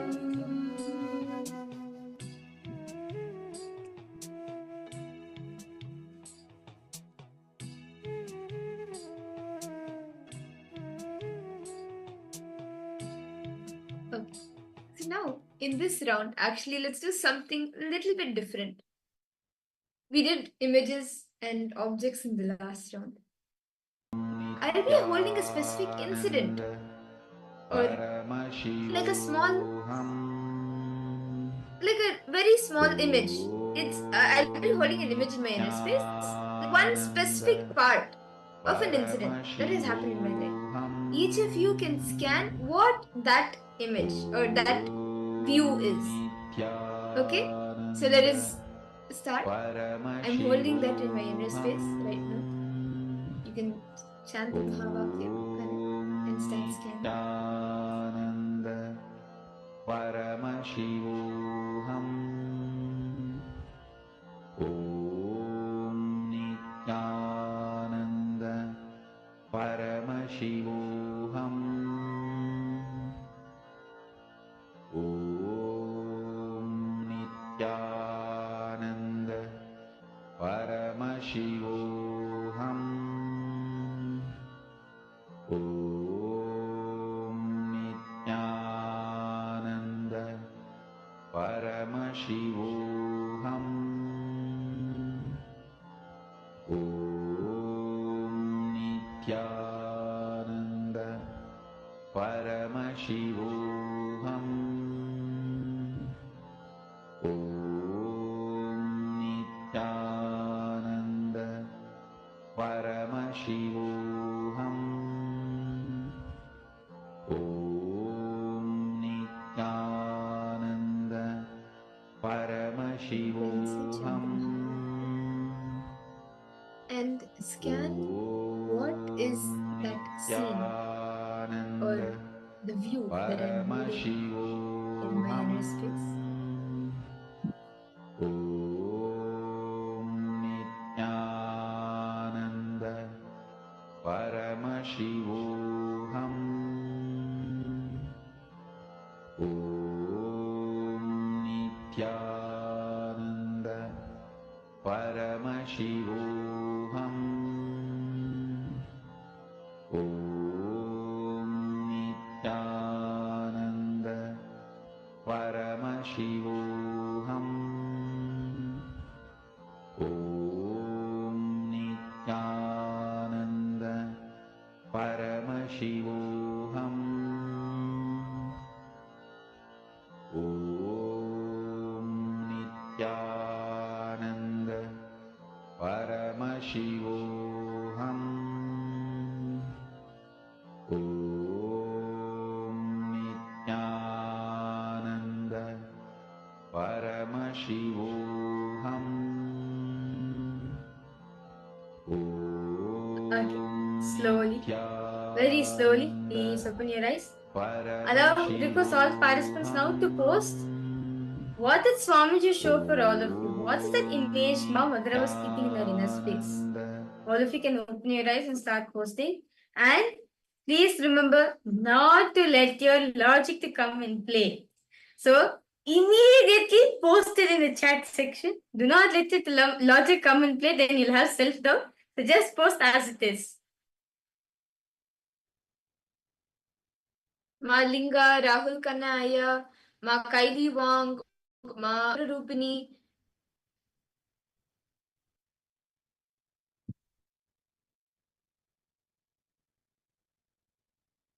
White silver image. Okay.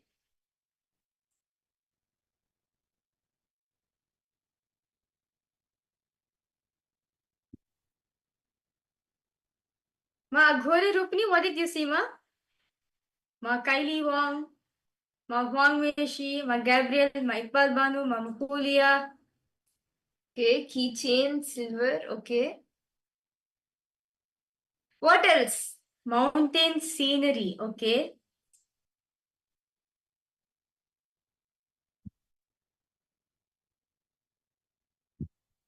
What else? Rahul Kanaya, anything else that you saw?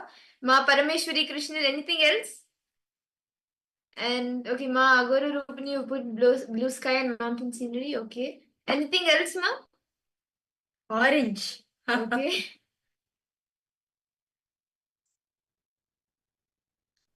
Vamadevi Revusin, orange. Come on, Erika's all participants to post. Yeah, definitely something more details Swamiji would have showed you, yeah. Black color, okay.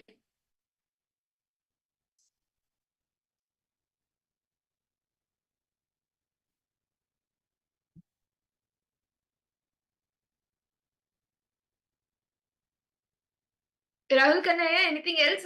Any more details that you were able to see?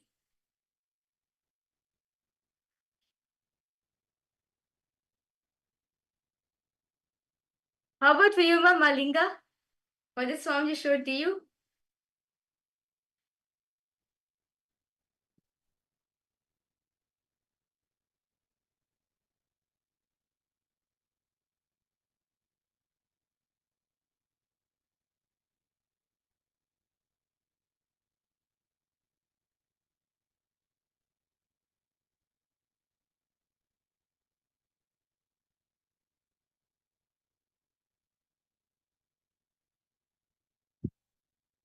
Okay. No problem. Why don't you get something hot to drink so you can feel better?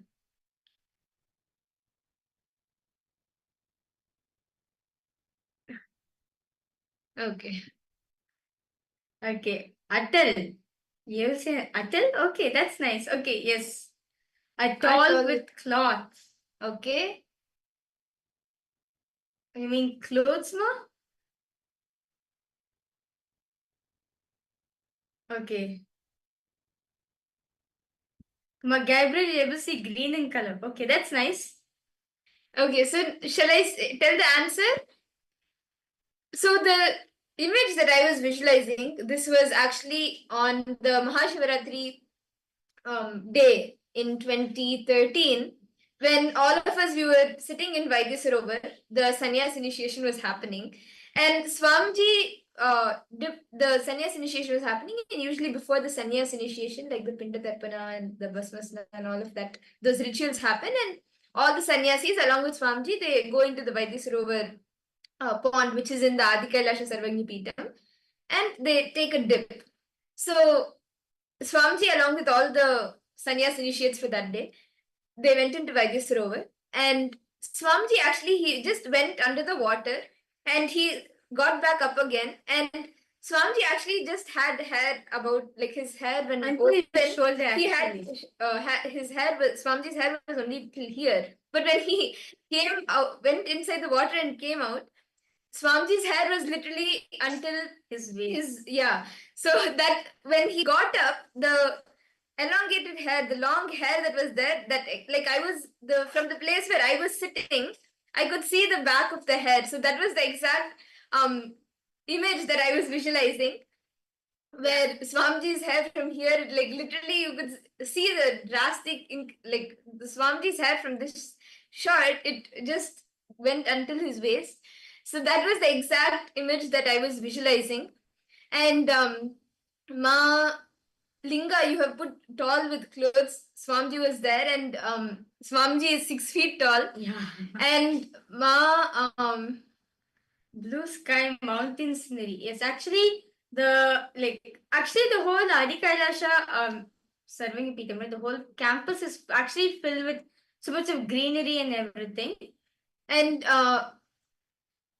My Gabriel able to see green color. Okay. And I think one of the Ma Vamadevi yes, put Ma an Vamadevi had orange. put orange. So that day was the Krama initiation, the sannyas initiation. So there was a whole lot of orange there. And Swamiji was wearing the sannyas kavi. And also black. Black was, I was visualizing that long hair, right? So maybe that's why you saw black. So that's, should we all do another round? Okay, so this time for all the participants, I'm going to be holding a color for all of you, a specific color. Okay, so this is going to be a bit straightforward, but it'll be a very nice manifestation. So I'm going to be visualizing a color in my inner space. So I'm going to request all the participants to scan and reveal what is it, that color. What color is it? So I'm visualizing the color in me. Please sit straight. Chant the Mahavakya intensely. Connect to Swamiji. And whatever Swamiji shows you, you can start posting that in the chat. See, as you see it also, you can post it in the chat. Chant the Mahavakya intensely. Scan what is the color Mahavirija is holding in her inner space.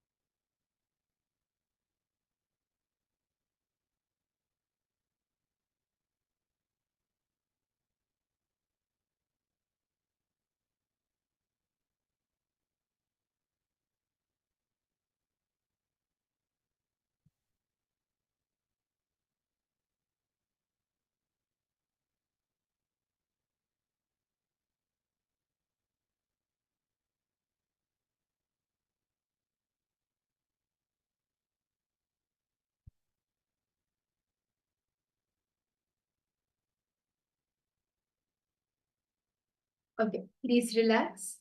I request all the participants now to post what was the color that Ma Viraja was holding in her inner space. Okay. Let's see who gets it right.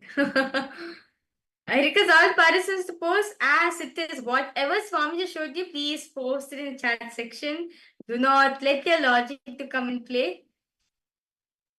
Okay.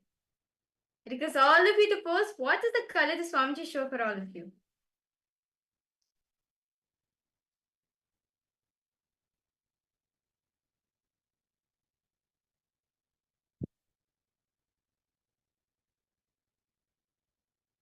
Black. Okay. Okay, what else?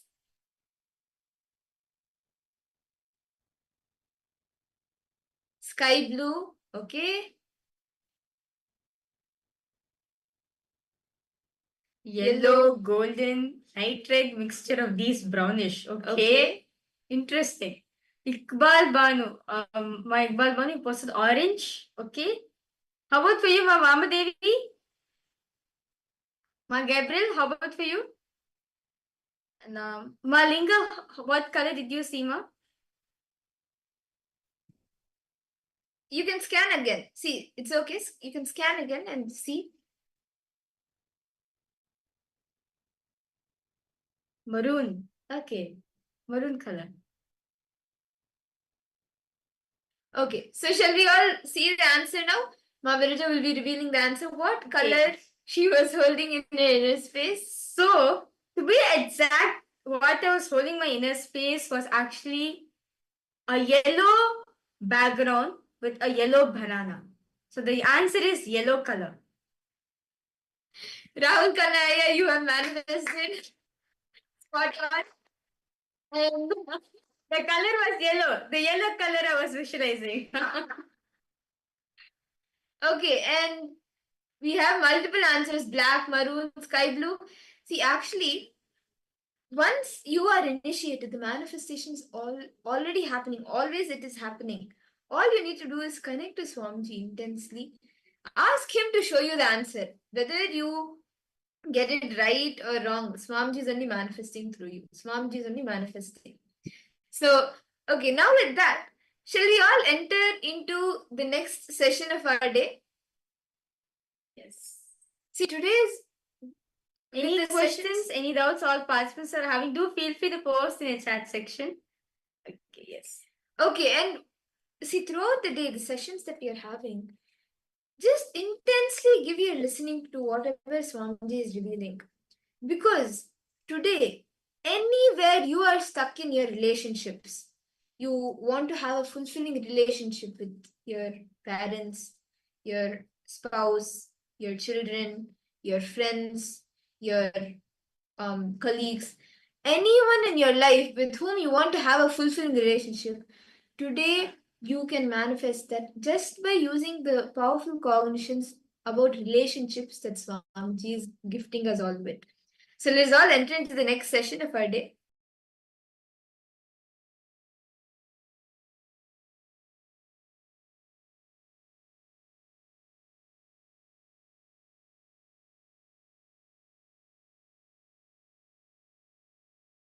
Please advise. I'll start my tradition of answering through stories and jokes from today.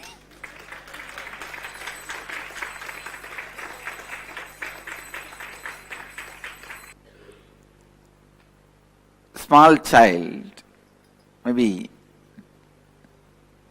4-year-old child, goes to the mother and asks, "Mother, how did human beings happen?" Mother says, "Oh, God created Adam and Eve and they created more kids. And they created more kids and they created more kids, and that is the way the human beings have come." After a few days,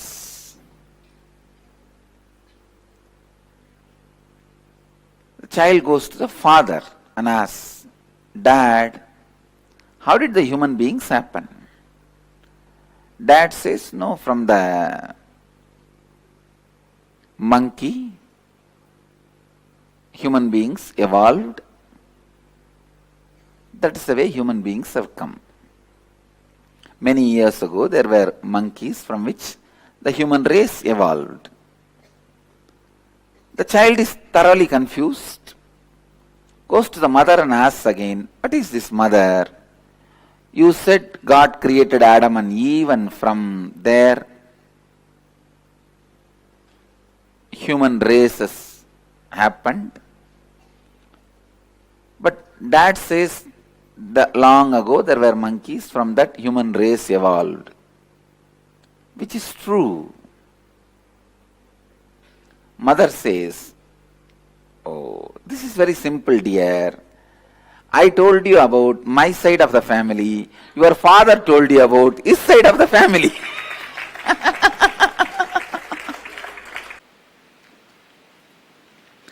Husband sent a text to his wife at night. Hi, I'll get late. Please try and wash all my dirty clothes. And make sure you prepare my favorite dish before I return for dinner. He sent another text, and I forgot to tell you that I got an increase in my salary at the end of this month. I am getting you a new car. She immediately texts back, oh my God, really?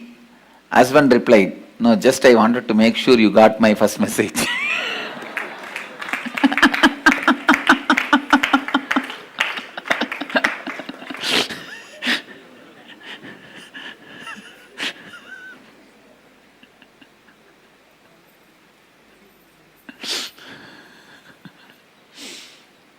Husband texts to wife on cell. Hey, what are you doing, darling? Wife, I am dying. Husband jumps with joy, but types, sweetheart, how can I live without you? Wife texts back, you idiot, I am dyeing my hair. Husband, bloody English language.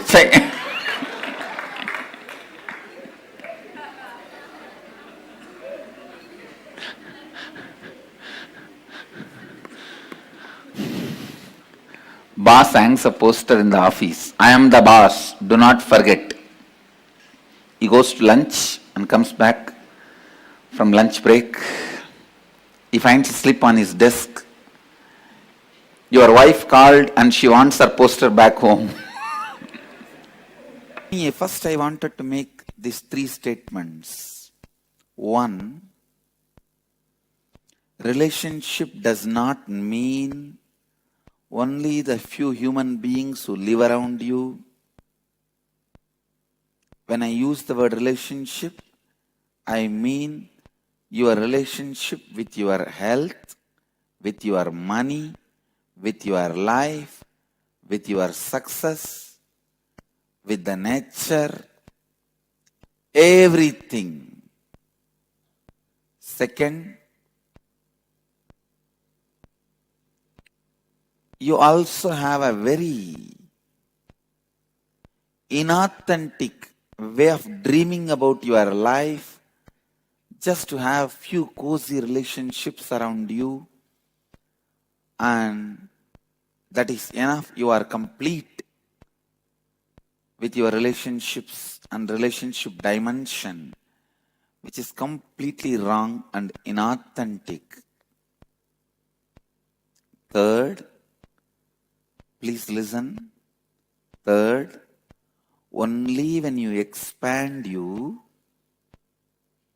to the level with integrity and authenticity, anything, anybody comes in your breathing space, there is a conflict-free, complete relationship. You are going to experience fulfillment and success. Relationship is not related to the quantity, it is related to quality. Please listen. The third statement takes the concept of relationship completely to the different level altogether.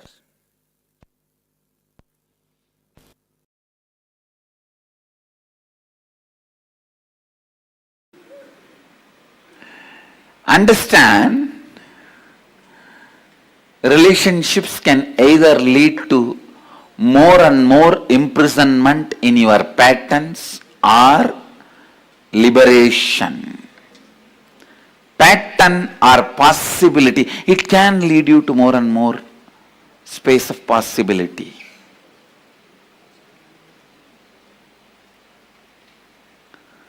The first and foremost fundamental relationship that exists for you is the relationship between your pattern and your possibility. Please understand. Please come to the space of listening. Dhyan se suniye. Listen. I am not talking about with whom you relate, with what you relate. I am not talking about your relationship with your husband, wife, brother, sister, father, mother. I am not talking even about all that. I am talking about from which space you start relating. I tell you, if you relate from the space of possibility, even if you live with a large family, you are a great sannyasi, enlightened being. If you relate based on the patterns, even if you are living alone, you are bound, patta, fallen, grihastha. Understand?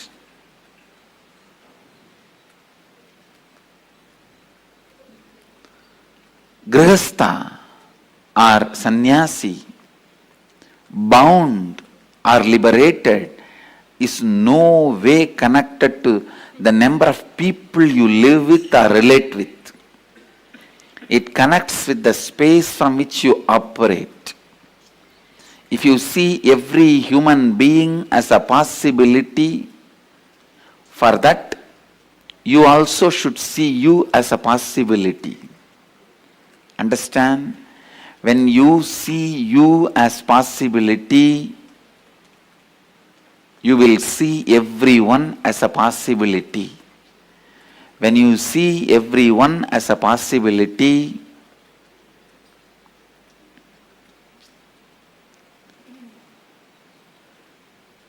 life, wherever you may be living, whatever you may be doing, you will be living with Vijaya Lakshmi. Means the Lakshmi of victory. Don't say my neighbor house is Vijaya Lakshmi. My neighbor name is Vijaya Lakshmi. When I said the word Vijaya Lakshmi, I meant the Lord, the deity of victory, the goddess of victory.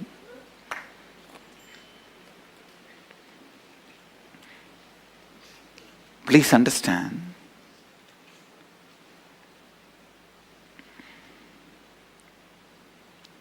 How you see you, how you see others, how you see you and how you see others.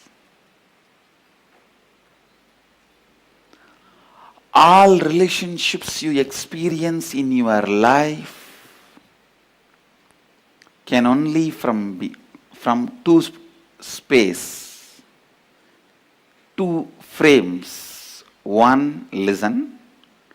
Please listen, because I am giving you the punch statements for your life. One, inside the frame and perception given by your pattern.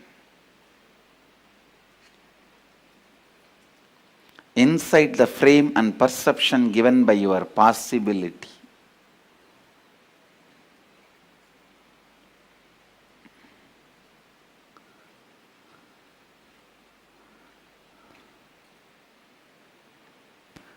When you are able to see people as possibility, you will have tremendous patience. All ashramites will understand this statement. You will have tremendous patience. you will wait, wait, wait, wait, and go on reminding. I am nothing but a reminder.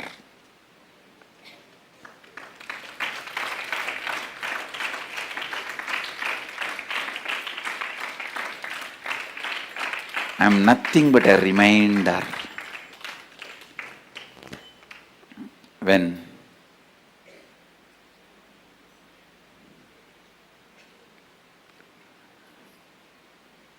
you see the possibilities, I can say in a way, eternal reminder. When I see the possibilities,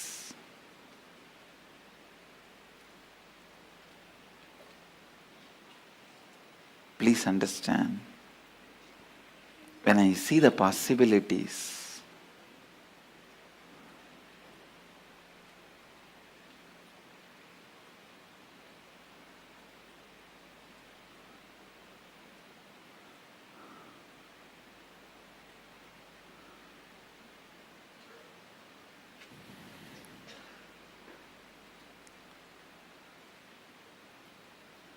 your cognition starts functioning based on compassion.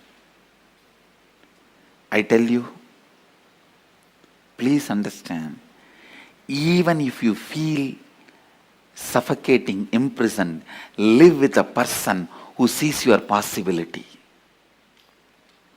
Even if you feel free, liberated, don't live with people who see you only from pattern. I'm defining real freedom and real bondage. Living with a person who sees your possibility, who sees yourself as a possibility, who has seen his possibility, and who sees you as possibility. Even life around him, with him, feels like suffocating or bondage. Live with him.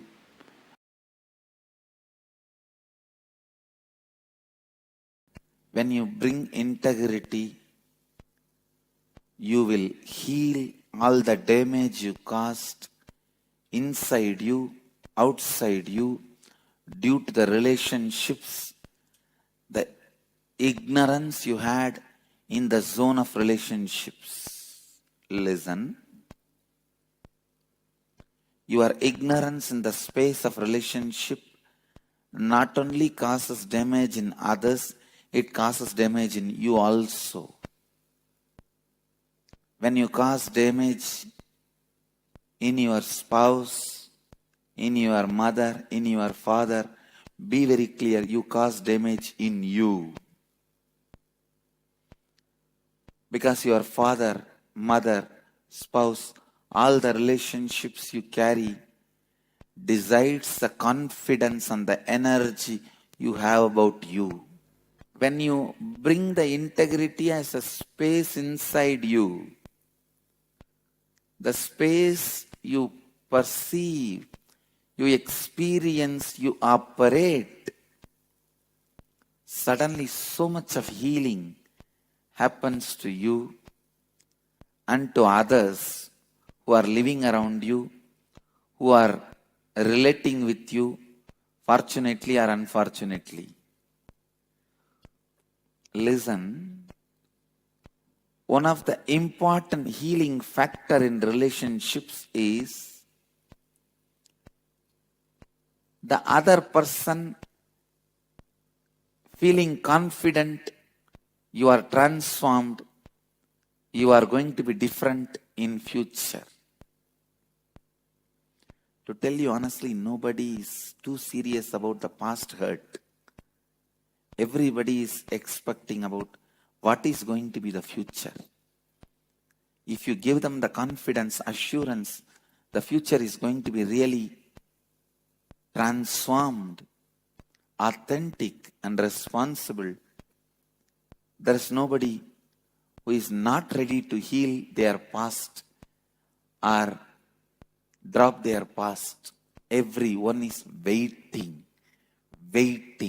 to drop their past and relate with you in a new way. Who is interested in carrying the past wounds?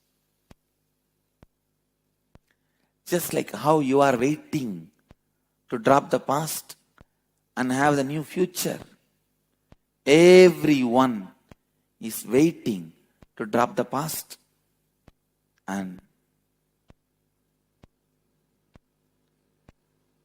create the new future.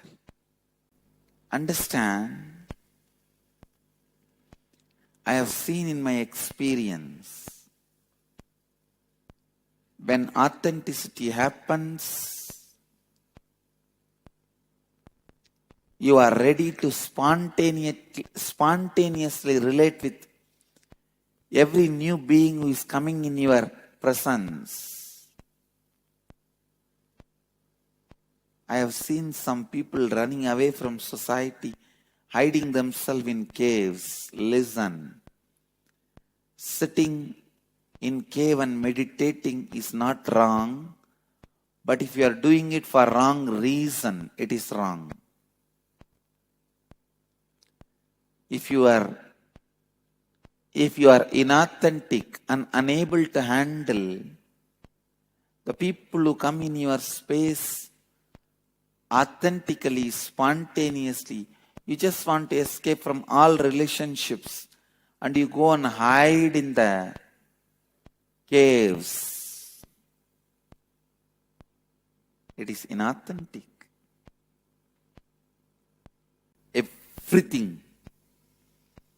Everything has to happen out of completion.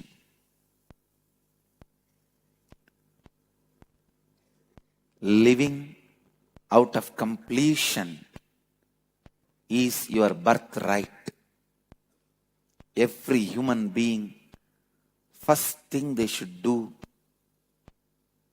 when you start living your life is find the root thought patterns, suffering patterns, which is causing you suffering, and complete.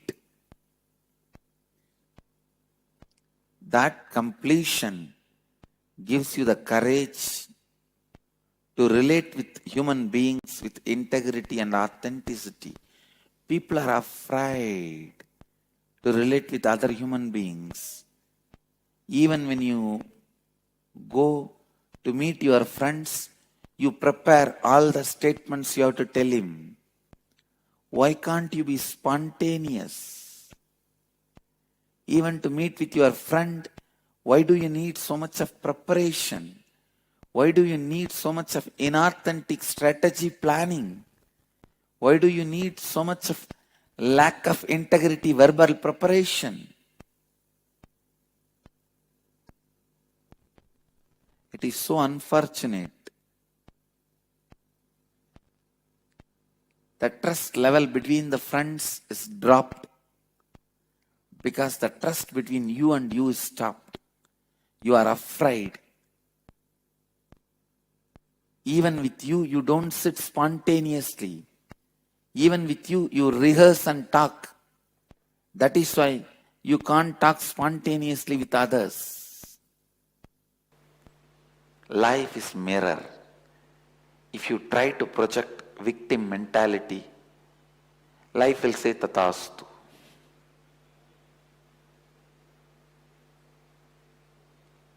Don't expect sympathy from life by showing yourself as victim. No.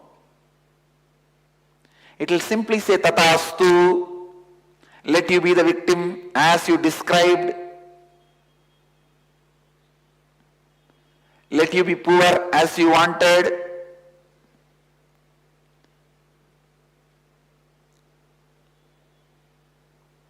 Life is a huge, eternal, perpetual tathastu. So be it. How you present yourself to the life, it says tathastu.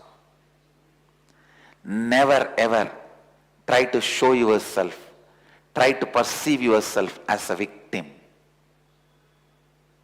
Decide. Victimhood is the past mistake. I'll never allow that to be a future reality. Victimhood is the past mistake. I'll never allow that into a future reality.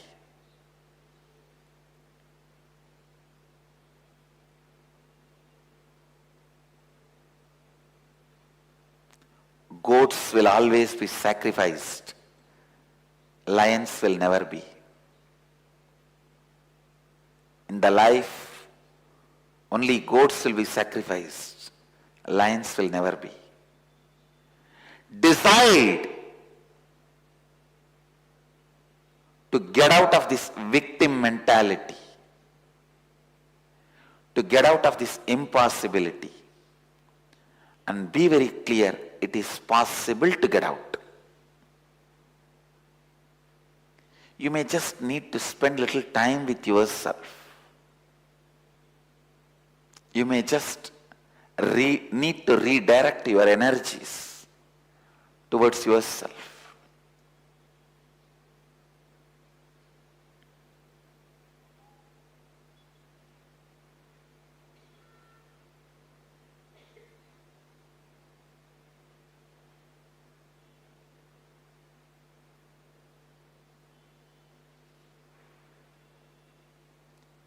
When you know how you behave, respond, when you know how you behave and respond when you are scared and crazy, the moment you know the pattern, how you behave, your standard response, how you cognize when you are scared and go crazy, how you react, the moment you understand, decide, I am not going to flow in the same pattern again. Get rid of it, complete with it. You have only two possibilities.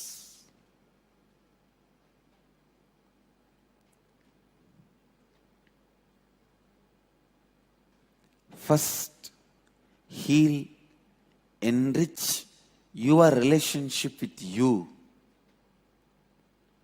Do swapurnatva, self-completion, by bringing integrity with you, authenticity with you, responsibility about you, enriching yourself.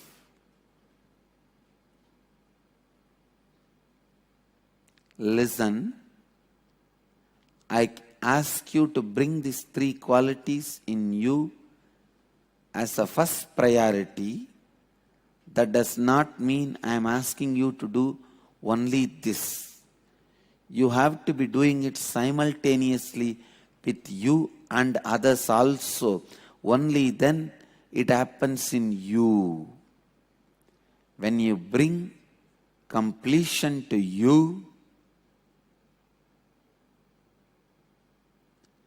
relationship with you starts.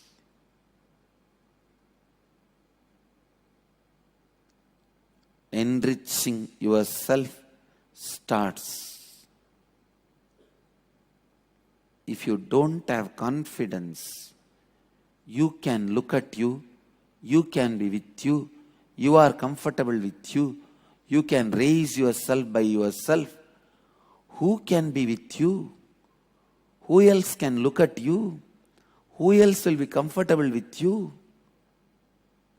I tell you, in the cosmic constitution, the first amendment is you should be taught to be comfortable with you. That is your first amendment right. Man should be comfortable with himself.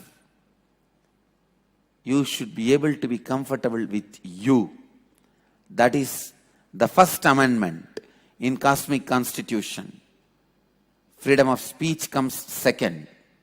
You have freedom to speak with others only if you have freedom to speak with you.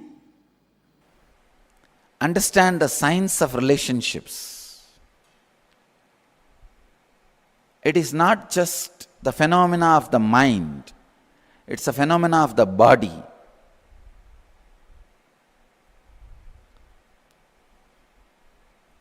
Do not collapse relationships. Please understand. Do not illogically collapse relationships. It will directly affect some part of your body.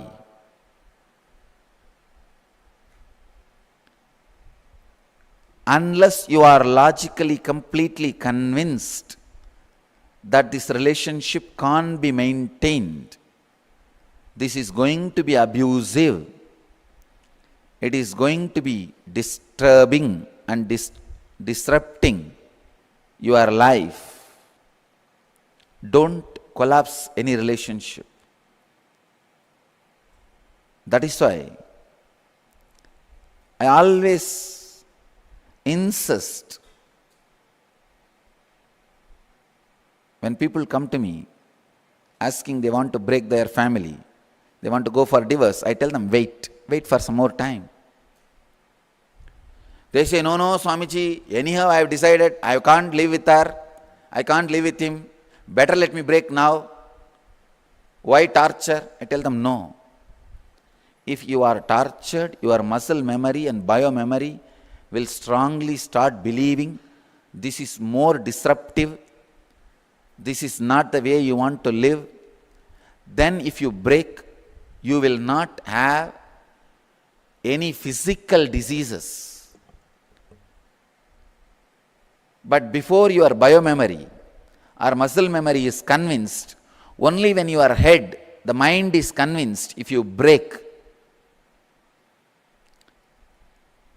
the collapsing will simply turn into a disease inside you. That is why I insist, wait for some more time. Whether your muscle memory or biomemory changes your decision or it is going to support your decision, let's see. Let us see how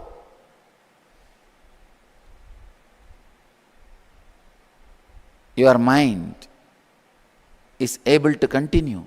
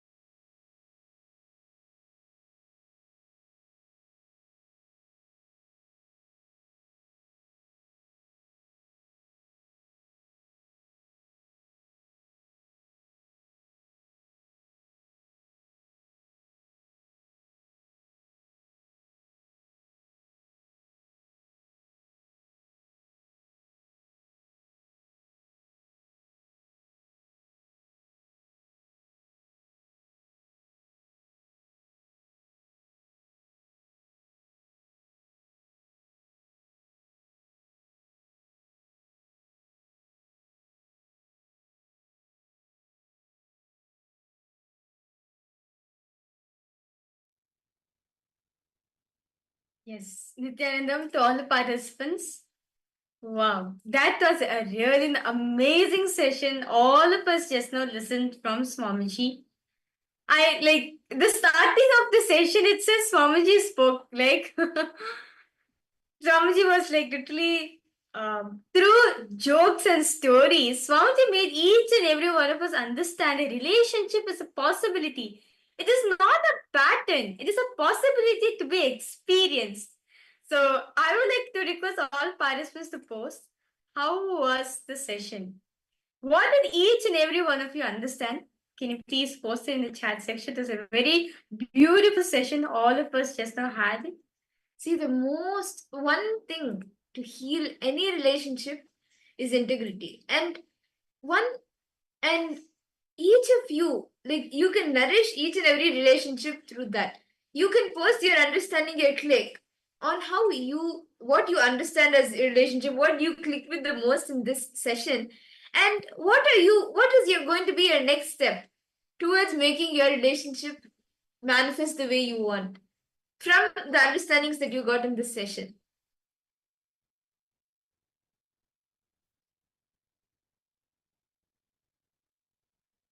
You can manage each and every relationship. I request all the participants to post. What did each of you click with in this session, and what are you going to take as the next step to nurture each of your relationship?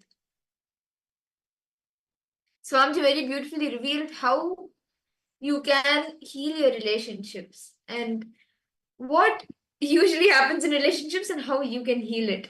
So what did each of you click with? And Ma Linga, how do you feel you can heal your relationship with your mother through these few techniques that Swamiji has given?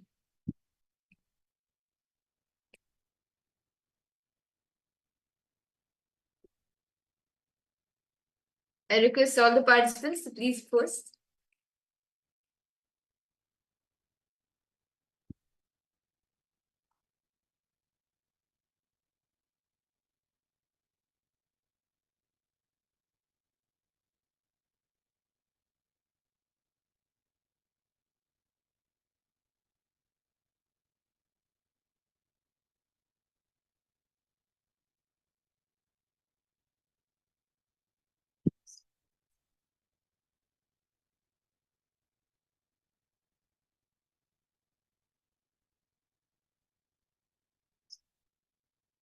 See, every relationship that you have, just being in that space of oneness, connecting with them in the space of oneness and integrity. See, having integrity to the relationship is one of the best ways you can heal the relationship. And whatever happens, just knowing, okay, this person is also the other person, whoever. It could be your spouse, it could be your parents, it could be your children. Knowing that they are a reflection of you. Whatever you are feeling inside, whatever you are going through inside, they are reacting the same way. They are reacting to you and behaving the same way. What you are feeling inside is the same thing that they are feeling.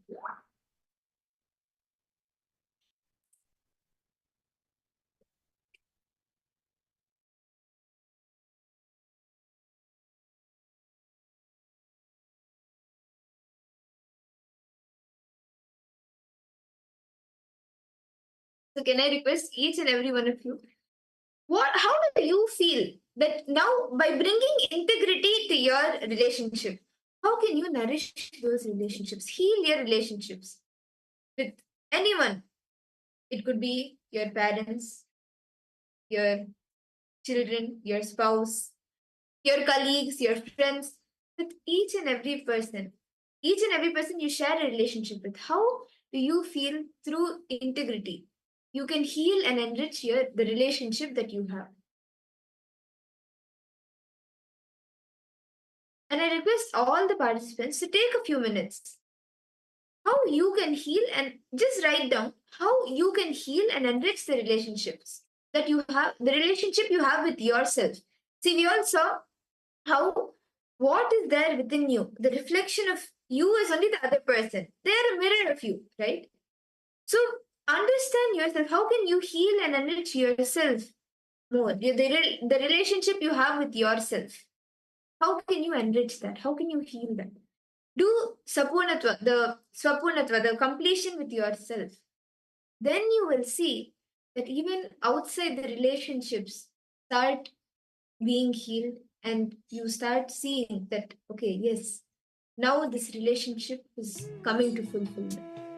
So I request all the participants to please take a few minutes.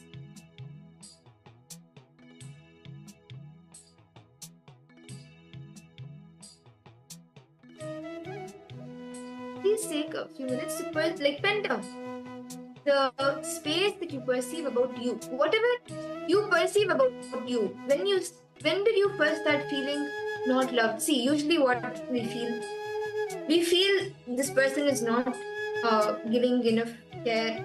This person is not taking care of me or loving me enough.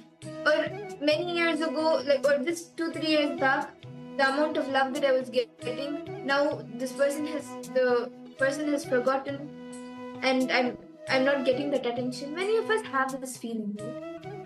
Pen down, look in. What is the space and the perception about you that you have about you? When did you first start feeling and having that feeling of not being loved or not being cared for? Let's take a few minutes to pen this down. And trace back to the earliest memory where you were 7, where you started feeling that you're not loved or you're not being cared for. When is the earliest time you can remember that you are feeling it like this? Please detailing, Vanitha. Trace it back to as early as you can, where you felt that I'm not being loved, I'm not being cared for. Maybe your mom didn't buy you a candy, or your younger brother, or gave your younger brother a toy you loved the most. Somewhere deep down in you, you felt that you're not being loved. You have this feeling within you where you are not loved, you're not being cared.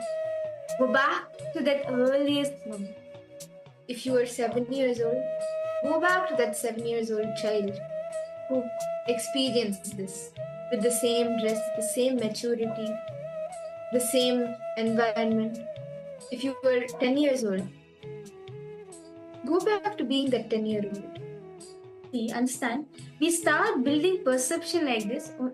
Usually it starts at 7 or below 7. Only we start, as Swamiji said, until we are 7 years old, we develop that inness. We are developing that within ourselves. So go back. So when is the earliest memory you can go? When is the earliest time you can remember within yourself? Where you felt you're not loved? Where you felt that you're denied of being loved? Can be in any situation. Please trace back to the earliest situation. Detailedly write it down. Elaborately, every detail. As you write down, relive it. Go back to that same space.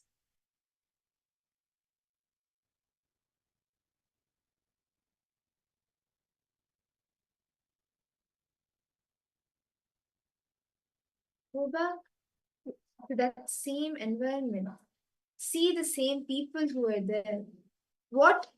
How did they react? How did you react? What triggered you? Relive the entire incident, the entire happening. Stand. You may be having incompletion with other person, but you need to fundamentally understand that the incompletion first starts with yourself.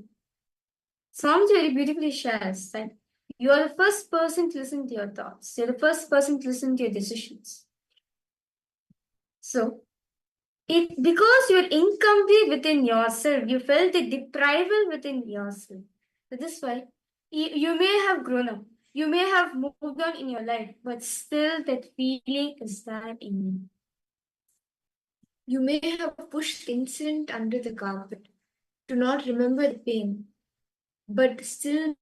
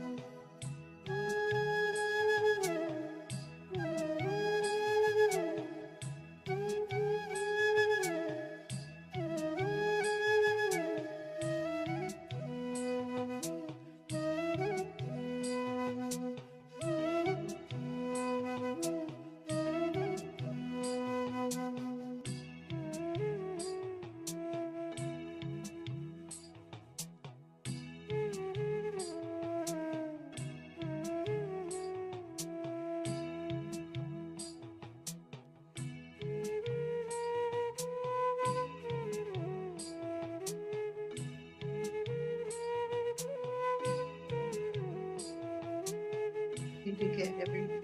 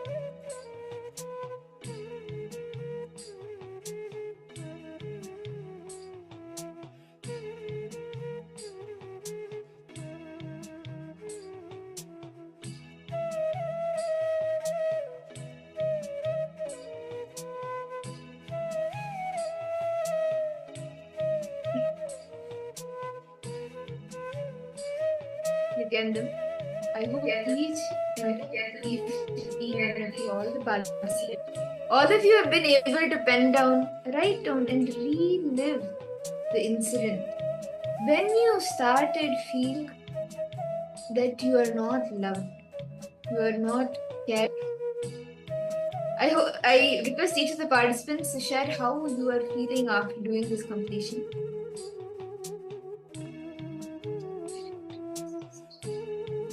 Now, for a few minutes, I request all the participants, just take a few minutes, sit with the Atma Murti. The Atma Murti is like the mirror for you. Just share with the Atma Murti, speak with the Atma Murti all of this as you are, like, whatever you are feeling, the entire, share it with the Atma Murti, Swamiji's Atma Murti, share it with Swamiji. Doing this, you will literally feel so relieved. All the pain, the insecurity, it will start leaving you.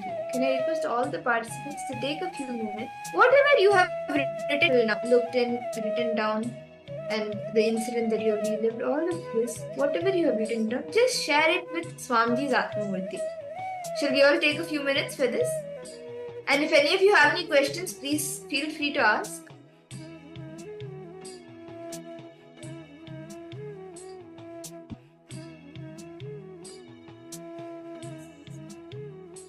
Yes, Nithyanandam, to all the participants, it was a very long, intense process, all of us said. I request all you can just drink some water, freshen up yourself and come. Yes?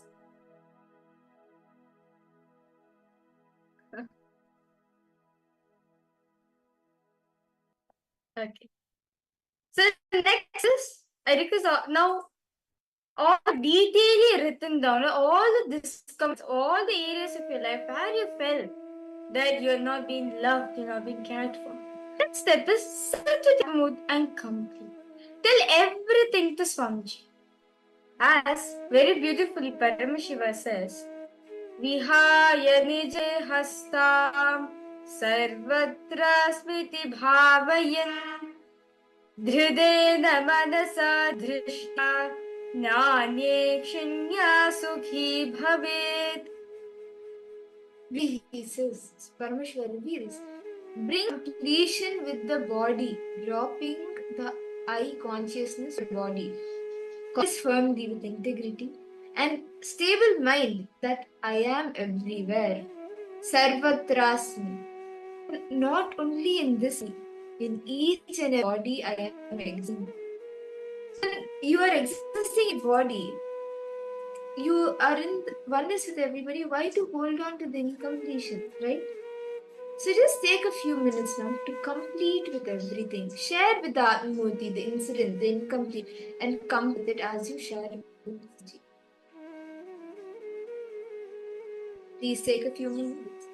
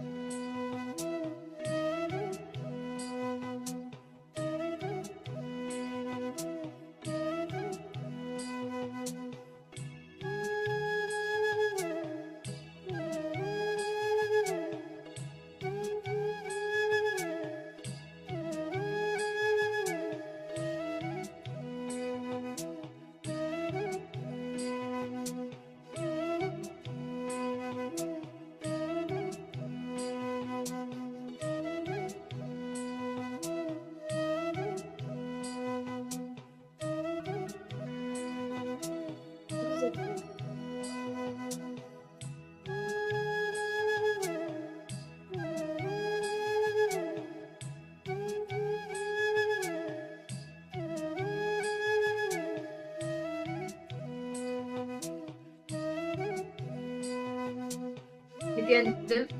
I hope each and every one of you have been able to share the incident with Swamiji's Atmamurti, and you have been able to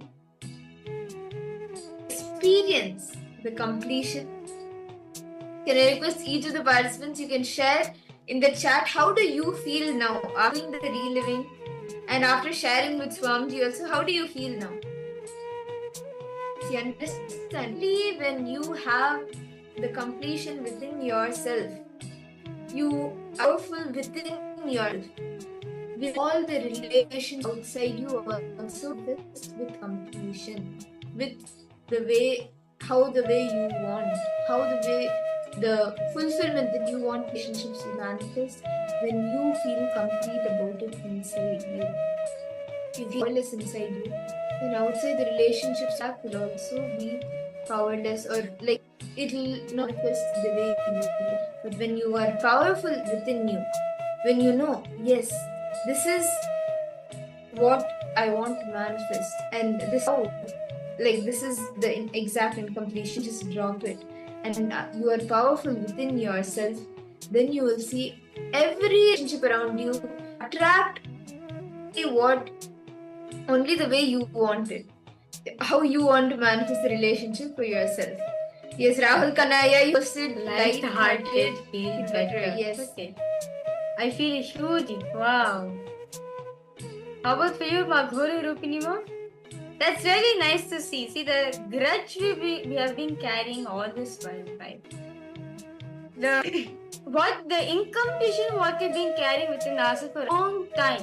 See, first thing Swamiji said, if you're having an incompletion with other person, you need to understand you have it incomplete with yourself. Okay. To understand this better, can I request all participants to give me one example? Any one of you can give example. So much of sadness and tears. Okay. Anandeshwari, come out. See, whatever you are going through, whatever you are feeling, and like whatever is coming out, let it come out. Let it get relieved. Continue to share with Swamiji's Atmamurti all the incompletions, the reliving, the incidents that you have written. Just share it with Swamiji and relieve it. Continue to do it. And you do this every day, right, ma? You will see how things shift for you. How you start feeling much more complete inside, powerful inside. So do this as a practice itself. You can do it every day for about 20 minutes. Do completion every day. Can I request all participants, suppose any one of you to give one example to understand how your problem, the incompletion with yourself is the reason why you feel incomplete with the other person either. The reason why you're experiencing suffering in your relationship, it's not because other person, it is because of you. You are the first relationship with yourself. Understand? The first relationship carry in your life is you. You are your own friend, you're an enemy, very beautifully Krishna says. So, if first and foremost thing is first, right? If you are feeling incomplete, if you feel hatred, if you feel you're not being attended, cared for, if you feel you are not that same incompletion only you will carry with the other person. You may be going anywhere. Actually, I would like to give my own example. So, from a young age, like how to say, from a young age, I used to have like very, how to say, I didn't have a relationship with my mother. Like this is before I joined Gurukul. So like literally for every single thing, I used to fight with her. I used to say that you're so partial to my elder brother. You're so partial to him. You love him a lot, and yeah.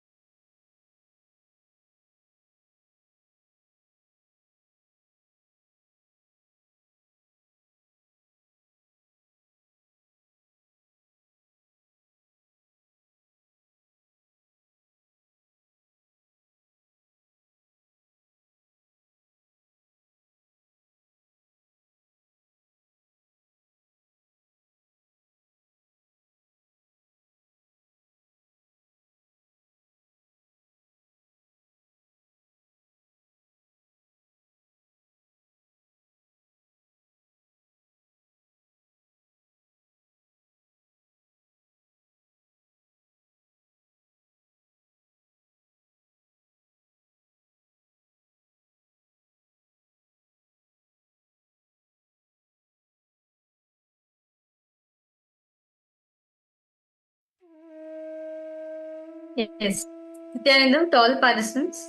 Sorry for a technical glitch. Am I audible for all of you right now? Yes? Am I audible? Okay, yes. Thank you so much, Ayyan. So I would like to give my own examples for this, okay?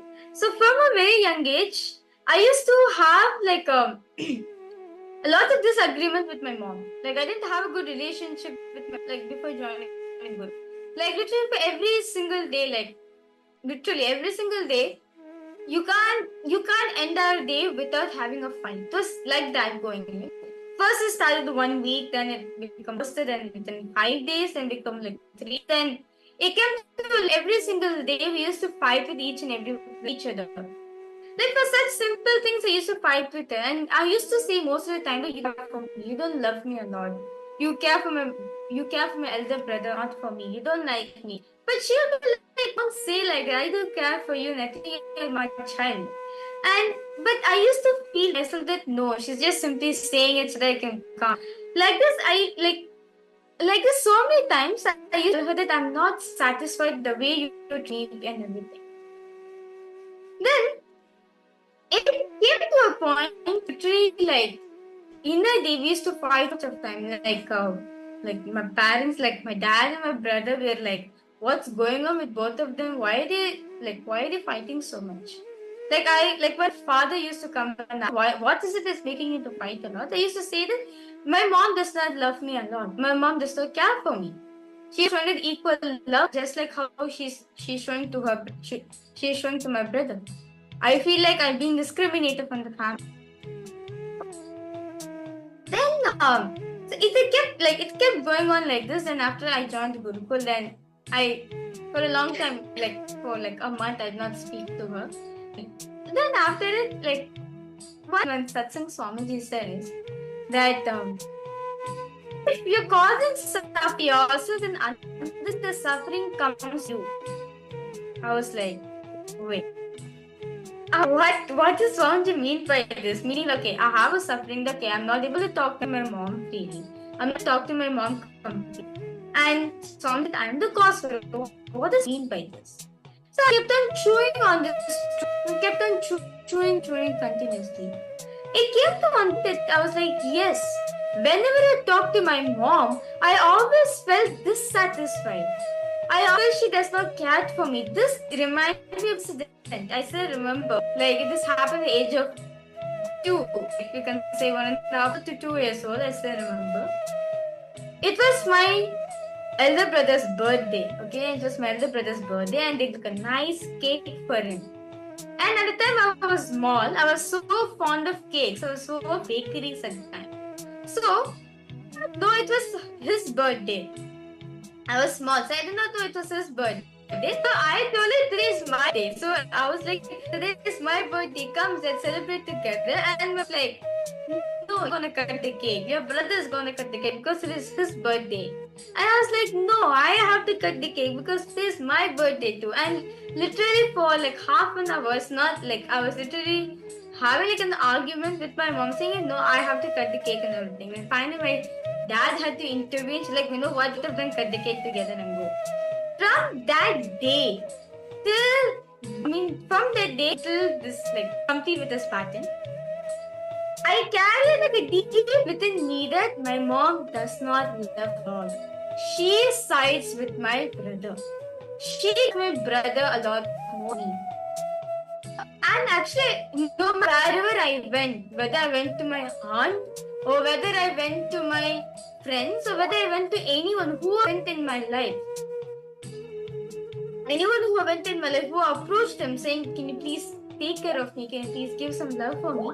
I always felt like no one was there to attend to me. I felt like no one was there to attend to what I wanted. That after Swanji gave this revelation, then the next Sunday, I called my mom and she didn't expect me to call it. She didn't expect me to speak to her because of the fact that I was really angry and incompetent. She didn't expect me to speak to her. She picked up the call. She was like, "Who am I talking to?" She's like, "Yeah, you're talking to Viricha to me." And she was like, "You know what, Viricha? I want to talk to you. Like, I want to complete with you whatever I said." And I always feel I understand it, like the kind of course, as a mother, I could have been better for you, but I always made you feel not being cared and loved. And she also felt the same thing in her life also. She completed within herself.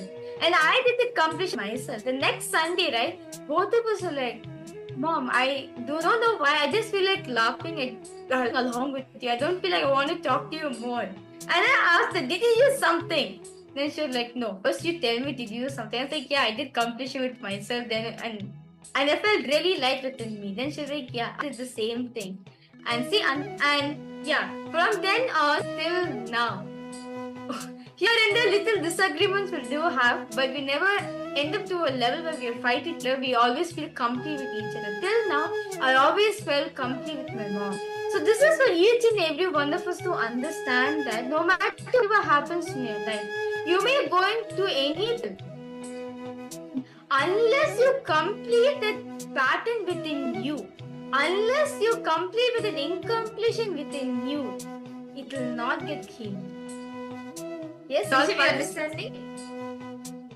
You may change places, but ultimately you attract only what you are feeling within you. You attract the type of people that who are reflections of you.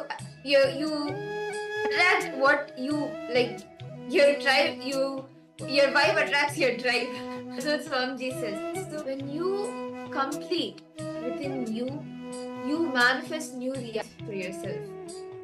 And with that understanding, shall we all enter into the next session of our day? Actually, today is we have powerful sessions where you can manifest the relationship, fulfilling relationships. How many of you want to, like we have asked this a few as well beginning of the day. But with the powerful cognitions that you have received today, how many of you really want to manage fulfilling relationship using the cognitions that you have gotten today, and actually doing the completion with yourself to manifest the fulfilling relationships outside and with your? I know many of us want to experience, all of us want to have a good relationship with ourselves and people. Then this session is for you. In this session, Swamiji will be having a beautiful session on relationship. What exactly is relationship? And how can we have a blissful, fulfilling relationships in our life? And what is it that is stopping us to manifest a good relationship? This session is very exclusive and it's very powerful. I kindly request all participants to take notes also if possible. It's actually a very beautiful session. Let's not get ready to listen to this beautiful session revealed by Swami.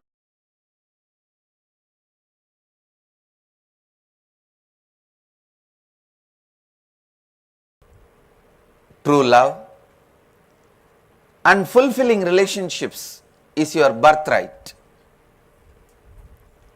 Please understand, what is true love? True love is the experience, the way, method through which you connect with everyone with the basic cognition of oneness. Please understand. The basic truth about life is oneness.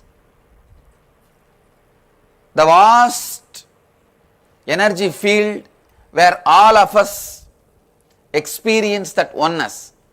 Having that oneness as a basic cognition, the way you relate with everyone, is true love. Fulfilling relationship means every relationship which reminds you again and again and gives you the experience of that oneness is fulfilling relationship. The person may be near you, far away from you. He may be your spouse. He or she may be your friend. Whatever title name you may give, as long as that being brings you to the powerful space and reminds you, makes you experience oneness. It's fulfilling relationship. Relationship is the subject. I receive tons of questions every day. So I'll try to answer some of the questions related to relationship. First question, people always ask, Swamiji, what is true love and how do you experience it in your life? As just now I explained, true love is again and again reminding you the space of oneness, the unifying field of consciousness, and any thought, action, word comes from that experience of oneness towards anybody, anything is true love. Remember the basic truths about life of oneness. You will naturally experience true love in your life. People ask, how do I know if I am experiencing true love or just a mind game? Understand, if the other person again and again makes you powerful, makes you experience that oneness, you are experiencing true love, or forget about it, it's all just a mind game. People tell me, I seem to always attract the same kind of relationships. How do I get out of this pattern? Just blame others that they took advantage of you. Most of the time, people blame others that they took advantage of them because of their own irresponsibility. At least be very clear, you were irresponsible in that relationship so that you will retain your ability to trust the next person in your life responsibly. If you give the wrong word, saying that I trusted and they took advantage of me, you will lose the capacity to trust, which is one of the important dimensions of life, should never be lost.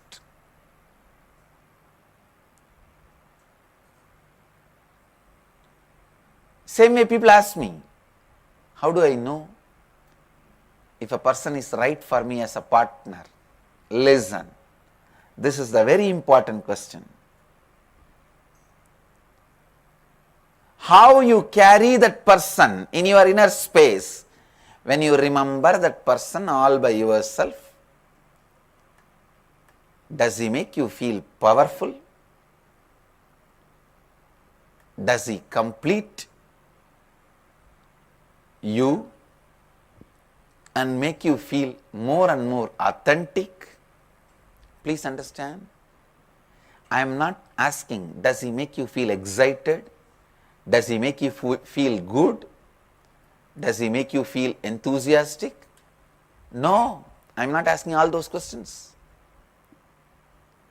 Does he fulfill you? Does he make you feel powerful? Does he or she makes you feel complete when you remember that person all by yourself, sitting alone? How you feel about it? Completes you, makes you powerful. What is that in him or in her? Makes you experience the oneness. Look in. Anybody who makes you experience that oneness, feeling of non-duality,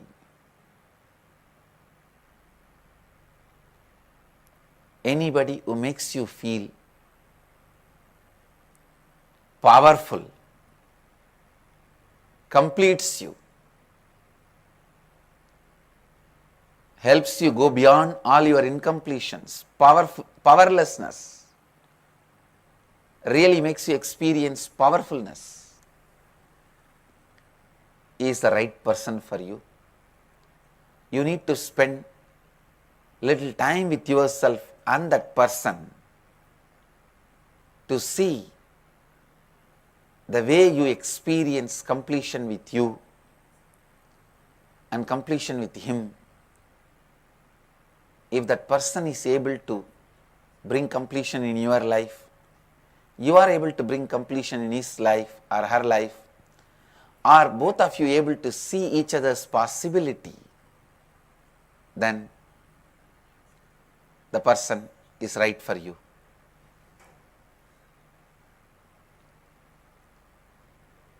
Next, people ask me, how can I bring true love into a relationship to make it extraordinary? The one and only way, bring the experience of oneness and completion in both of you. Welcome to the inner awakening. To experience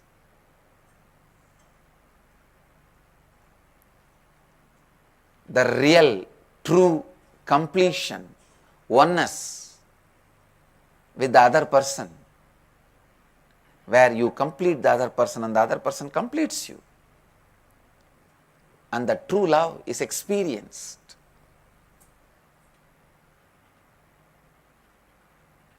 Where the true love is awakened. Understand, if you bring completion to each other, the true love is awakened and the relationship becomes extraordinary, leads itself to the experience of oneness. People also ask me about the concept of soulmates. Do they exist? What does it mean practically? I want to tell you, the soulmates exist only after you discover your soul, not before that. Unless you discover your soul, soulmates don't exist. Unless you experience completion, the soulmates doesn't exist for you. If you experience completion, you will attract the right person to whom you will cause completion, who will cause more and more completion in you. You both will cause each other's reality. When I use the word causing oneness to each other, means causing each other's reality. You don't feel your reality is separate from that person, that person's reality is separate from you. Both of you feeling your present reality and future reality is one and the same, is what I call experiencing oneness. When you know the other person's reality is also same as yours, you will have the tremendous compassion, sympathy, true friendliness. That is what I call love. Fulfilling relationships. Soulmate is a person with whom you reverberate and both of you feel the present reality and the future reality is one and the same. They are soulmates. If you discover the soul, you will have soulmate.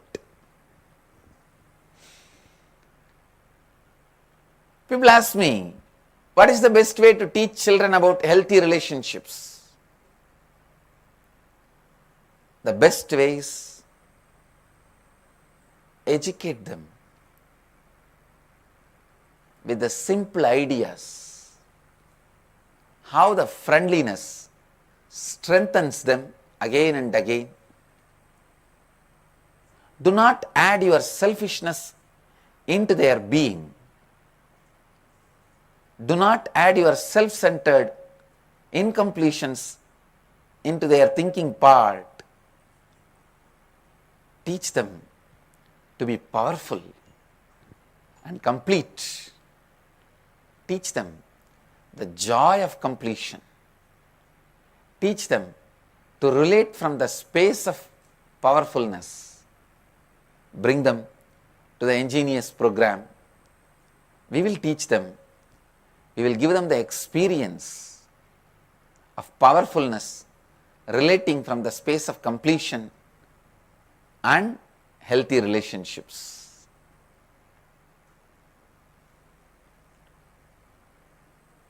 Last but not least, this is a very important question I always face.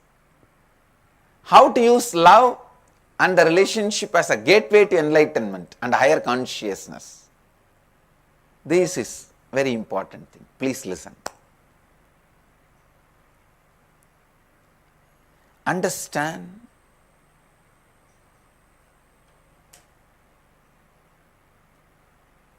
you are nothing but bunch of your patterns, past experiences. Same way the other person also nothing but the bunch of patterns, past experiences, mainly incompletions. Remember, whatever leads you to incompletion will be leading the other person also into incompletion. Remember, never to retain the other person in your life through incompletions. No. Trying to have the other person in your life through incompletions is psychological slavery. Most of the time, because you are dependent on the other person, you make the other person dependent on you subtly.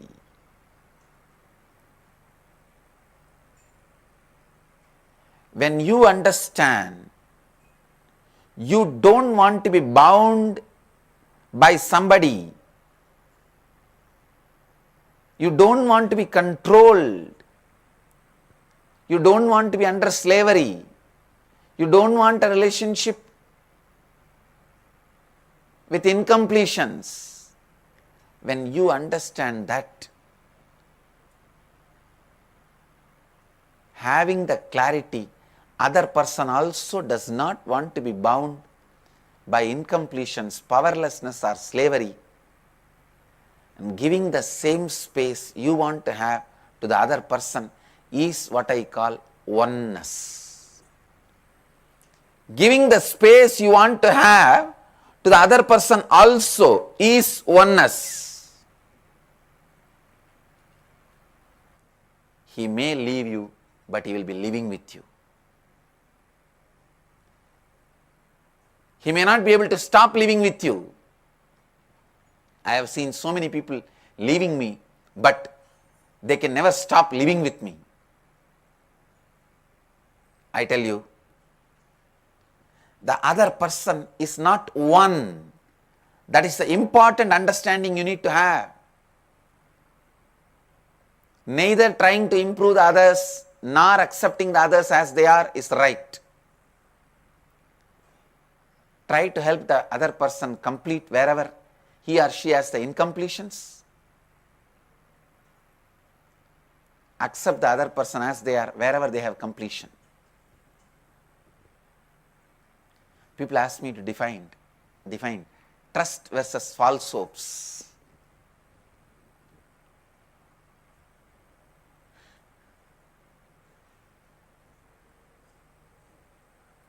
Understand, again,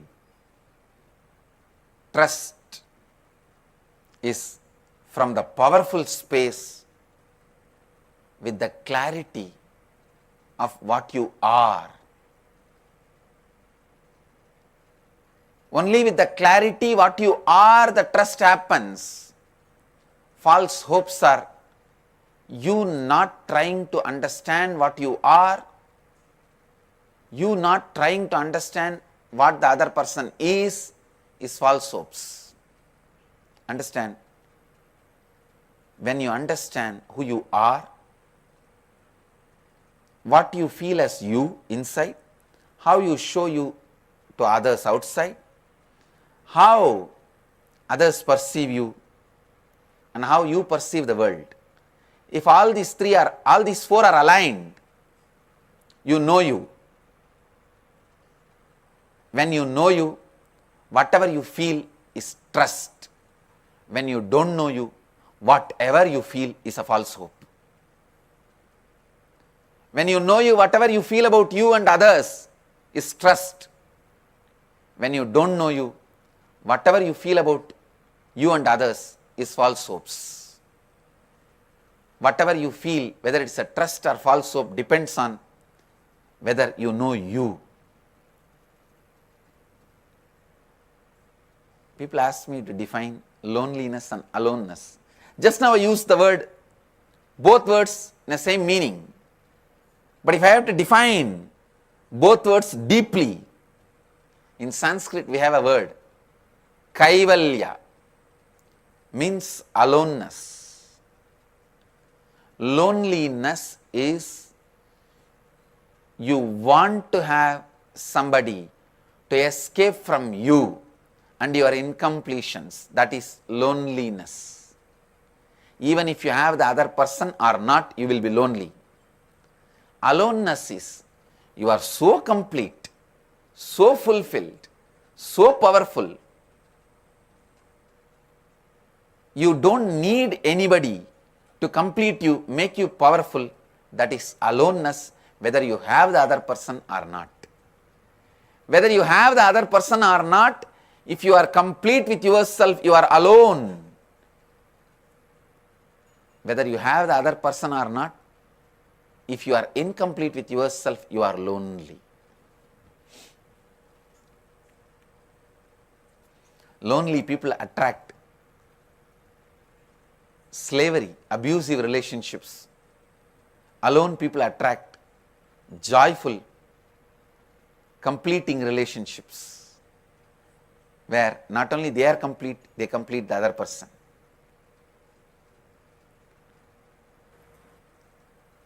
Only thing I wanted to tell you, bring authenticity in your being,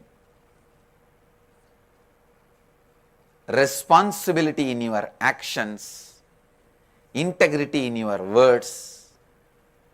You will be just enriching the other person, and the other person will be enriching you. A relationship will become successful, leading both of you to experience the same reality. Now I wanted to give you the meditation process to experientially flower in true love in relationships. The first step, look in and pen down what you feel about you when you are with that person with whom you are in love. What you feel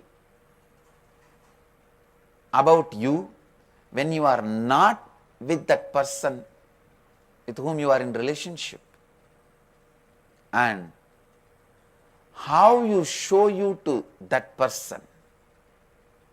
Pen down all this. How that person perceives you and how you perceive that person. Pen down all these 5 points independently and look in.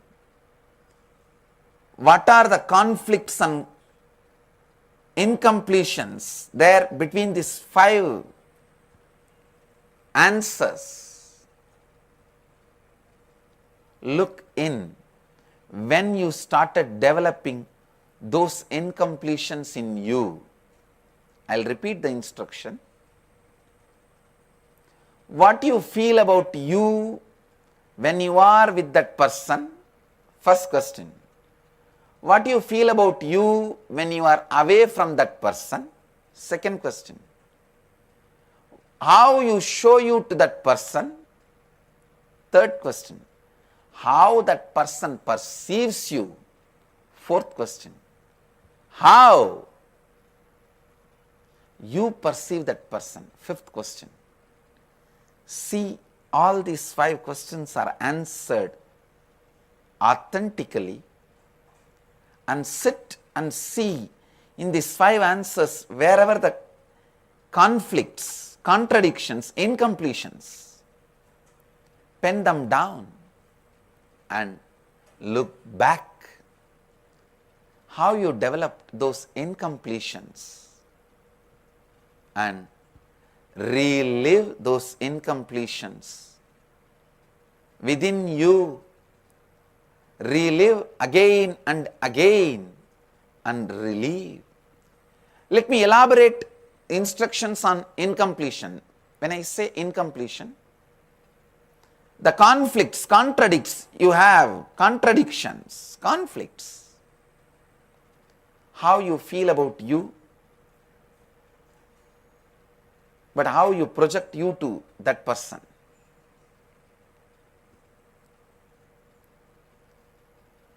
You don't need to project you to that person the same way you feel about you, because what you feel about you itself is not completely truth. So I am not asking you just project you to that person as you feel about you. No, I am saying first of all complete even the way you feel about you. Bring completion into that. There is a lot of incompletions. Factual errors, the way you feel about you. Relive all the incompletion memories, the way you feel about you, and relieve.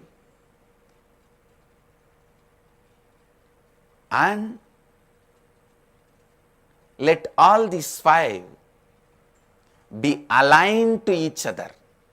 The way you feel about you when you are alone, the way you feel about you when you are with him or her, the way you project you to the other person, the way the other person understands you, and the way you understand the other person. Let all these 5 be brought to completion, to sync, to oneness. Whatever contradictions, incompletions you have in these 5 answers, dig out how these incompletions came in your system. What are the patterns, incidents when you developed these incompletions in you? Go back to your memories. See why, when, how you developed these incompletions, contradictions, conflicts.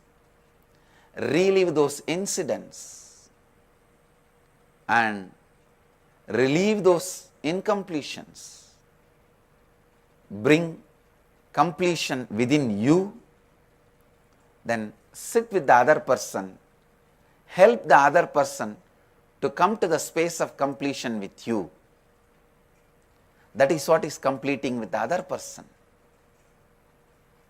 Please understand, this meditation process has to be done together.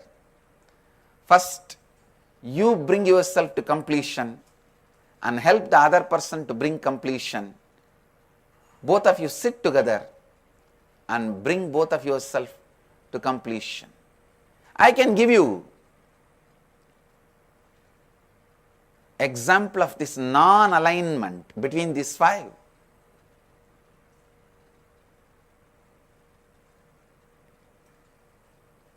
When you are alone without that person, you may be feeling frightened, shivering, victim mentality. But you may be showing to the other person you are very courageous, confident.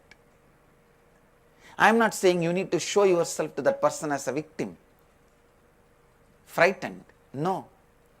Complete with that victim mentality, frightened mentality,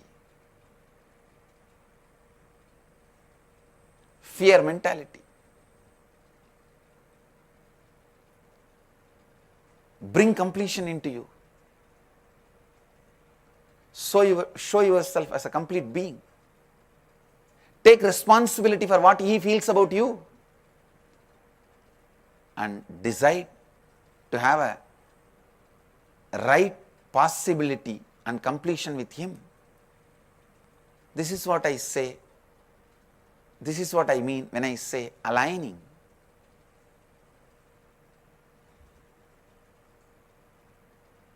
Wherever you feel you are stuck, you are feeling the non-alignment, dig deep why this pattern started growing in you, when you started growing this pattern in you. Remember those incidents and pen down, relive them and relieve them till those patterns and incidents lose power over your cognition. Do this exercise at least 11 days with the other person. Sometime you may say, what if other person does not want to talk to me or do this completion or does not believe in it? Don't worry. You are capable enough to bring completion in the other person. Completion is the one process you can do it for the other person because it is rooted on the experience of oneness. You do this process for 11 days and bring completion in you. You will see the other person simply recognizes the space of completion you are carrying. The other person simply responds to the space of completion you are carrying, and the oneness is awakened in the other person also. I am not talking about some theory. It is a science. When you bring completion in you, you will awaken completion in the other person.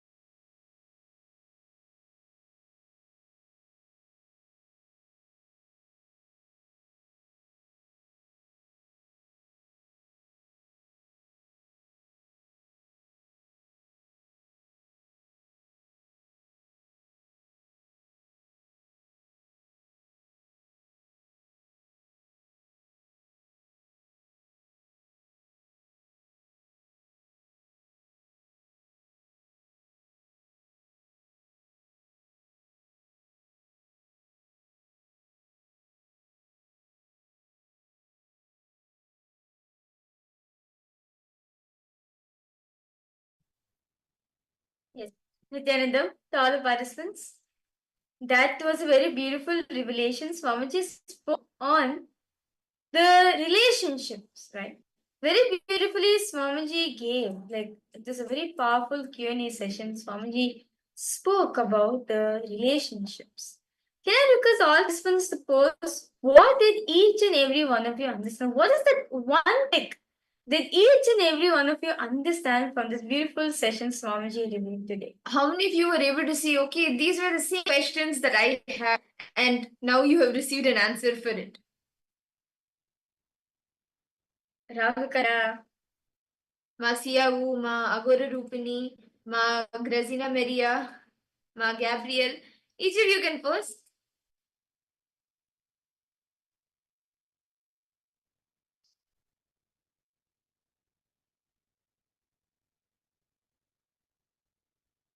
Many of us had different questions, right? Like, how can I have a fulfilling relationship? Or how I feel that, like, how do I feel that oneness? All of us would have had different questions, or some questions, like how you can have a fulfilling relationship, right? And I hope each of your questions have been answered in this session, this Q&A session with Swamiji. Can I request each of you to post what question you had and what was answered? I would like to request all participants to please come on camera. Kixing Mania. As I saw if your participants log, I request all of you to please come on camera. Yes, Rahul Kannaya, Nityan. Yeah, I see someone has posted here the powerful cognition. Let me just read it out. Posted. True love is taking oneness with the other person. When the other person empowers you is true love. Yes, that's very true. What we very beautifully spoke about, right? Idea of love. What is love exactly? See, we love is a person who cares for us, a person who likes, a person who will listen to us when we are in a problem. But that is not true love. True love is a person who empowers you. Who empowers you is the one who is the real love. Very beautifully says in the Upanishads. Beautifully, it says in the Upanishads, Sama Shatru cha Mitre cha Samo Bhava Manayu Brahmana Paripurna Jnanatva Sukhi Bhavet. Iti Jnanatva Sukhi Bhavet. And see, actually itself, every time this full verse, it elaborately says, when you reside in the consciousness of sameness, you will see the oneness in the enemy and friend, in honor and dishonor. The powerful cognition that everything is complete and fulfilled with Brahman, the pure consciousness that is present everywhere, you will actually feel that because it is complete, because the powerful cognition that everything is complete and fulfilled with Brahman, which is the pure consciousness that is present everywhere, you will always be full and filled with completion. Cognizing thus, you will become perpetually happy. And this verse beautifully Paramashiva reveals in the Vijnana Bhairava Tantra, Sutra 125. And all of us, let us do a small exercise now. I request the participants to please pen and paper. See, understand this exercise that we will be doing now. You will be taking any relationship where you want to experience true love with that person, but currently you are facing some conflict. You can choose any one person who currently you are facing conflicts with them, but you really truly want to experience the true love of them. Any one relationship. Can I request all the participants to choose that one relationship which right now currently may be facing conflicts, but you really want to accept true love. You can post in the chat if you this is the person you want to accept with. Okay, I would like to request all participants to post. Who was that person all want to experience completion? Okay, someone has posted a question over here.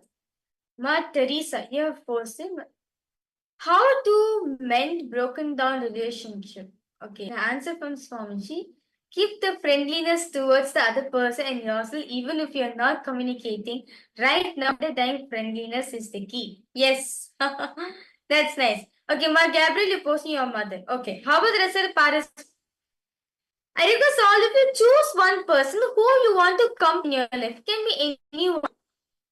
Can be a father, your closest friend, can be your wife, it can be your brother, it can be your sister, relative. I request all parties take one person. Let's just do it one person.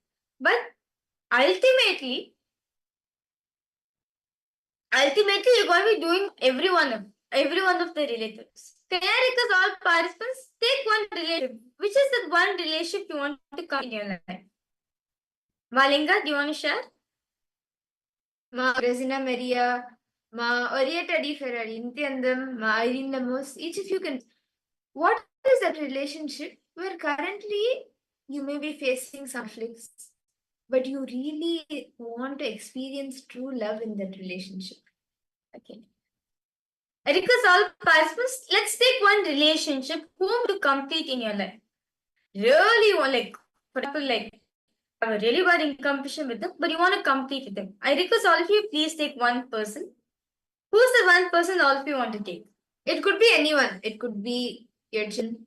It could be your spouse. It could be even a friend. But who is that person?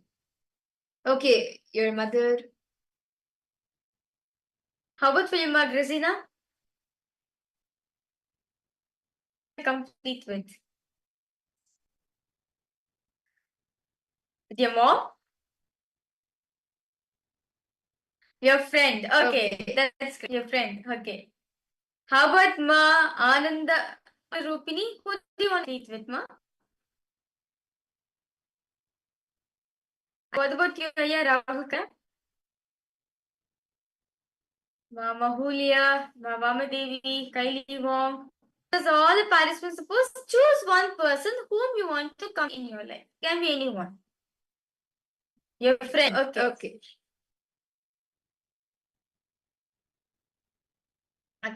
So now, attempting this beautiful exercise given by Swamiji.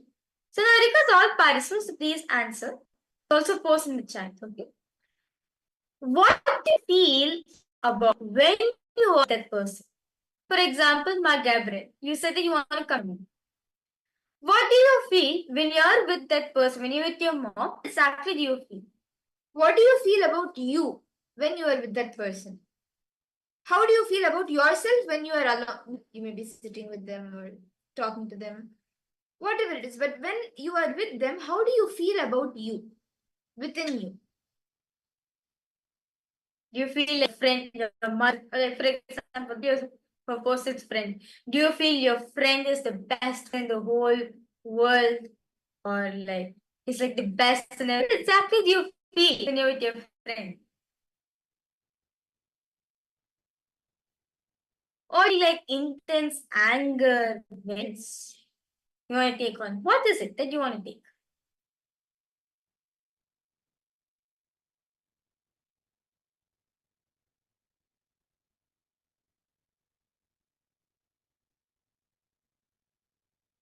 Phantoms in yourself. I request all the participants, all of you also, please write down, pen down, what is the way you feel you within you when you are with that person, with that friend, with your mother.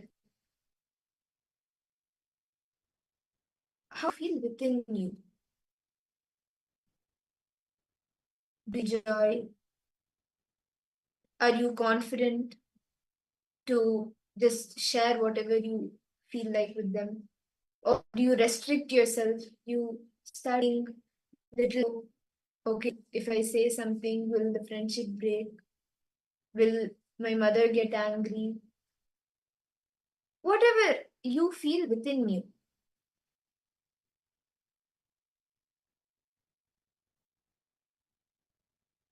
My mother get angry.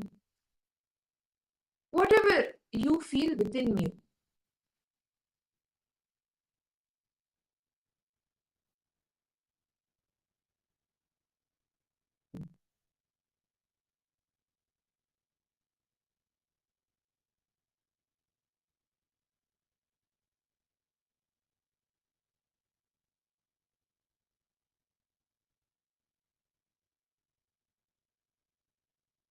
So everyone can write the first question. There's 5 questions actually. So everyone can write the first one. What do you feel when you're with them? I feel I don't need friends. Is there any completion in that? Not necessary you need to have friends, see. So it's not necessary you need to have friends. You can be without a friend also. It's not necessary you need to have a friend. If you want to have a friend, you can have a friend. So you feel you don't need friends when you're with her. Okay. Whatever, see, right now, just write down how you feel about you inside. Don't think whether it is an incompletion or not incomplete, good, bad. No, just write how you feel within you. Do you feel happy? Do you feel energetic? There's some people in our life who, even if we're very low, we feel, and like it is the times in our life, we meet them, we feel very happy. There are few people in our life like that also. For example, Swamiji. Whatever, when you see Swamiji, a smile comes on your face, right? So there are few people in our life who automatically bring a smile on our face. But so you, and there are some people in your life who, because of the different conflicts that you may have, even if you're happy, sometimes you may become low. So what exactly, just look in and see, what exactly do you feel about when you are with them? Don't think, oh, this is good, like this is the incompletions, this is not an incompletion, this is an incompletion. No, just however you feel.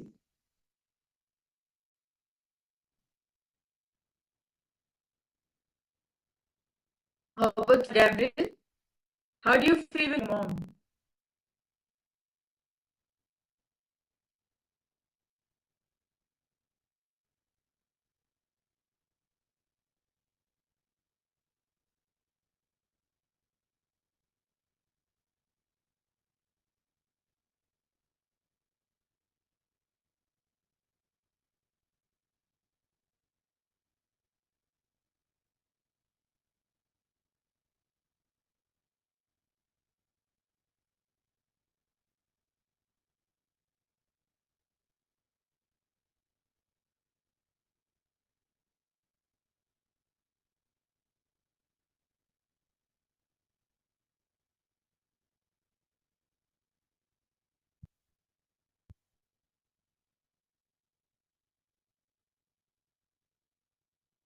Okay. Let's now move ahead to the second question. What do you feel when you're away from the person? So for example, I'll take my example of my brother. Actually, yeah, I'll take example of my. Actually, take example of my mom. Okay, when I'm with my mom, what do I feel? Yeah, I do feel like before I did the completion with her. Before I did the completion with her, yeah, like when I'm with her mom, angry, irritated, agitated. But when she's far away, I miss her a lot. I miss her a lot. What is it that you feel when you're away from that person? Like Ram Kanaya. What do you feel when you're away from your friend? Gabriel.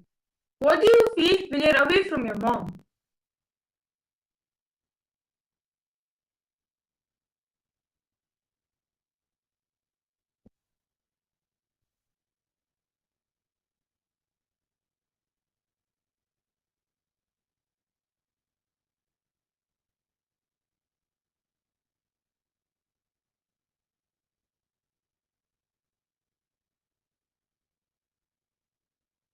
What do you feel about you within you when you are away from that person?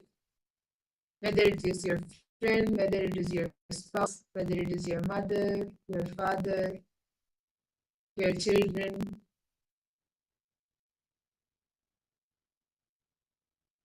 What do you feel you within when you are away from them?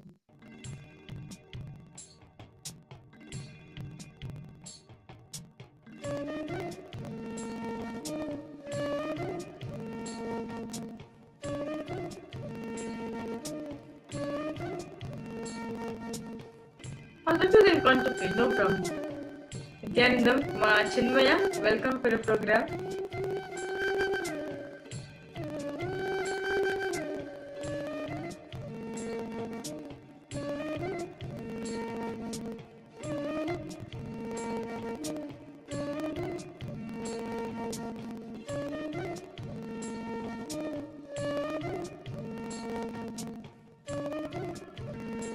Okay. That's a Mohit's question. How do you show you to that person? How do you show yourself to that other person? Meaning like you show yourself like I'm a friend too.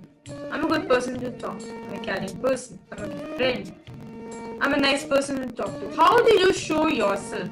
How do you carry yourself for your friend? For the other person?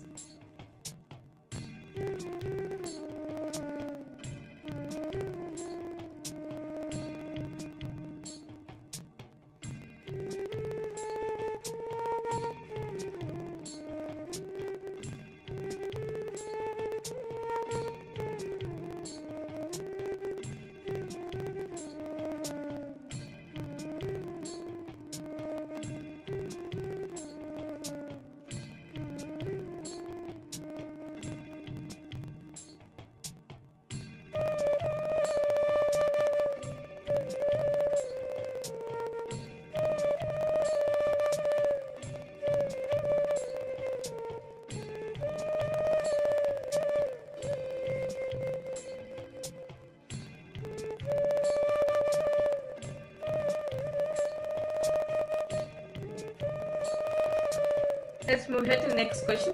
Ask these 5 questions. Contemplate within yourself. The next question is, how does the person perceive about you? Many times we don't even ask this question to the person. How does the person perceive about you?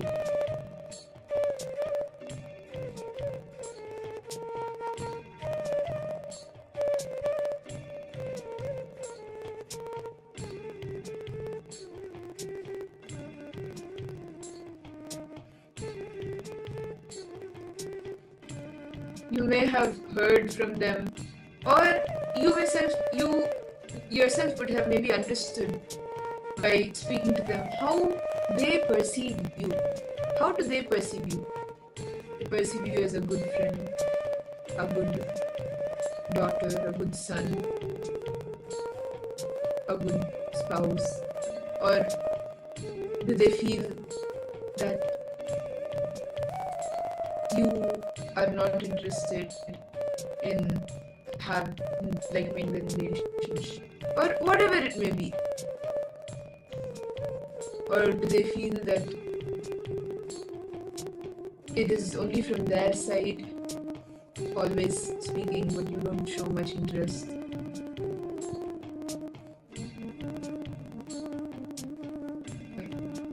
Maybe you're not caring for them.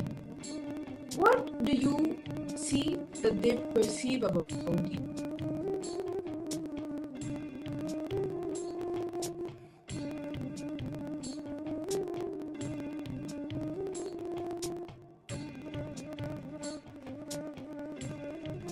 Next question.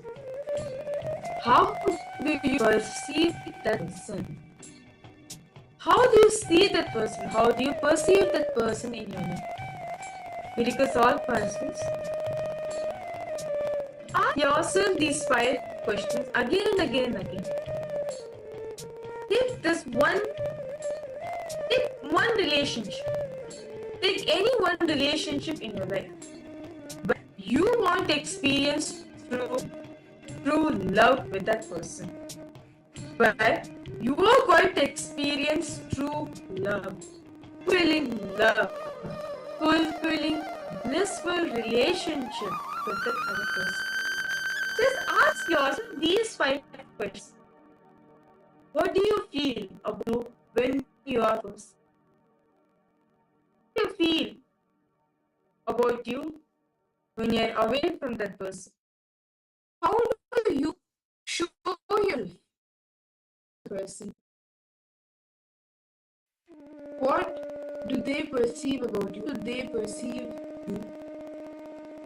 And how do you perceive? Please write down. You can write down the answers for each of these questions.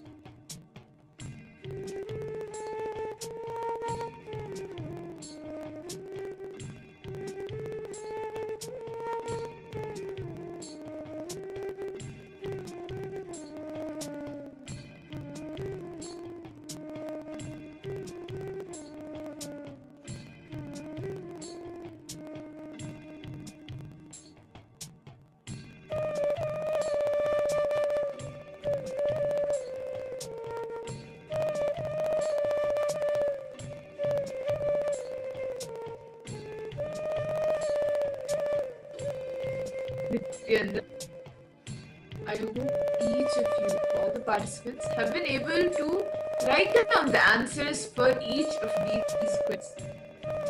Now, I request all participants to share what you have written.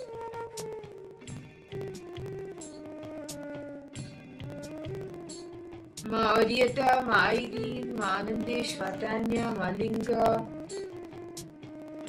Malaya, Ma Julie Sila, Nithyananda, Ma Yogamjnana, Ma Saroj, Ma Kaili Bong, Ma Gabriel, Ma Vamadev,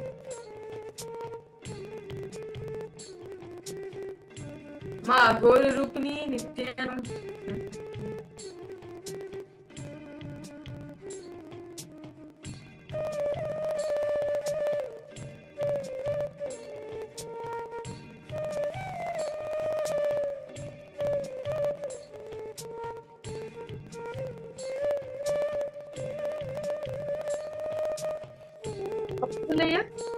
Have you written down your pen? have each of you been able to answer and look in and answer for these 5 questions?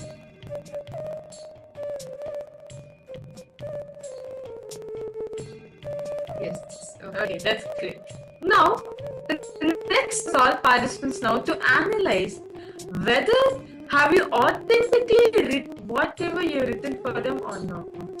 Please review it. Like, read it again. Review what you have written. See what you have written. And analyze if that is actually, like, what you have written is authentic to what actually it is. Like, the way you feel within you when you are with them. Then the way you feel within you when you are not, or away from them, not with them. Then the way you show yourself to them, the way they perceive you and the way you perceive them. Review all of these, whatever you have written, and see if it is actually authentic to what is what you feel.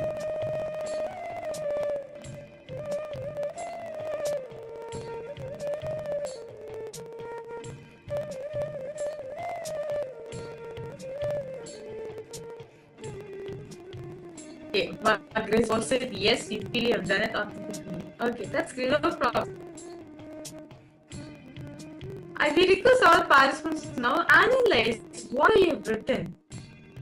Have you written it out of complete authenticity or not? Sometimes we may just write out of our anger, sometimes we may write out of our frustration. But now, for in space of completion, see, understand because Swami just said, no, son. Never make a decision when you're either too happy or never take decisions when you're too sad. Take decisions when you are in a space of completion. See, you wonder what does mom mean? What does Sanjay mean by not take decision when you're too happy? Yes, when you're too happy, at that point of time, you take certain decisions in your life, which you repent for it. When you're too, you take certain decisions in your life, which you also repent for it. Take any decisions out of your life out of pure clarity, space of completion. Only making this, only when you're making a decision on the space of completion, you'll get clarity whether you're making the right decision. I request all participants now, to whoever you have chosen so far, right? To all of them. See, analyze within yourself. Have you written it authentically? All the 5 questions. Have you written it authentically of that person? Just ask yourself one more time. Look at if all the answers that you have written for all the 5. Is it out of the conflicts and contradictions, the incompletions that you have? Or is it authentic? Like, is it right? Identify what are the conflicts, the questions, and the incompletions are there in your answer. And pen them down.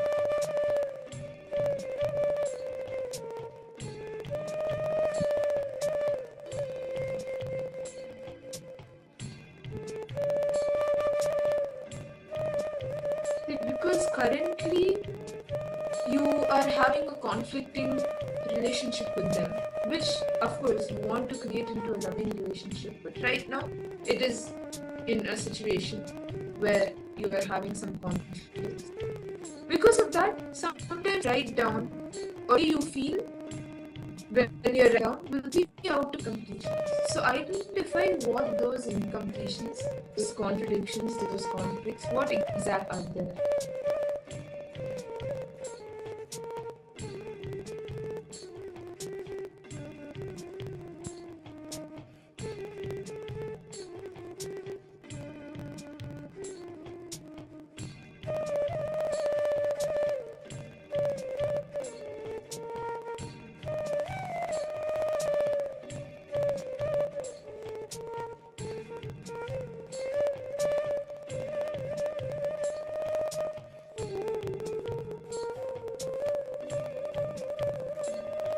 Go through whatever you have written and identify the things.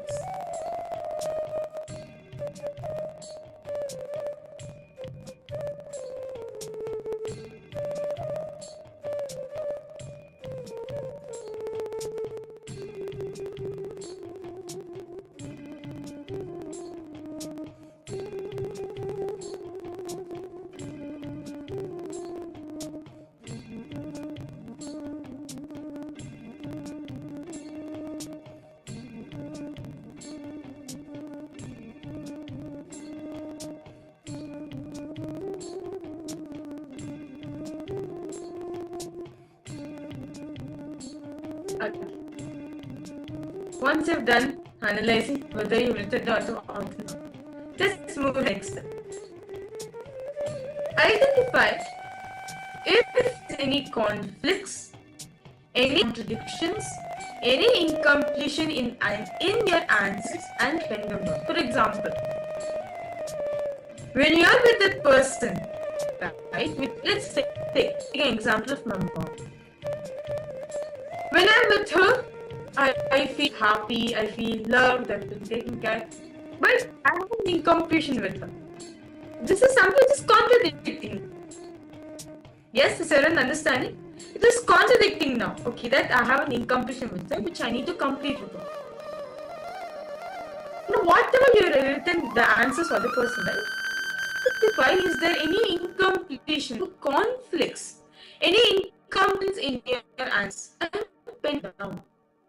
Right? I have an incompletion with my mom that she has been partial to my brother. She is not taking care of me. There's always some type of comparison. But when I'm with her, I do feel safe. I feel complete about it. But at the same time, incompletion that she does not care for me. She compares me. So this is contradicting, right? Identify in each of the things which you have written down. Is there any conflicts? Is there any contradictions? Is there any incompletion in the answers? Pen them down detail. Pen them down. See, it is time for us to embrace. It is for us to open our own wounds. As all the relationships in your life is nothing but a manifestation of your inner space. Understand?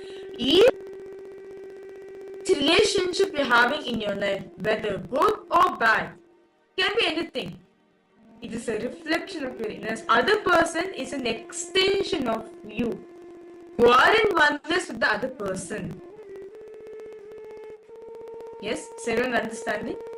I request all participants to post if you have questions, any doubts. Do feel free to post in the chat section. Irene, Orietta, Grazina, are you able to see this for your mother, Linga? You connect this for your mother, Gabriel? Is there any incompletions that is there in you? Is there any conflicts with that other person which I'm from?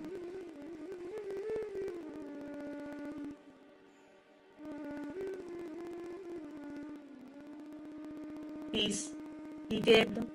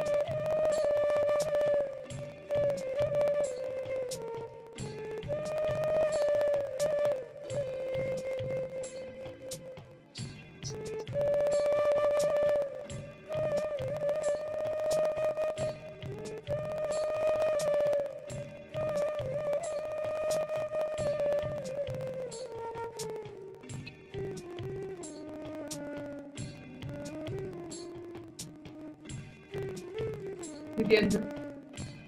I hope all the participants, all of you have been able to identify the different conflicts, the different contradictions, and the incompletions that are there within whatever the answers that you have written for these 5 questions. How you feel about you within you and with them, then when you are away from them, and then how show yourself to them, what you perceive about them and how they perceive you. All of these, see, actually when you write this to understand how you are, how you can make your relationships better with them, what are the exact things conflicting and how you complete it. And now we'll be entering into the next session of our day, where we'll be listening to the revelations that Swamiji has given on conscious birthing.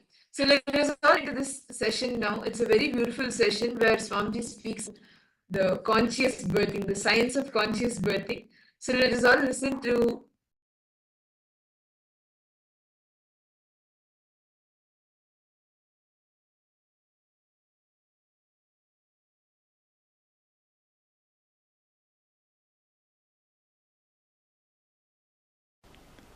Listen. Microcosm becoming macrocosm is enlightenment. Macrocosm becoming microcosm is incarnationhood. You having the cosmic cognition and cosmos having you in the cognition.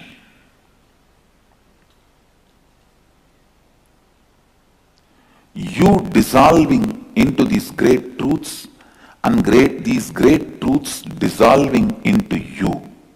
Both of them are totally different. Listen, catch it. Catch it. Listen.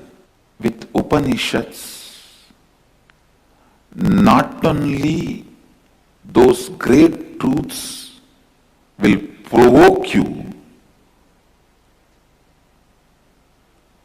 to dissolve yourself into those truths, even they will dissolve into you. Listen, even they will dissolve into you. Provoking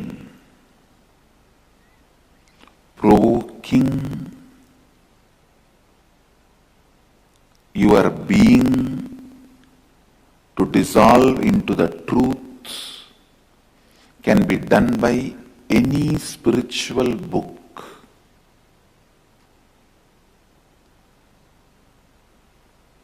Even if you read some stotras of saints, your whole being will be provoked to dissolve into the truth. That is what the great bhaktas did. The saints of Vedic tradition preaching devotion, the intensity of the passion and emotion is used beautifully to merge with the cosmos. Meera, Jnana Sambandar,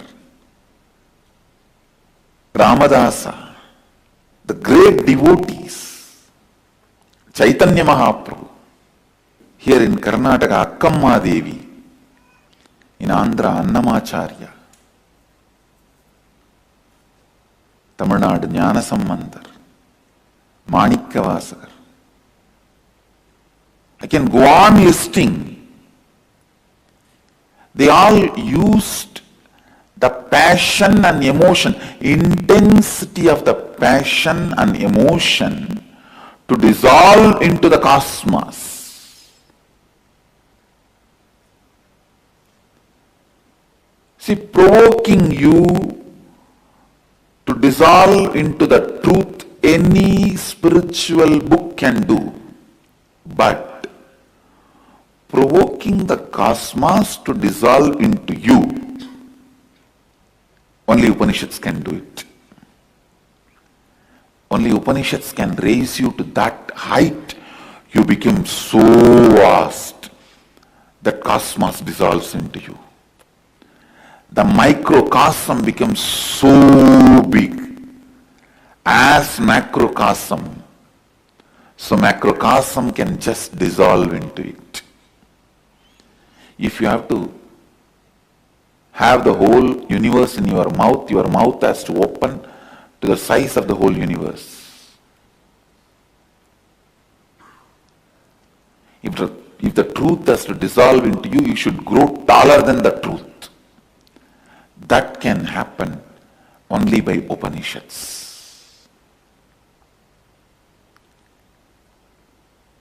That is why I am telling, Upanishads don't make just enlightened beings, it makes incarnations. I am here to make you all experience, make us all radiate Paramashiva, the absolute and ultimate conscious possibility. Understand? My words are neither poetry nor prose, or logical, or magical, or theory, or philosophy. It is straight from the heart of the Paramashiva to the heart of my disciples. It's from heart to heart. Paramashiva's heart to your heart. Listen.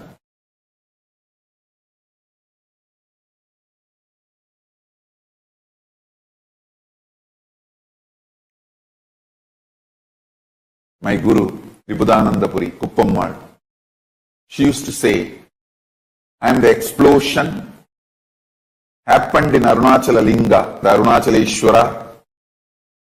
And she used to say, she brought that explosion through Mahakala Bhairava. In Arunachaleshwara temple, there is a beautiful Mahakala Bhairava with 8 hands on the banks of Brahmadirtham, the temple tank. And she said, she brought through that Mahakala Bhairava's deity and kept it in Brahmatirtham to cool off, to settle, then brought it to my mother's womb. And she says, my mother's womb and my father's body both were prepared at the same time. Then through father's body, the male component was brought into my mother's womb, and I was given form and manifested. Let me explain the science of Yajna and Aushadha. The great rishis, the scientists of the inner world, mantra drashtas of the Sanatana Hindu Dharma, people like Vyasa, Agastya, Kapila, Ankirasa, Bharadwaja, all these great beings, they sit together. Whatever reality they want to cause,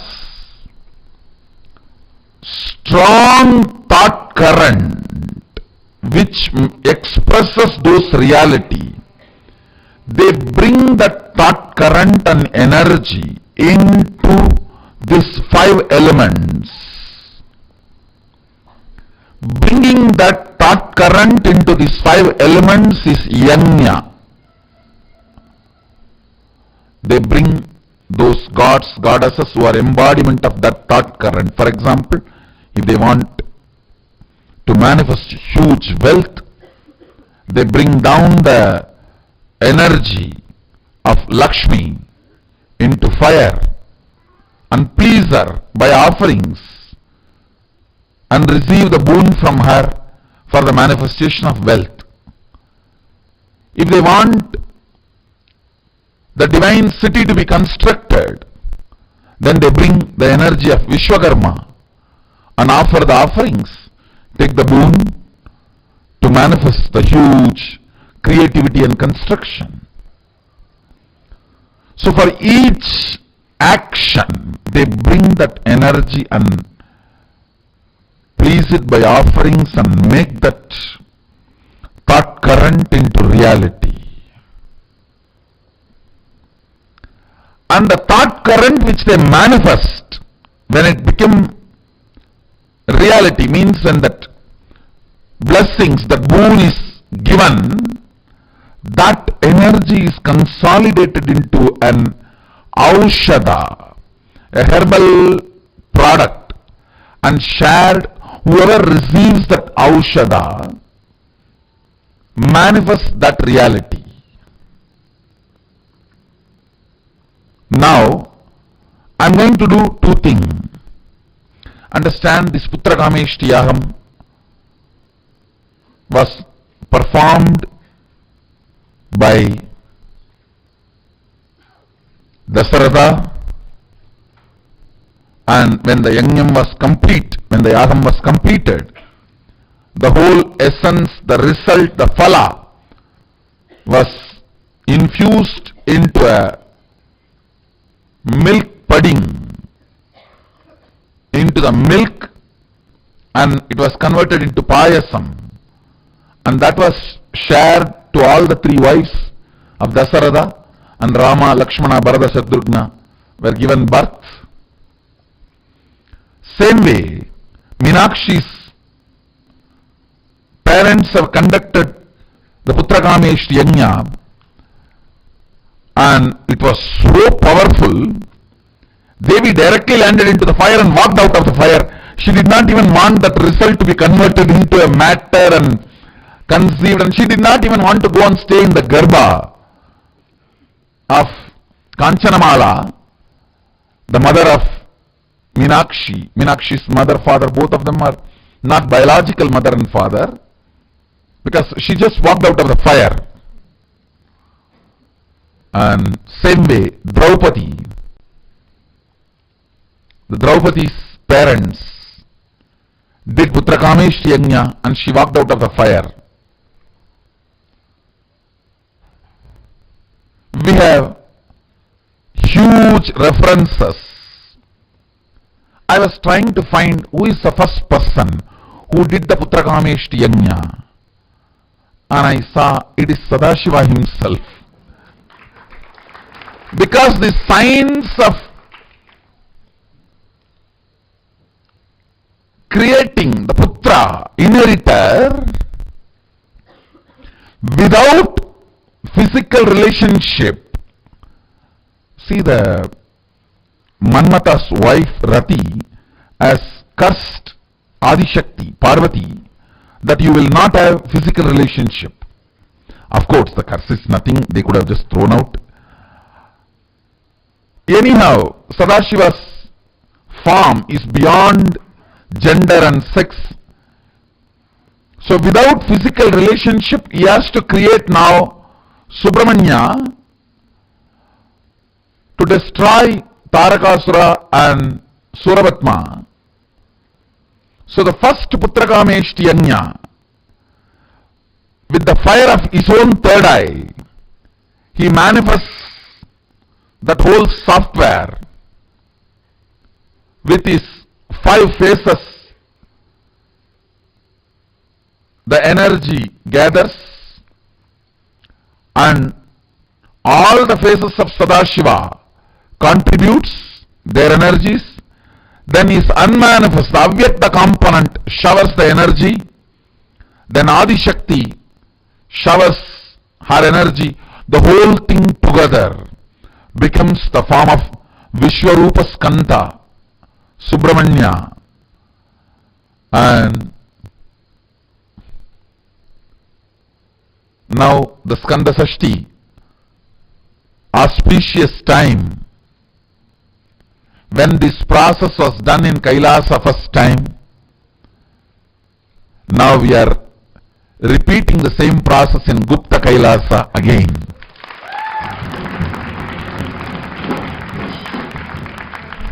Now I am going to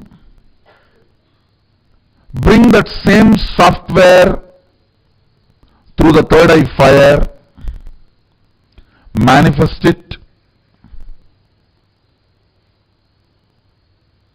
and once that energy is pleased and blessings are invoked, bring all that blessings into Aushadha and share it with you all. So now the process is two level. One, release of that energy itself is going to be too powerful. Second, mapping it on the Aushadha and sending it to all of you. Understand, anyone who has the intention to have a child, your physical qualification, disqualification is immaterial.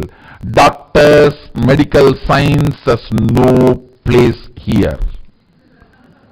Understand, in Hindu tradition, birth has nothing to do with sex. Birth and sex is separated in Hindu tradition. Best births are always Putrakameshti Yajna and Aushadha based. It was never normal physical sexual relationship based.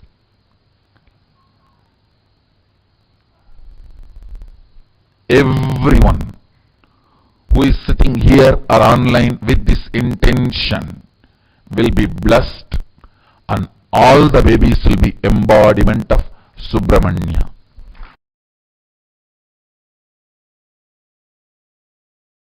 Again and again our traditions insist the parents should have highly evolved mental setup before giving birth to kids. Before getting pregnant, mother should prepare her mind, because the body is going to play a major role. The biomemory is going to play a major role. A person with arthritis has to continuously suffer with hypocrisy till the person decides to re-alter the whole setup. Please understand, the person with wheezing trouble has to continuously experience suffocation till he decides to break and alter the body itself. The genetical disorders and diseases you receive from the parents does not come just as a physical disease. It brings the bio-memories related to those diseases. If you inherited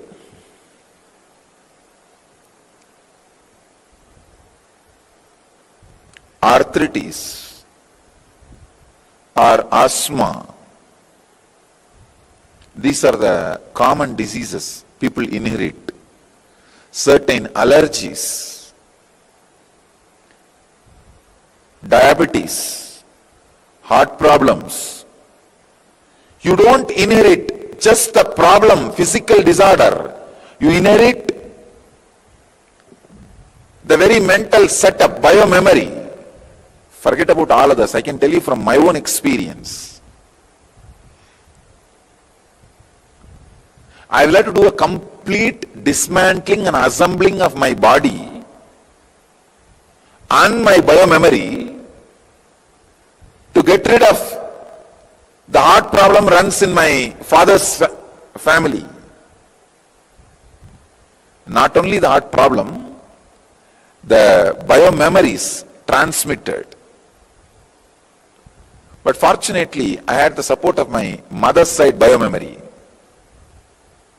Very highly religious, cultured, spiritual.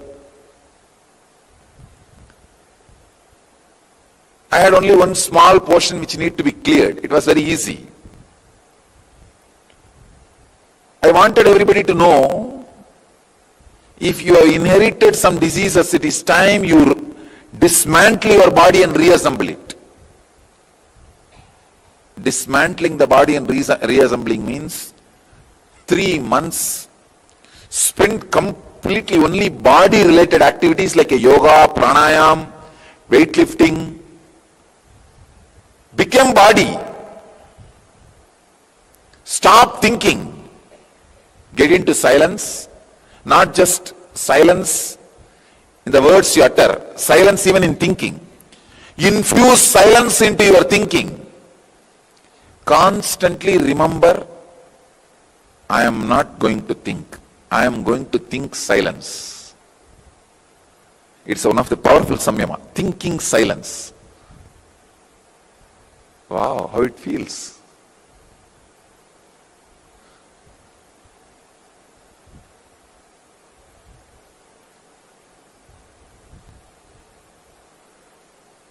Thinking silence, becoming body, become body.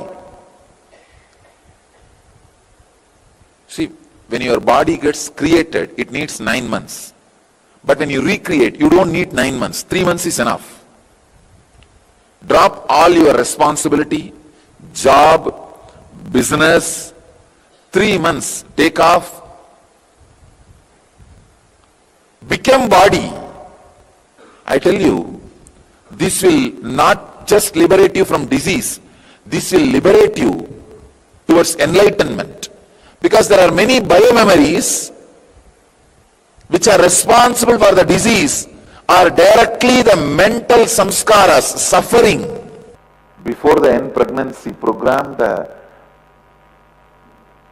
husband and wife, both of them should do samskara dagana kriya related to their own body and each other's body and lust pattern.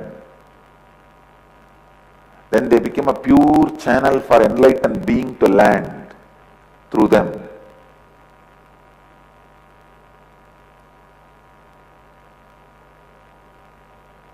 Once a child is born, the mother should do samskara dagana kriya related to the pain she went through while carrying and delivering the child.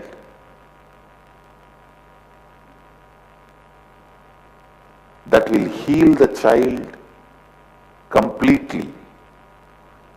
Otherwise, the pain of the mother gets stored in the biomemory of a child. Please understand. When mother sleeps, the baby grows in the stomach. That is why the pregnant women are asked to rest maximum time. When a mother sleeps, when a pregnant mother sleeps, in Indian tradition, the moment she becomes pregnant, she is called mother. We don't say pregnant lady, no. The moment she is pregnant, she is mother.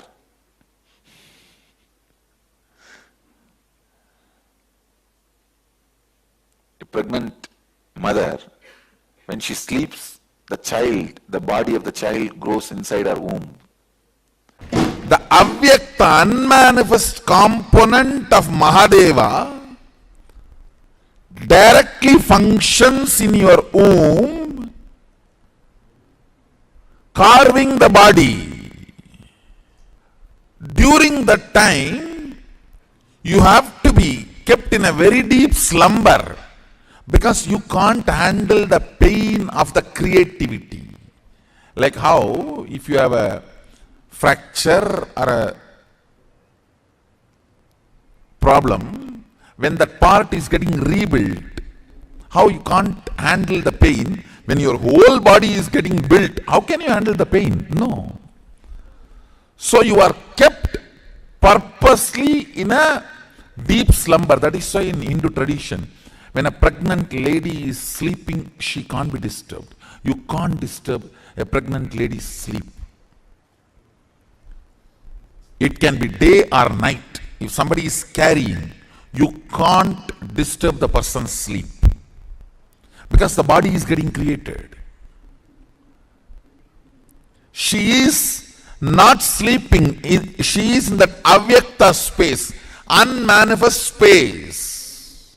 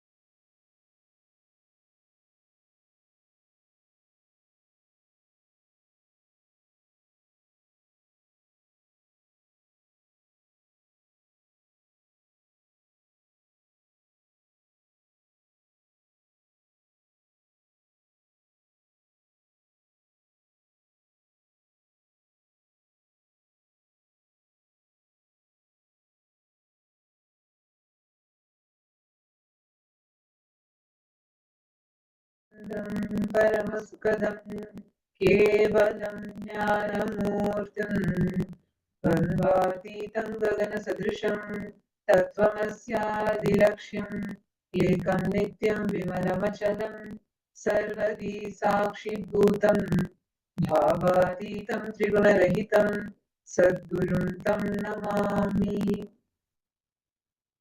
Nithyananda, we welcome all the participants, viewers, every one of you that are here with us for this very special segment that we have, where we're going to be preparing ourselves, or I should say, where we're going to be learning and we're going to be understanding about what you can expect in the Paramashivoham program.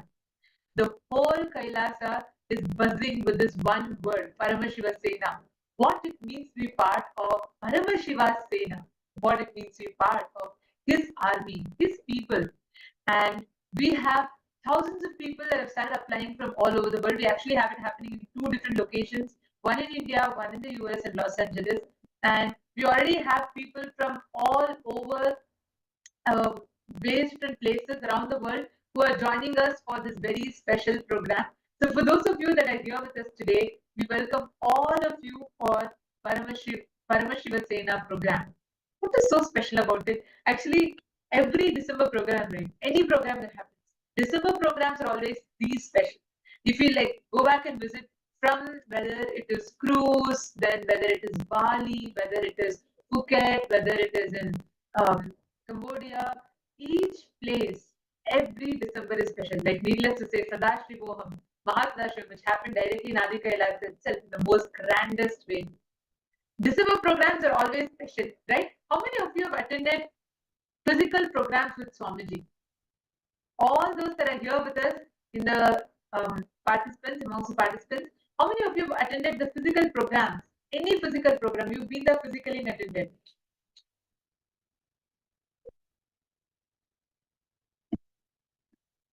Ma Gabriel Harris, Ma Shobhana Saxena, Ma Jinhao, Nithyanandam, Ma Wong Kalili, Ma Maluhya Mauna, Ma Margarita. Can I request everyone to come on camera? Come on, all the participants that are here, I request every one of you to come on camera.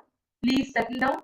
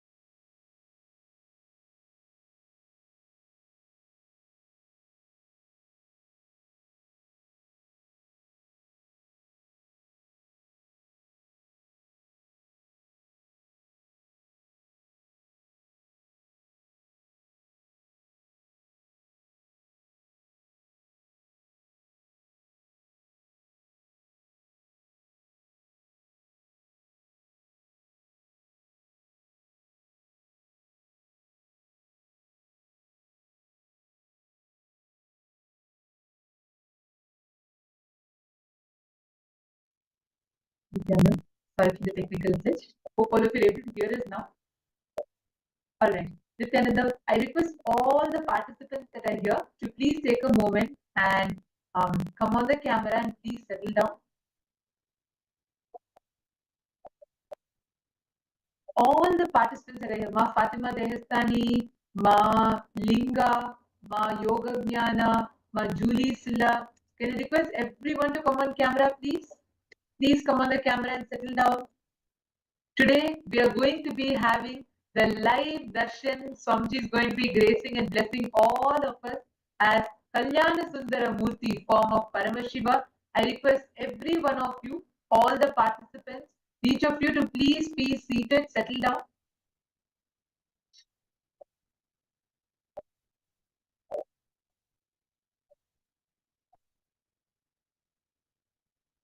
Pigs and Vengaya, Nithyanandam, and Ma Shobhana Saxena, and Ma Wong Mi, Ma Jacqueline. Can I request everyone to come on camera? Ma Gabriel Harris. Great. So what today we are going to be learning about. So how many of you here? Anyone here who has attended the physical program? I see Ma Nistay Gunya. A few of you have posted who have been here for the physical program. So how many of you have never attended a physical program? Can I request you all to put in the chat?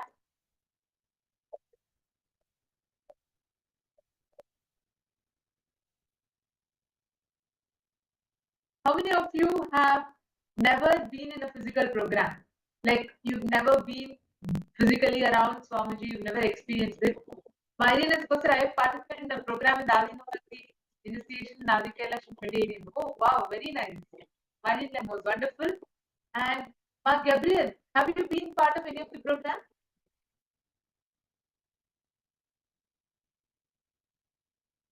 Wow. Ma keeping, okay, you have also attended. Very nice. See, every one of you that have been part of the program, you exactly know what it feels like, how it makes you experience Paramashiva in his ultimate form. Like when you are experiencing Swamiji so upfront and close, that experience is something unique that you will literally have an experience only once in a lifetime. How many of you see everyone that is here? The moment you decide to, like Swami says, inner awakening doesn't start when you go there. The moment you decide to go to inner awakening, your inner awakening starts then and there. The moment you decide to be there, whatever time, because for you to experience Paramashiva, for you to experience all of those ultimate aspects, it is important for you to experience that completion to be there even in the process. So every one of you that are here, if you have decided to be part of Paramashiva Sena, you have decided to experience the peak possibility. To every one of you, all the participants, every one of you that are here, just join, be part, become a part of Paramashiva Sena. You will experience amazing things. You will have phenomenal shift in the way how you experience Paramashiva, the way how you experience Swamiji, the ultimate manifestation of Paramashiva. You can have you can say, okay, I'll attend Paramashivoham. Yes, that's great. But it's still, you are where you are, think from where you are, and you're going to be attending the session and you will be understanding. That is one. But when you are part of the Paramashiva Sena program, you are going to be experiencing all this highest reality as your experience. You will be experiencing it right now. That experience is what Paramashiva Sena gives you. Now, I see many participants that are here with us and so many more who have joined with us in different platforms, Zoom rooms. It's so wonderful to see all of you. Can I request everyone that are here who have already decided to become part of the Paramashiva Sena? Today, Swamiji revealed a very important revelation. How many of you understood about how the different layers of tamas exist in us? How many of you clicked with it and understood? Please post here in the chat. How the different layers of tamas exist in us. Elaborately about how to never allow delusions to overpower you. Continuously feel the delusion layer by layer by layer. Never allow the delusions to overpower you. Every layer of the delusion, you feel it. You just free yourself from it. Your suffering will drop. Understand? Every delusion covers you like a layer. From that layer, the incidents of your life manifest. It's like a movie on the screen. First, the screen forms the base, then many things are shown on the screen. Same way, your delusion forms the base, and many incidents manifest from that delusion. Yesterday, when Swamiji revealed this, how many of you understood the delusions that you are stuck in? And how many of you are very clearly seeing, because of the delusions that you are stuck in, you are not able to manifest your reality the way you want? How many of you are seeing this? Please post here in the chat.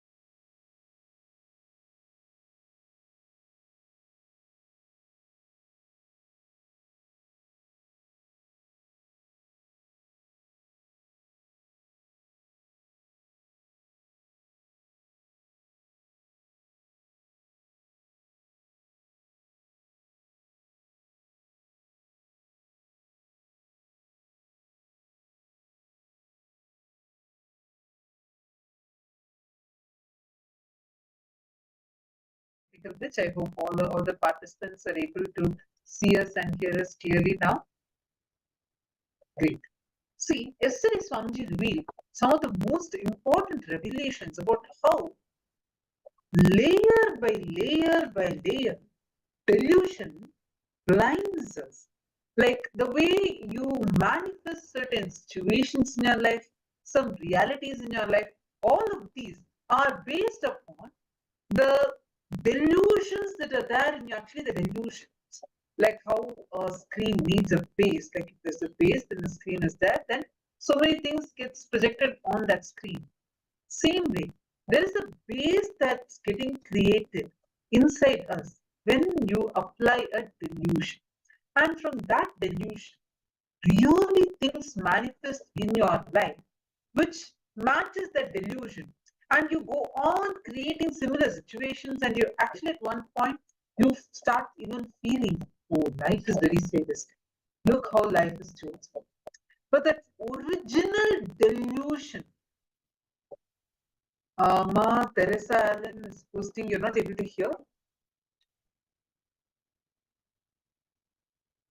Nithyananda, are all of you able to hear us clearly?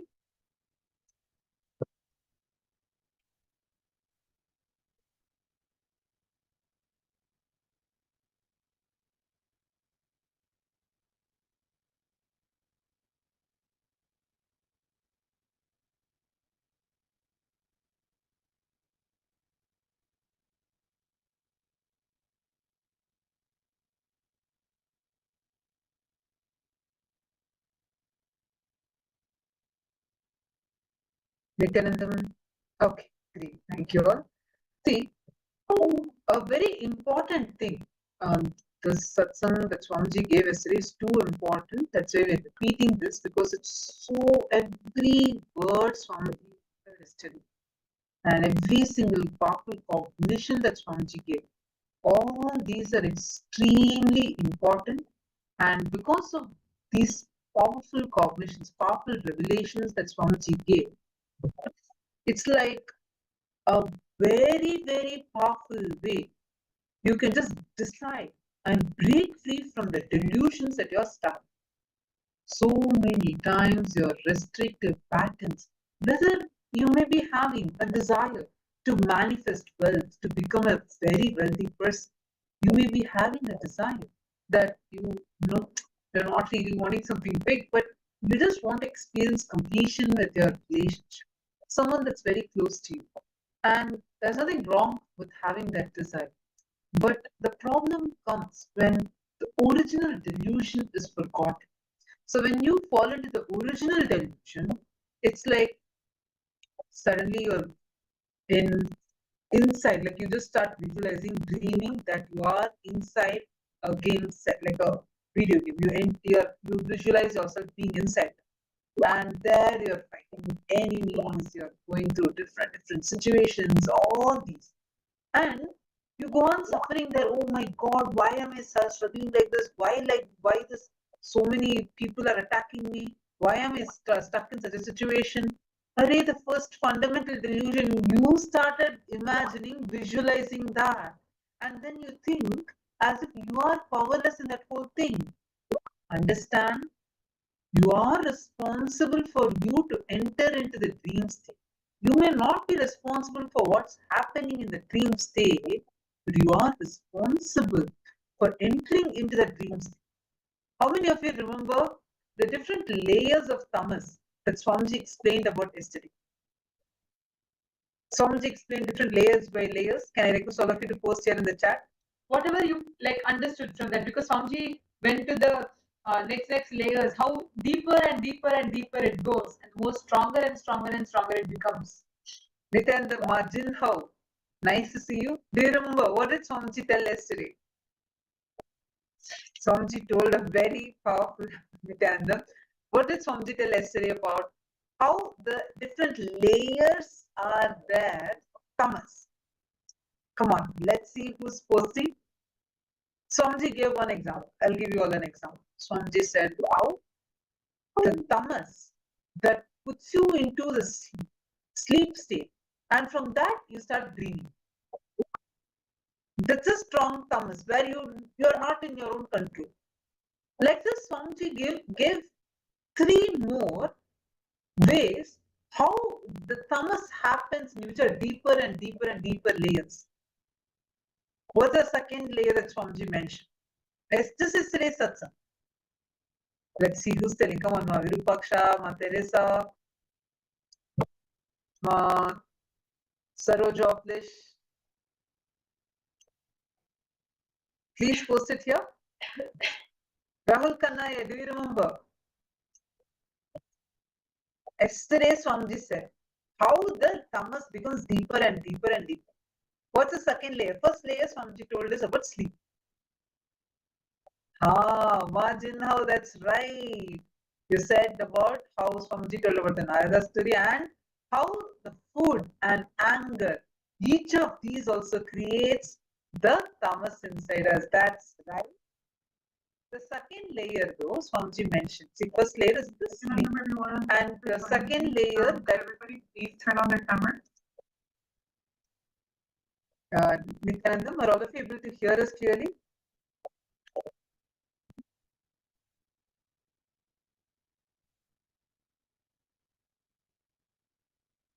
Sorry for that. So yesterday, Swamiji revealed about how the tamas that's forming in you, the tamas, one is when you are about to sleep. Tamas means the extreme tamas that pushes you to go sleep. Second layer, the tamas that happens when you are under the influence of alcohol, drugs, you're not under your own control. Third, the tamas that happens in you when, listen carefully, so powerfully Swamiji revealed how when you eat food, the food actually not when you eat, but because of the tamas toxin that you allow to settle down inside you is the food addiction. See, deep sleep is one layer. Worse than that is the tamas you allow during the drugs, alcohol, addictive drugs. See, because when you are in your sleep, you enter into the dream. Once you wake up, the impact of the dream is not going to be there in you. But for alcohol or addictive drugs, whether prescribed or unprescribed, that is going to be there continuously in you, even after you settle down from the impact of that alcohol. The third layer, the tamas you allowed in you due to food addiction. Understand? I was actually shocked when she told the tamas that you allow inside you due to the food addiction is worse than tamas of alcohol and drug addiction. I was always thinking that alcohol would be lower. Somebody said no, the addiction to food, that tamas is much lower because we don't even realize the impact that the food has in our daily decisions. How you build your life, everything matters. And this heavily influences that. See, the next fourth layer is the tamas that you allow due to the anger of the person whom you choose as your boss. You choose a person as your boss, but you start developing so much of anger towards him. So this is what Swamiji revealed. How many of you listened to this yesterday? Thank you so much, Majinha, for posting that. You're right. This is what Swamiji had revealed yesterday. How many of you are understanding this? Anthony Musitaya, are you catching it? Actually, it's nice to see you sitting and nice to see the beautiful Atmamurti that I kept behind you. Anthony Musita. Which country you're from? Anthony Musita Aya. Which country are you logging in from? Could you please share that as well in the chat? Nice to have you here. Actually, all the different yesterday what Swamiji revealed, it is one of the most important aspects for us to remember. How when Narayana asked Narada for water, Swamiji does that whole story, where you allow delusion to cover delusion layers and layers. How you allow delusion to cover such an important role. Narada thinks because Narayana asked for water, he thinks, oh, Narayana is thirsty, so I asked for water. There, that assumption is the Maya that he falls into. Such a powerful revelation. Actually, when you listen to these satsangs, right, all the highest truths that Swami is revealing, the way how this manifests, this becomes a reality, how you can experience it only when you apply these highest principles in your life. Like Swami told, if you want to manifest well, pause, enrich 10 people to manifest well. That is the way for you to manifest wealth. And if you are wondering how you can experience it, come join Paramashiva Sena. Become part of Paramashiva's Paramashiva Sena, where you experience this breakthrough in every aspect of your life. Now, we are actually having a lot of people who have signed up for going there, heading to KAILASA, Los Angeles to be a part. And now we're having one of the participants who is heading to, who is starting to take her trip to Paramashiva Sena, joining in the Paramashiva Sena program. And here we're actually people who are eager to share how they're excited. And you all should do. Already the preparatory meetings for Paramashiva Sena has started.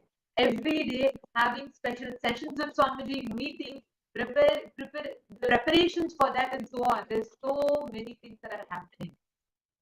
And now for all of you to understand like what it means, what it is to be a part of the Paramashiva Sena, we are going to be inviting Ma Samantha, who is joining us, and she's going to be sharing with us how she is ready, eager, and excited to join the Paramashiva Sena program.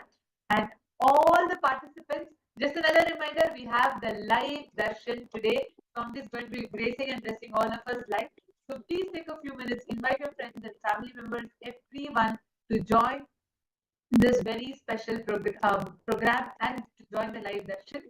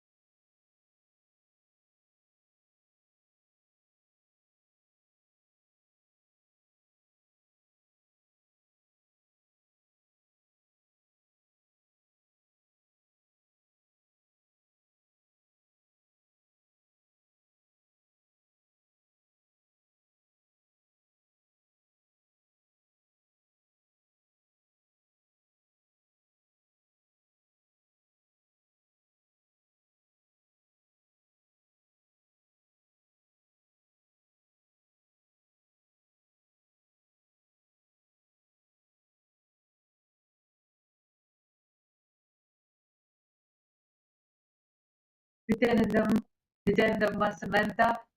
Thank you so much for joining with us. And we are so excited to have you. Actually, this Paramashiva Sena program, already the buzz is everywhere. Like everyone are wanting to come and be a part. And the best part is, Listen Swamiji has opened it up in 2 places, India and in the US, and we're having so many people that are joining us.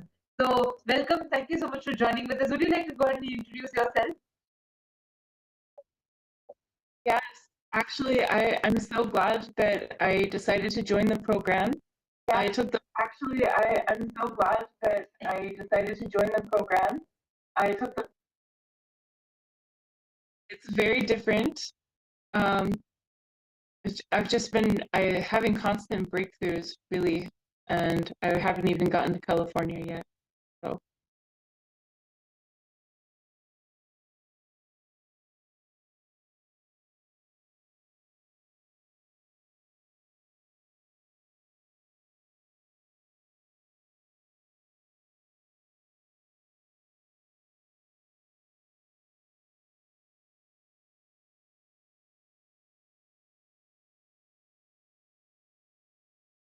yes, so it's a very exciting time, definitely.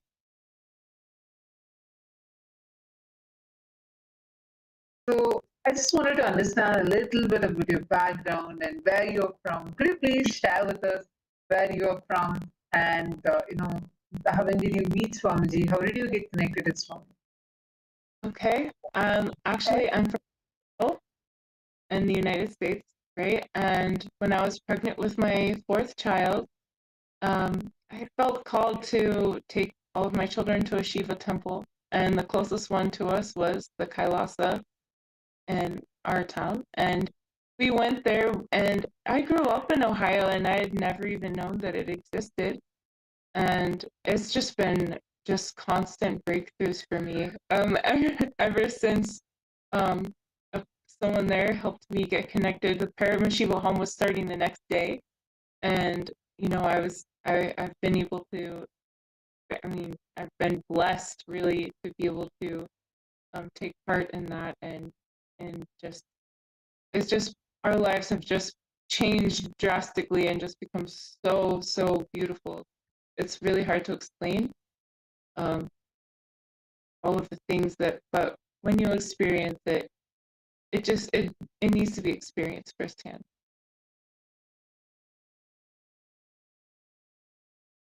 So beautiful, Ma. How would you like say, because like being in the US, and it's not very often, it's not very normal that you would like just get connected, you would experience Hinduism. It's rare, right? And even in that, like there's very beautiful saying in Hindu, the rarest of rare is the human birth. Even in that rarest of rare is a Hindu birth. Even in that rarest of the rare is where you can meet a living avatar, a living incarnation. And you have had the experience of now meeting the living incarnation, and you have been part attending the programs and everything. So far, how has your journey been with Swamiji? What would you say is a major shift, the major breakthroughs that you've had in your life? Oh, um, a lot of the breakthroughs that I have been having over the past year since beginning my journey deeply into Hinduism, it seems that they've just become deeper and deeper. Like the ones that I've had, they go deeper, right? And maybe it's an infinite possibility of depth. Um, I've been expanding in possibilities and directions for myself that I never would have even like thought possible for me. And even just on the subtlety of experience that a human being has within themselves, it's just so beautiful. Actually, I just also one beautiful aspect of this is the empowerment, the true empowerment that we get. I know personally that some so many things that with the grace and blessings of Swamiji, you have been able to overcome many challenges in your personal life, and now feel so empowered that you want to be a part of being the very ambassadors of Swamiji and being part of the Paramashivoham program. How do you feel? Like, normally, do you think for whatever you have faced, do you think if not for this space, you would have ever been able to overcome them? And how different do you feel just being connected to Swamiji and being empowered by all the powerful revelations by Swamiji and now being part of the Paramashivoham program? How does it make you feel as being very empowered compared to your older self? Yes, actually, I'm in awe, really. The teachings I've followed and just engaging, with Swamiji and entangling with that space as much as possible has really, really helped me lift myself into a higher space, and enriching other people for the things that I need, like Swamiji was talking. So, for unclutching, right? So it's very easy to just stay unclutched, right? Because that's the first thing that I started enriching others. Just because, I was taking these classes and Swamiji gave us that song about unclutching, or someone else enriched me about unclutching and why that's so important. And it just started imbibing that space. And so the challenges and the things, the patterns that I used to feel trapped in didn't even matter anymore. If that makes sense.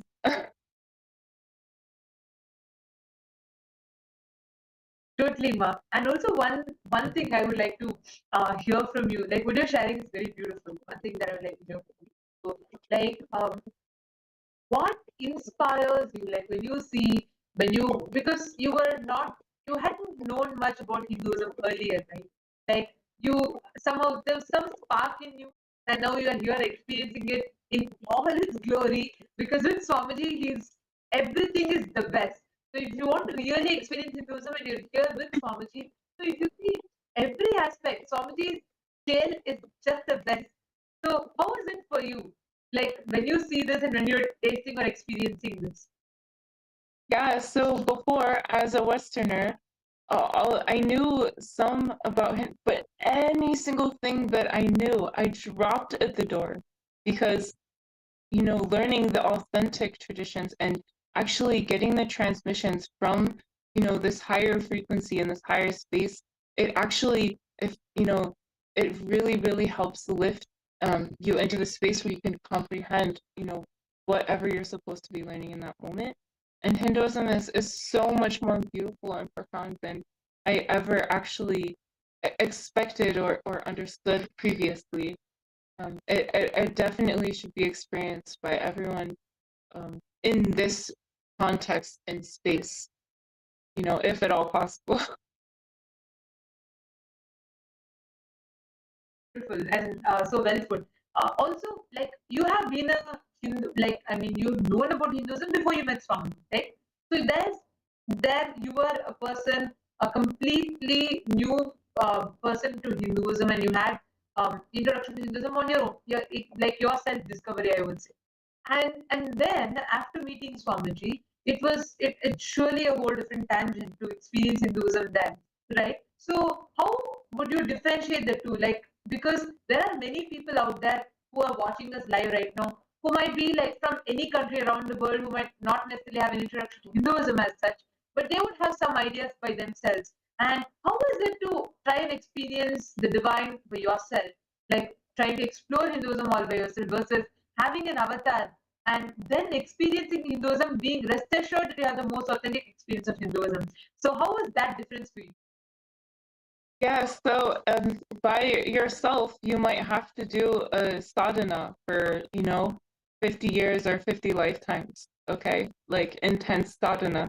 But with a living avatar holding your hand and guiding you and having that space, like of all of the other people that are, engaging in that space, in that sangha, it's a completely different experience, and it is divine. It definitely is divine. And man, I really do have a various background, but this is just the most exquisite and beautiful thing I've ever experienced. Ever. That's so sweet the way you're sharing. Actually, one thing, see, when you may be able to learn about Hinduism, try to read thousands of books are there. Hinduism has millions of so scriptures itself are in millions. And so many books are there which you may be able to pick up some ideas from, try to understand. But nothing can actually give you the experience. And actually, you know what? You know what Swamiji told in the program? Swamiji said, if even if you come attended inner awakening programs, all other programs of Swamiji, if you have not attended a single Kumbh Mela, be clear, you don't know what Hinduism is. I was actually shocked.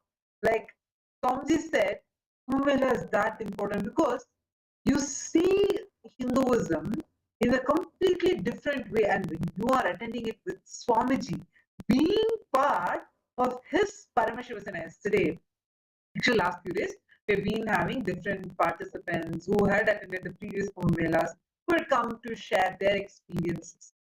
And they were sharing one thing that I found common. Many things are common. One of the things that they said was how, because they were here, like with Swamiji, and being part of Swamiji's Kumbh Mela, they felt like literally everything felt so special. Because obviously, for Swamiji alone in Kumbh Mela is like the, like how you say, jewel on the crown, right? Like that's the kind of position that's given to Kumbh Mela in Hinduism. It's like the grandeur of Hinduism is displayed. All traditions, every sect of Hinduism, you'll see that. People starting from like the topmost point of Himalayas, the sadhus, the yogis living there, they come down, or the Naga sadhus, the Gauris, or every single type of people would gather there. And it's like such a special event. And in that, compared to the whole of Kumbh Mela, Swamiji's alone was like a separate Kumbh Mela by itself. That was the massive way how the whole thing Swamiji was doing, conducting the Kumbh Mela, and how Swamiji was making the things happen, right? So only when you come and attend it with Swamiji, you experience what it means to be that Paramashivoham. What does it actually mean to be his very own ambassador? Like, this also helps us to be able to experience the highest possibilities we carry in the Paramashivoham program is not at all anything to do with helping Swamiji, helping KAILASA. No, honestly, it is you helping yourself. It is you experiencing that profound transformation, the profound possibilities that is there in you, there laying innate inside of you. All you need to do is to actually see someone who's on ground, really doing, see, when we say multitasking, for example, you may think multitasking to be something difficult. We may even exaggerate just working in two things at a time is so great. You know, actually, we have personally witnessed how Swamiji does hundreds of things simultaneously. Like there can be 25 parallel things. Swamiji will still be able to attend to all of those together. Like at the same time, even if 25, it's like if 25 people are talking to Swamiji, at the same time, Swamiji will be able to listen and cognize each thing separately, and be able to function like simultaneously, spontaneously, synergetically.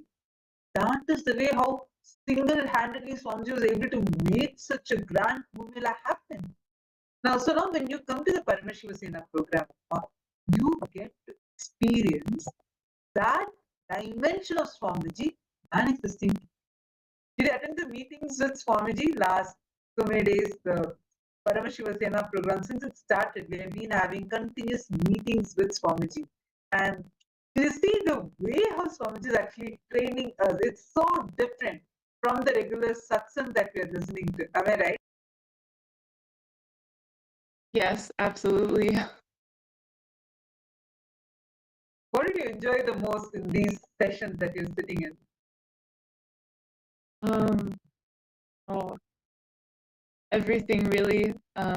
There's a lot of subtlety, and it feels like extremely intimate. Like he's only talking to me, and I had the realization that each person also is having that experience, and it was just so profound, really. Actually, and did you also see, like, just by being part of the Paramashivoham program, how it suddenly feels like you are part of Swamiji's whole circle. Like, it's like, it feels so close, so intimate, and it's like a totally new dimension, new experience, which you would have never experienced in any other program. Am I right? Yes, yes, and I when I was attending the Paramashivoham programs, I had that first level experience, and the more things I got involved with, it added another dimension, and this is just extremely beautiful, really. Actually, what has started is not even the tip of the iceberg. It's going to be actually like there is like it's going to be so wild. Like, oh my god. When we were in 2016, that's when I got the blessing to be able to attend the Kumbh Mela with Swamiji. And I had never been to Kumbh Mela prior to that and never experienced that. So when Swamiji had first announced about the program, I was like, yeah, this sounds nice. For me, my whole thing was being with Swamiji. That's the only thing that clicked to me. So that was the only reason why I was like, oh wow, I was so excited that we will get to be around Swamiji. Wherever any program you go, you'll be in Swamiji's presence. That's all. That was the only understanding I had. Swamiji spoke so much about Kumbh Mela. Swamiji explained about it. But then, once we went there, the very first entrance, the way how Swamiji entered the campus that day, like it was like lit barren land with very few bare minimum infrastructure, like a temporary one that's put in. How Swamiji came. The very first day, the energy that Swamiji brought in. Oh my god, it was like almost 2 a.m. in the night or something, like it was midnight.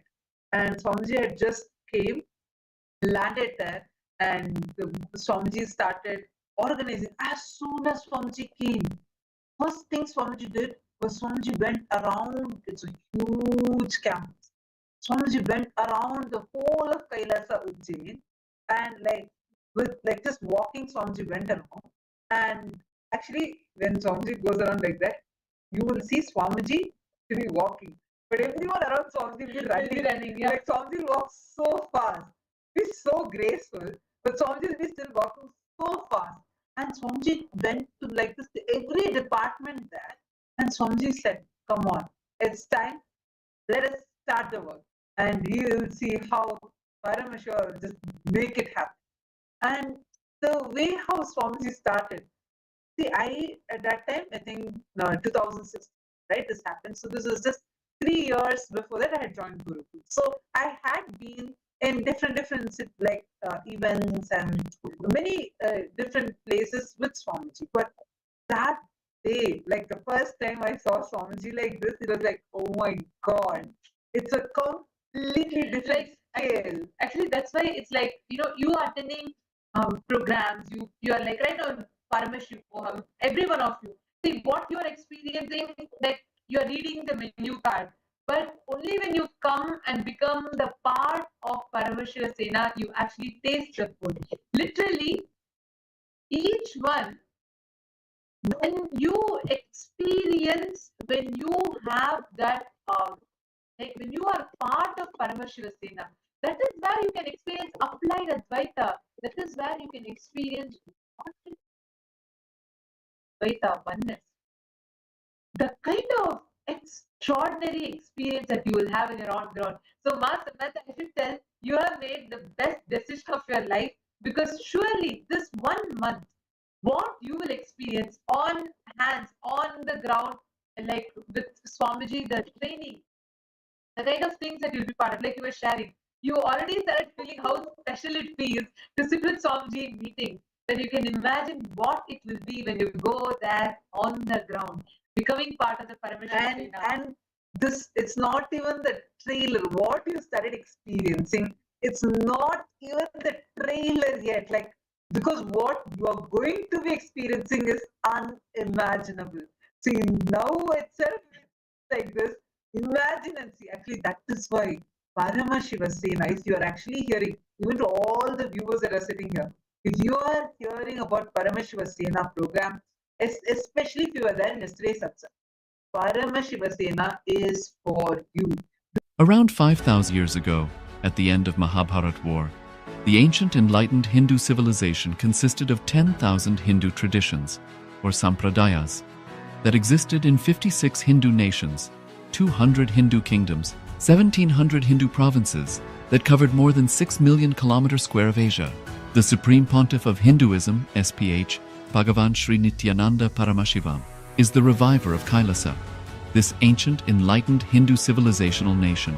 KAILASA is an unbroken cultural, religious, historical, civilizational, and sovereign continuation and revival of multiple of these historical Hindu sovereign states and Hindu ecclesiastical entities.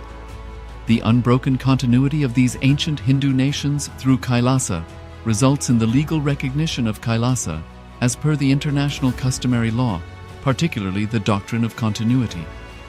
The international law, the doctrine of continuity, implies that upheavals and revolutions within a country, changes in government, territorial adjustments, measures taken during military occupation, or other internal transformations do not negate the existence of the country, do not affect the legal personality and international obligations of the country or state. The Vienna Convention on Succession of States in Respect of Treaties, 1978, addresses these principles of the doctrine of continuity as it outlines international law during situation of state succession or continuation. International law recognizes a state's legal personality by recognizing its identity. This perspective extends even during the period when the given state or country is annexed or occupied by a foreign power. Even in such cases, the legal personality of the state is considered to persist, enabling its subsequent re-establishment. Historical examples dating back to the 18th century include cases like Portugal and Genoa that were re-established after the Vienna Congress of 1815. More recent examples include countries such as Poland, Ethiopia, Czechoslovakia, Albania, and Austria that were re-established after World War II. Even when a nation is deprived of its territory, the nation continues to exist. Its sovereignty and international legal personality continues to persist. The Dalai Lama, as the spiritual and temporal leader of Tibet, exemplifies this principle. In 1959, the Dalai Lama was exiled and forced to flee. Despite the challenges faced, the Dalai Lama continues to advocate for the preservation of Tibetan culture and garners worldwide support for Tibetan autonomy on the global stage. Similarly, from 1309 to 1376, the Pope of Catholicism had been in exile in Avignon. Despite this, he was recognized as the head of state as well as head of the church and given full privileges of the position after their return to Rome. Even in 1861, much of the papal territories had been lost, leaving the Pope with no sovereign territory other than the papal residence and related buildings. Yet his temporal powers were still acknowledged. He was recognized as a head of state, and later, the Lateran Treaty of 1929 formally re-established papal sovereignty over the Vatican City. The Sovereign Order of Malta further exemplifies this principle, retaining international recognition as a sovereign entity despite the permanent loss of their territory upon Napoleon's invasion in June 1798. Despite such permanent loss of territory, the sovereignty and the international legal personality of the Sovereign Order of Malta continue to persist. Much later in 1894, the order settled in Rome and acquired two properties, the Magistral Palace and the Magistral Villa, that received extraterritorial status. Today, the order maintains diplomatic relations with 112 countries, issues its own diplomatic passports, currency, stamps, and vehicle registration plates, and has been granted observer status in the United Nations. All these examples of state re-establishment illustrate the principle of continuity of states, as per international law, that a state's legal personality persists over time. A nation continues to exist even after a complete loss of territory. A far more striking example is of the oceanic countries, which are under the threat of their entire nation being drowned and submerged due to rising sea levels owing to global warming. In response to such existential threat of climate change, Pacific Island nations, including Tuvalu, have enacted constitutional amendments and made international declarations affirming that their nation and their sovereign rights will continue to persist, despite their entire territory being lost to the sea. This proactive stance is highlighted in the Constitution of Tuvalu Act 2023 and the Pacific Islands Forum Declaration of 2021. The Supreme Pontiff of Hinduism, Bhagavan Sri Nithyananda Paramashivoham, through the line of succession, is the present 203rd Emperor of the Hindu Sovereign Kingdom of Surangi Samrajya. He was crowned on the 31st of December 2004 at the age of 26. Thus, by very same principles of the doctrine of continuity, through which the international legal personality of Portugal, Genoa, Poland, Ethiopia, Czechoslovakia, Albania, Austria, Vatican, Tibet, Sovereign Order of Malta, and several other nations has been recognized despite having undergone a period of exile, annexation, occupation by a foreign power, or despite loss of territory. The SPH Nithyananda Paramashivoham, through well-established legal and historical facts about the Hindu sovereign state of the Surangi Samrajyam, derives all sovereign rights and powers of the royal lineage of the Surangi Samrajyam as its 203rd sovereign emperor, from his inheritance and continuation of the unbroken succession of the kingdom of Surya Vamsa Surangi Samrajyam Sarvanapitha. Surya Vamsa Surangi Samrajyam, through unification with 20 other sovereign Hindu states and sovereign ecclesiastical, historical entities, became part of the United States of KAILASA, which thus became a sovereign, independent juridical state, with the SPH Nithyananda Paramashivoham as the sovereign.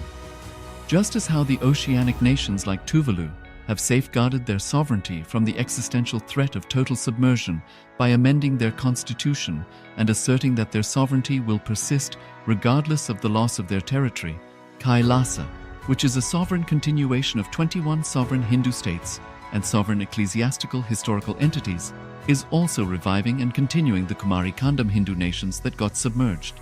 As per the doctrine of continuity, these facts imply that the Kailasa's statehood is recognized by international law and manifests as a natural outcome of well-established historical legal facts. Share your time, talent, and treasure. Become part of KAILASA. Sign up as an eCitizen https://kailasa.ecitizen.info. Around 5,000 years ago, at the end of Mahabharat War, the ancient enlightened Hindu civilization consisted of 10,000 Hindu traditions, or sampradayas, that existed in 56 Hindu nations, 200 Hindu kingdoms, 1,700 Hindu provinces that covered more than 6 million kilometers square of Asia. The Supreme Pontiff of Hinduism, SPH, Bhagavan Sri Nithyananda Paramashivoham, is the reviver of KAILASA, this ancient enlightened Hindu civilizational nation.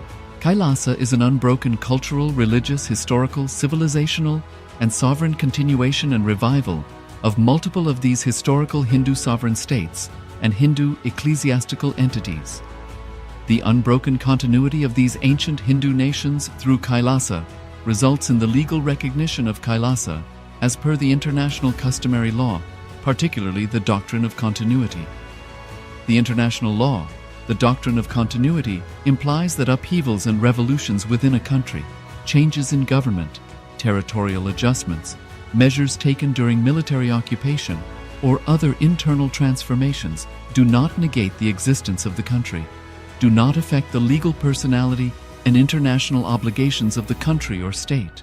The Vienna Convention on Succession of States in respect of treaties, 1978, addresses these principles of the doctrine of continuity as it outlines international law during situation of state succession or continuation.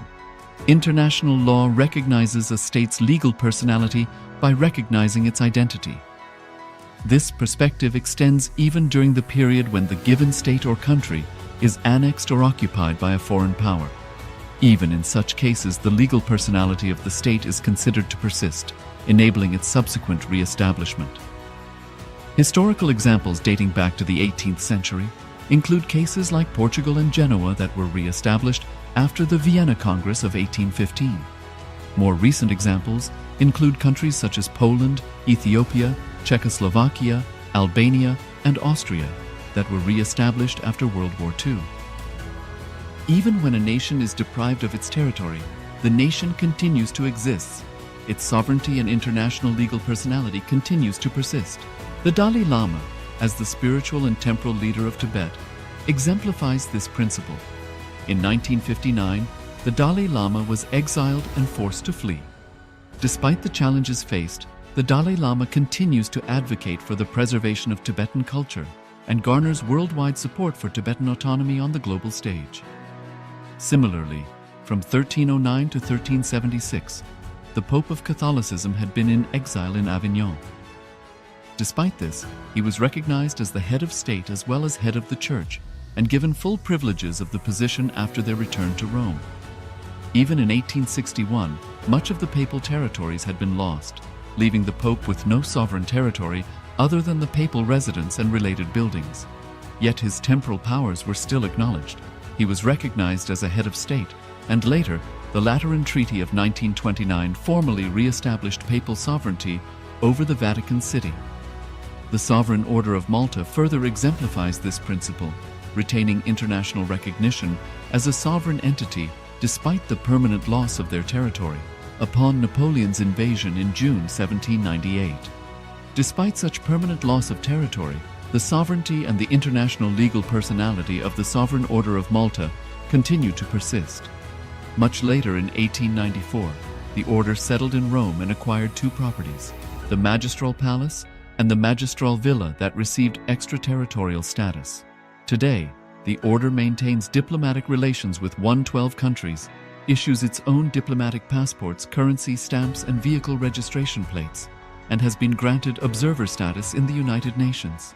All these examples of state re-establishment illustrate the principle of continuity of states, as per international law, that a state's legal personality persists over time. A nation continues to exist even after a complete loss of territory. A far more striking example is of the oceanic countries, which are under the threat of their entire nation being drowned and submerged due to rising sea levels owing to global warming. In response to such existential threat of climate change, Pacific Island nations, including Tuvalu, have enacted constitutional amendments and made international declarations affirming that their nation and their sovereign rights will continue to persist, despite their entire territory being lost to the sea. This proactive stance is highlighted in the Constitution of Tuvalu Act 2023 and the Pacific Islands Forum Declaration of 2021. The Supreme Pontiff of Hinduism, Bhagavan Sri Nithyananda Paramashivoham, through the line of succession, is the present 203rd Emperor of the Hindu Sovereign Kingdom of Surangi Samrajya. He was crowned on the 31st of December 2004 at the age of 26.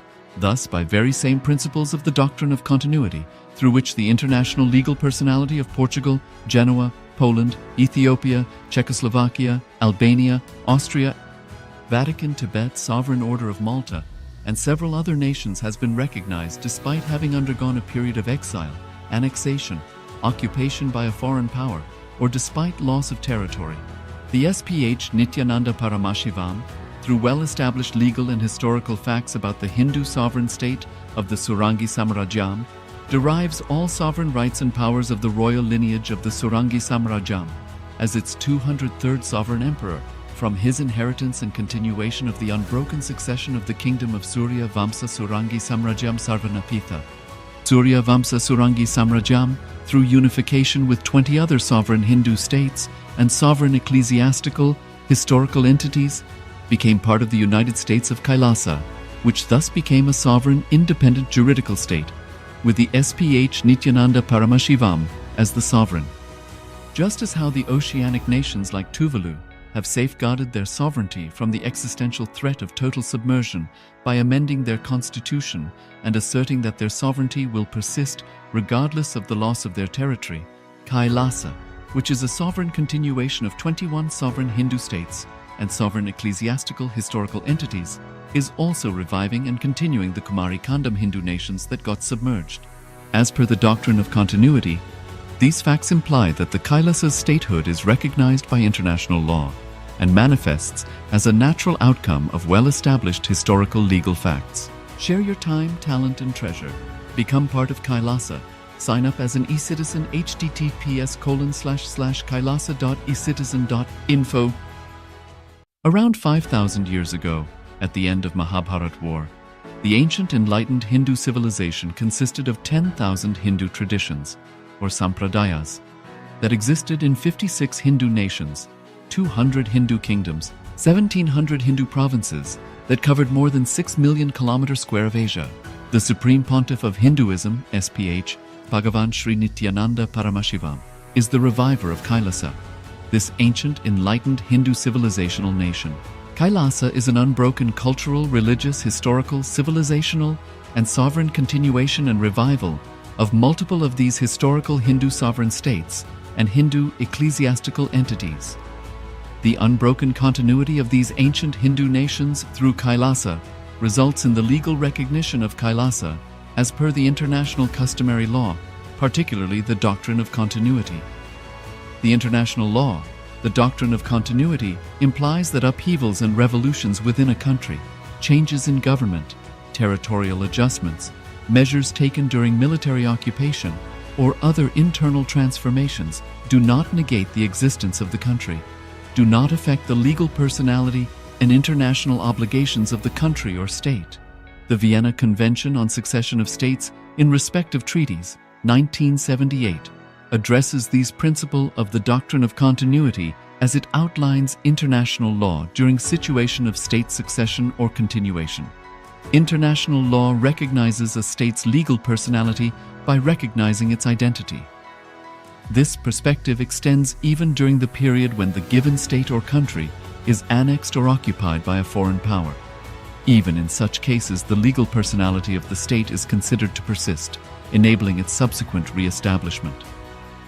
Historical examples dating back to the 18th century include cases like Portugal and Genoa that were re-established after the Vienna Congress of 1815.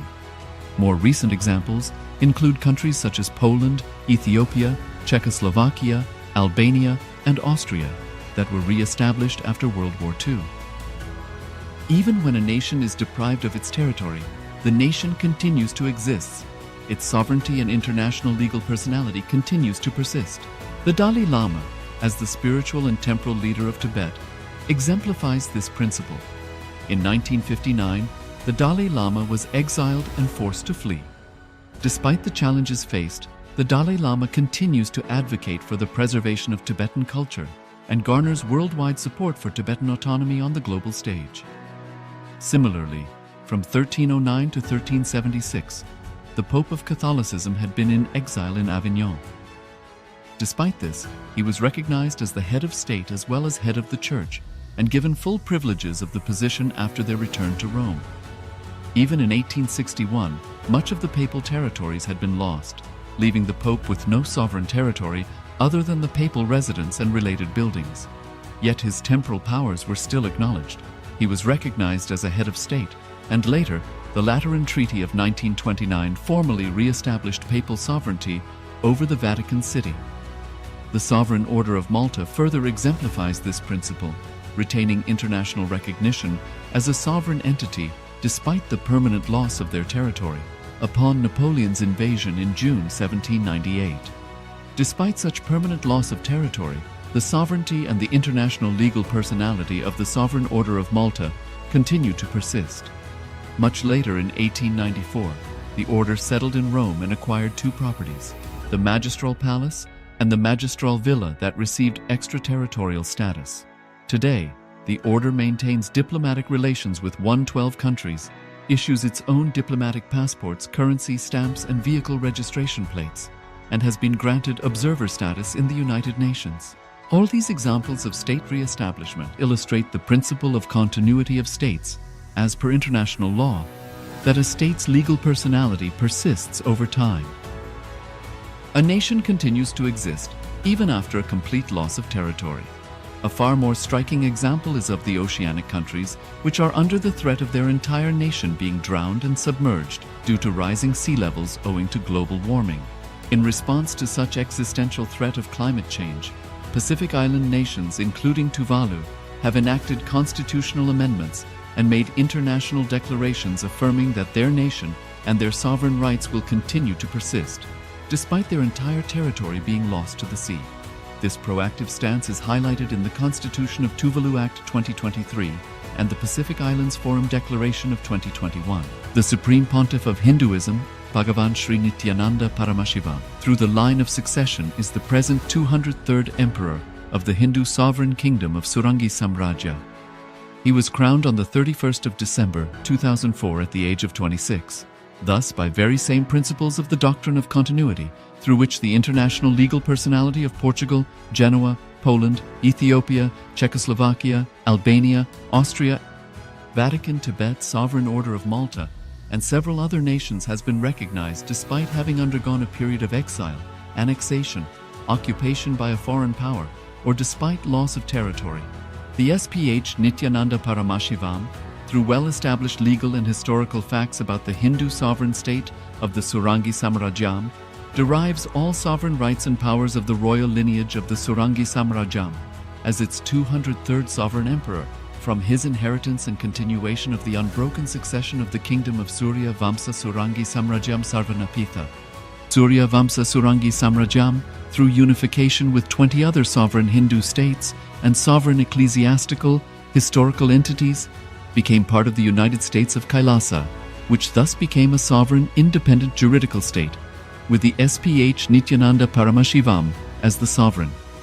Just as how the oceanic nations like Tuvalu have safeguarded their sovereignty from the existential threat of total submersion by amending their constitution and asserting that their sovereignty will persist regardless of the loss of their territory, KAILASA, which is a sovereign continuation of 21 sovereign Hindu states and sovereign ecclesiastical historical entities, is also reviving and continuing the Kumari Kandam Hindu nations that got submerged. As per the doctrine of continuity, these facts imply that the KAILASA's statehood is recognized by international law and manifests as a natural outcome of well-established historical legal facts. Share your time, talent, and treasure. Become part of KAILASA. Sign up as an eCitizen https://kailasa.ecitizen.info. Around 5,000 years ago, at the end of Mahabharat War, the ancient enlightened Hindu civilization consisted of 10,000 Hindu traditions, or sampradayas, that existed in 56 Hindu nations, 200 Hindu kingdoms, 1,700 Hindu provinces that covered more than 6 million kilometers square of Asia. The Supreme Pontiff of Hinduism, SPH, Bhagavan Sri Nithyananda Paramashivoham, is the reviver of KAILASA, this ancient enlightened Hindu civilizational nation. KAILASA is an unbroken cultural, religious, historical, civilizational, and sovereign continuation and revival of multiple of these historical Hindu sovereign states and Hindu ecclesiastical entities. The unbroken continuity of these ancient Hindu nations through KAILASA results in the legal recognition of KAILASA as per the international customary law, particularly the doctrine of continuity.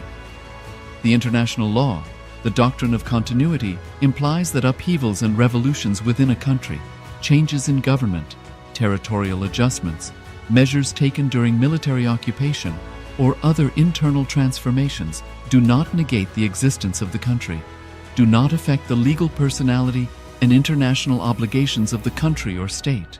The Vienna Convention on Succession of States in respect of treaties, 1978, addresses these principles of the doctrine of continuity as it outlines international law during situation of state succession or continuation. International law recognizes a state's legal personality by recognizing its identity. This perspective extends even during the period when the given state or country is annexed or occupied by a foreign power. Even in such cases, the legal personality of the state is considered to persist, enabling its subsequent re-establishment. Historical examples dating back to the 18th century include cases like Portugal and Genoa that were re-established after the Vienna Congress of 1815. More recent examples include countries such as Poland, Ethiopia, Czechoslovakia, Albania, and Austria that were re-established after World War II. Even when a nation is deprived of its territory, the nation continues to exist. Its sovereignty and international legal personality continues to persist. The Dalai Lama, as the spiritual and temporal leader of Tibet, exemplifies this principle. In 1959, the Dalai Lama was exiled and forced to flee. Despite the challenges faced, the Dalai Lama continues to advocate for the preservation of Tibetan culture and garners worldwide support for Tibetan autonomy on the global stage. Similarly, from 1309 to 1376, the Pope of Catholicism had been in exile in Avignon. Despite this, he was recognized as the head of state as well as head of the church and given full privileges of the position after their return to Rome. Even in 1861, much of the papal territories had been lost, leaving the Pope with no sovereign territory other than the papal residence and related buildings. Yet his temporal powers were still acknowledged. He was recognized as a head of state, and later, the Lateran Treaty of 1929 formally re-established papal sovereignty over the Vatican City. The Sovereign Order of Malta further exemplifies this principle, retaining international recognition as a sovereign entity despite the permanent loss of their territory upon Napoleon's invasion in June 1798. Despite such permanent loss of territory, the sovereignty and the international legal personality of the Sovereign Order of Malta continue to persist. Much later in 1894, the order settled in Rome and acquired two properties, the Magistral Palace and the Magistral Villa that received extraterritorial status. Today, the order maintains diplomatic relations with 112 countries, issues its own diplomatic passports, currency, stamps, and vehicle registration plates, and has been granted observer status in the United Nations. All these examples of state re-establishment illustrate the principle of continuity of states, as per international law, that a state's legal personality persists over time. A nation continues to exist even after a complete loss of territory. A far more striking example is of the oceanic countries, which are under the threat of their entire nation being drowned and submerged due to rising sea levels owing to global warming. In response to such existential threat of climate change, Pacific Island nations, including Tuvalu, have enacted constitutional amendments and made international declarations affirming that their nation and their sovereign rights will continue to persist, despite their entire territory being lost to the sea.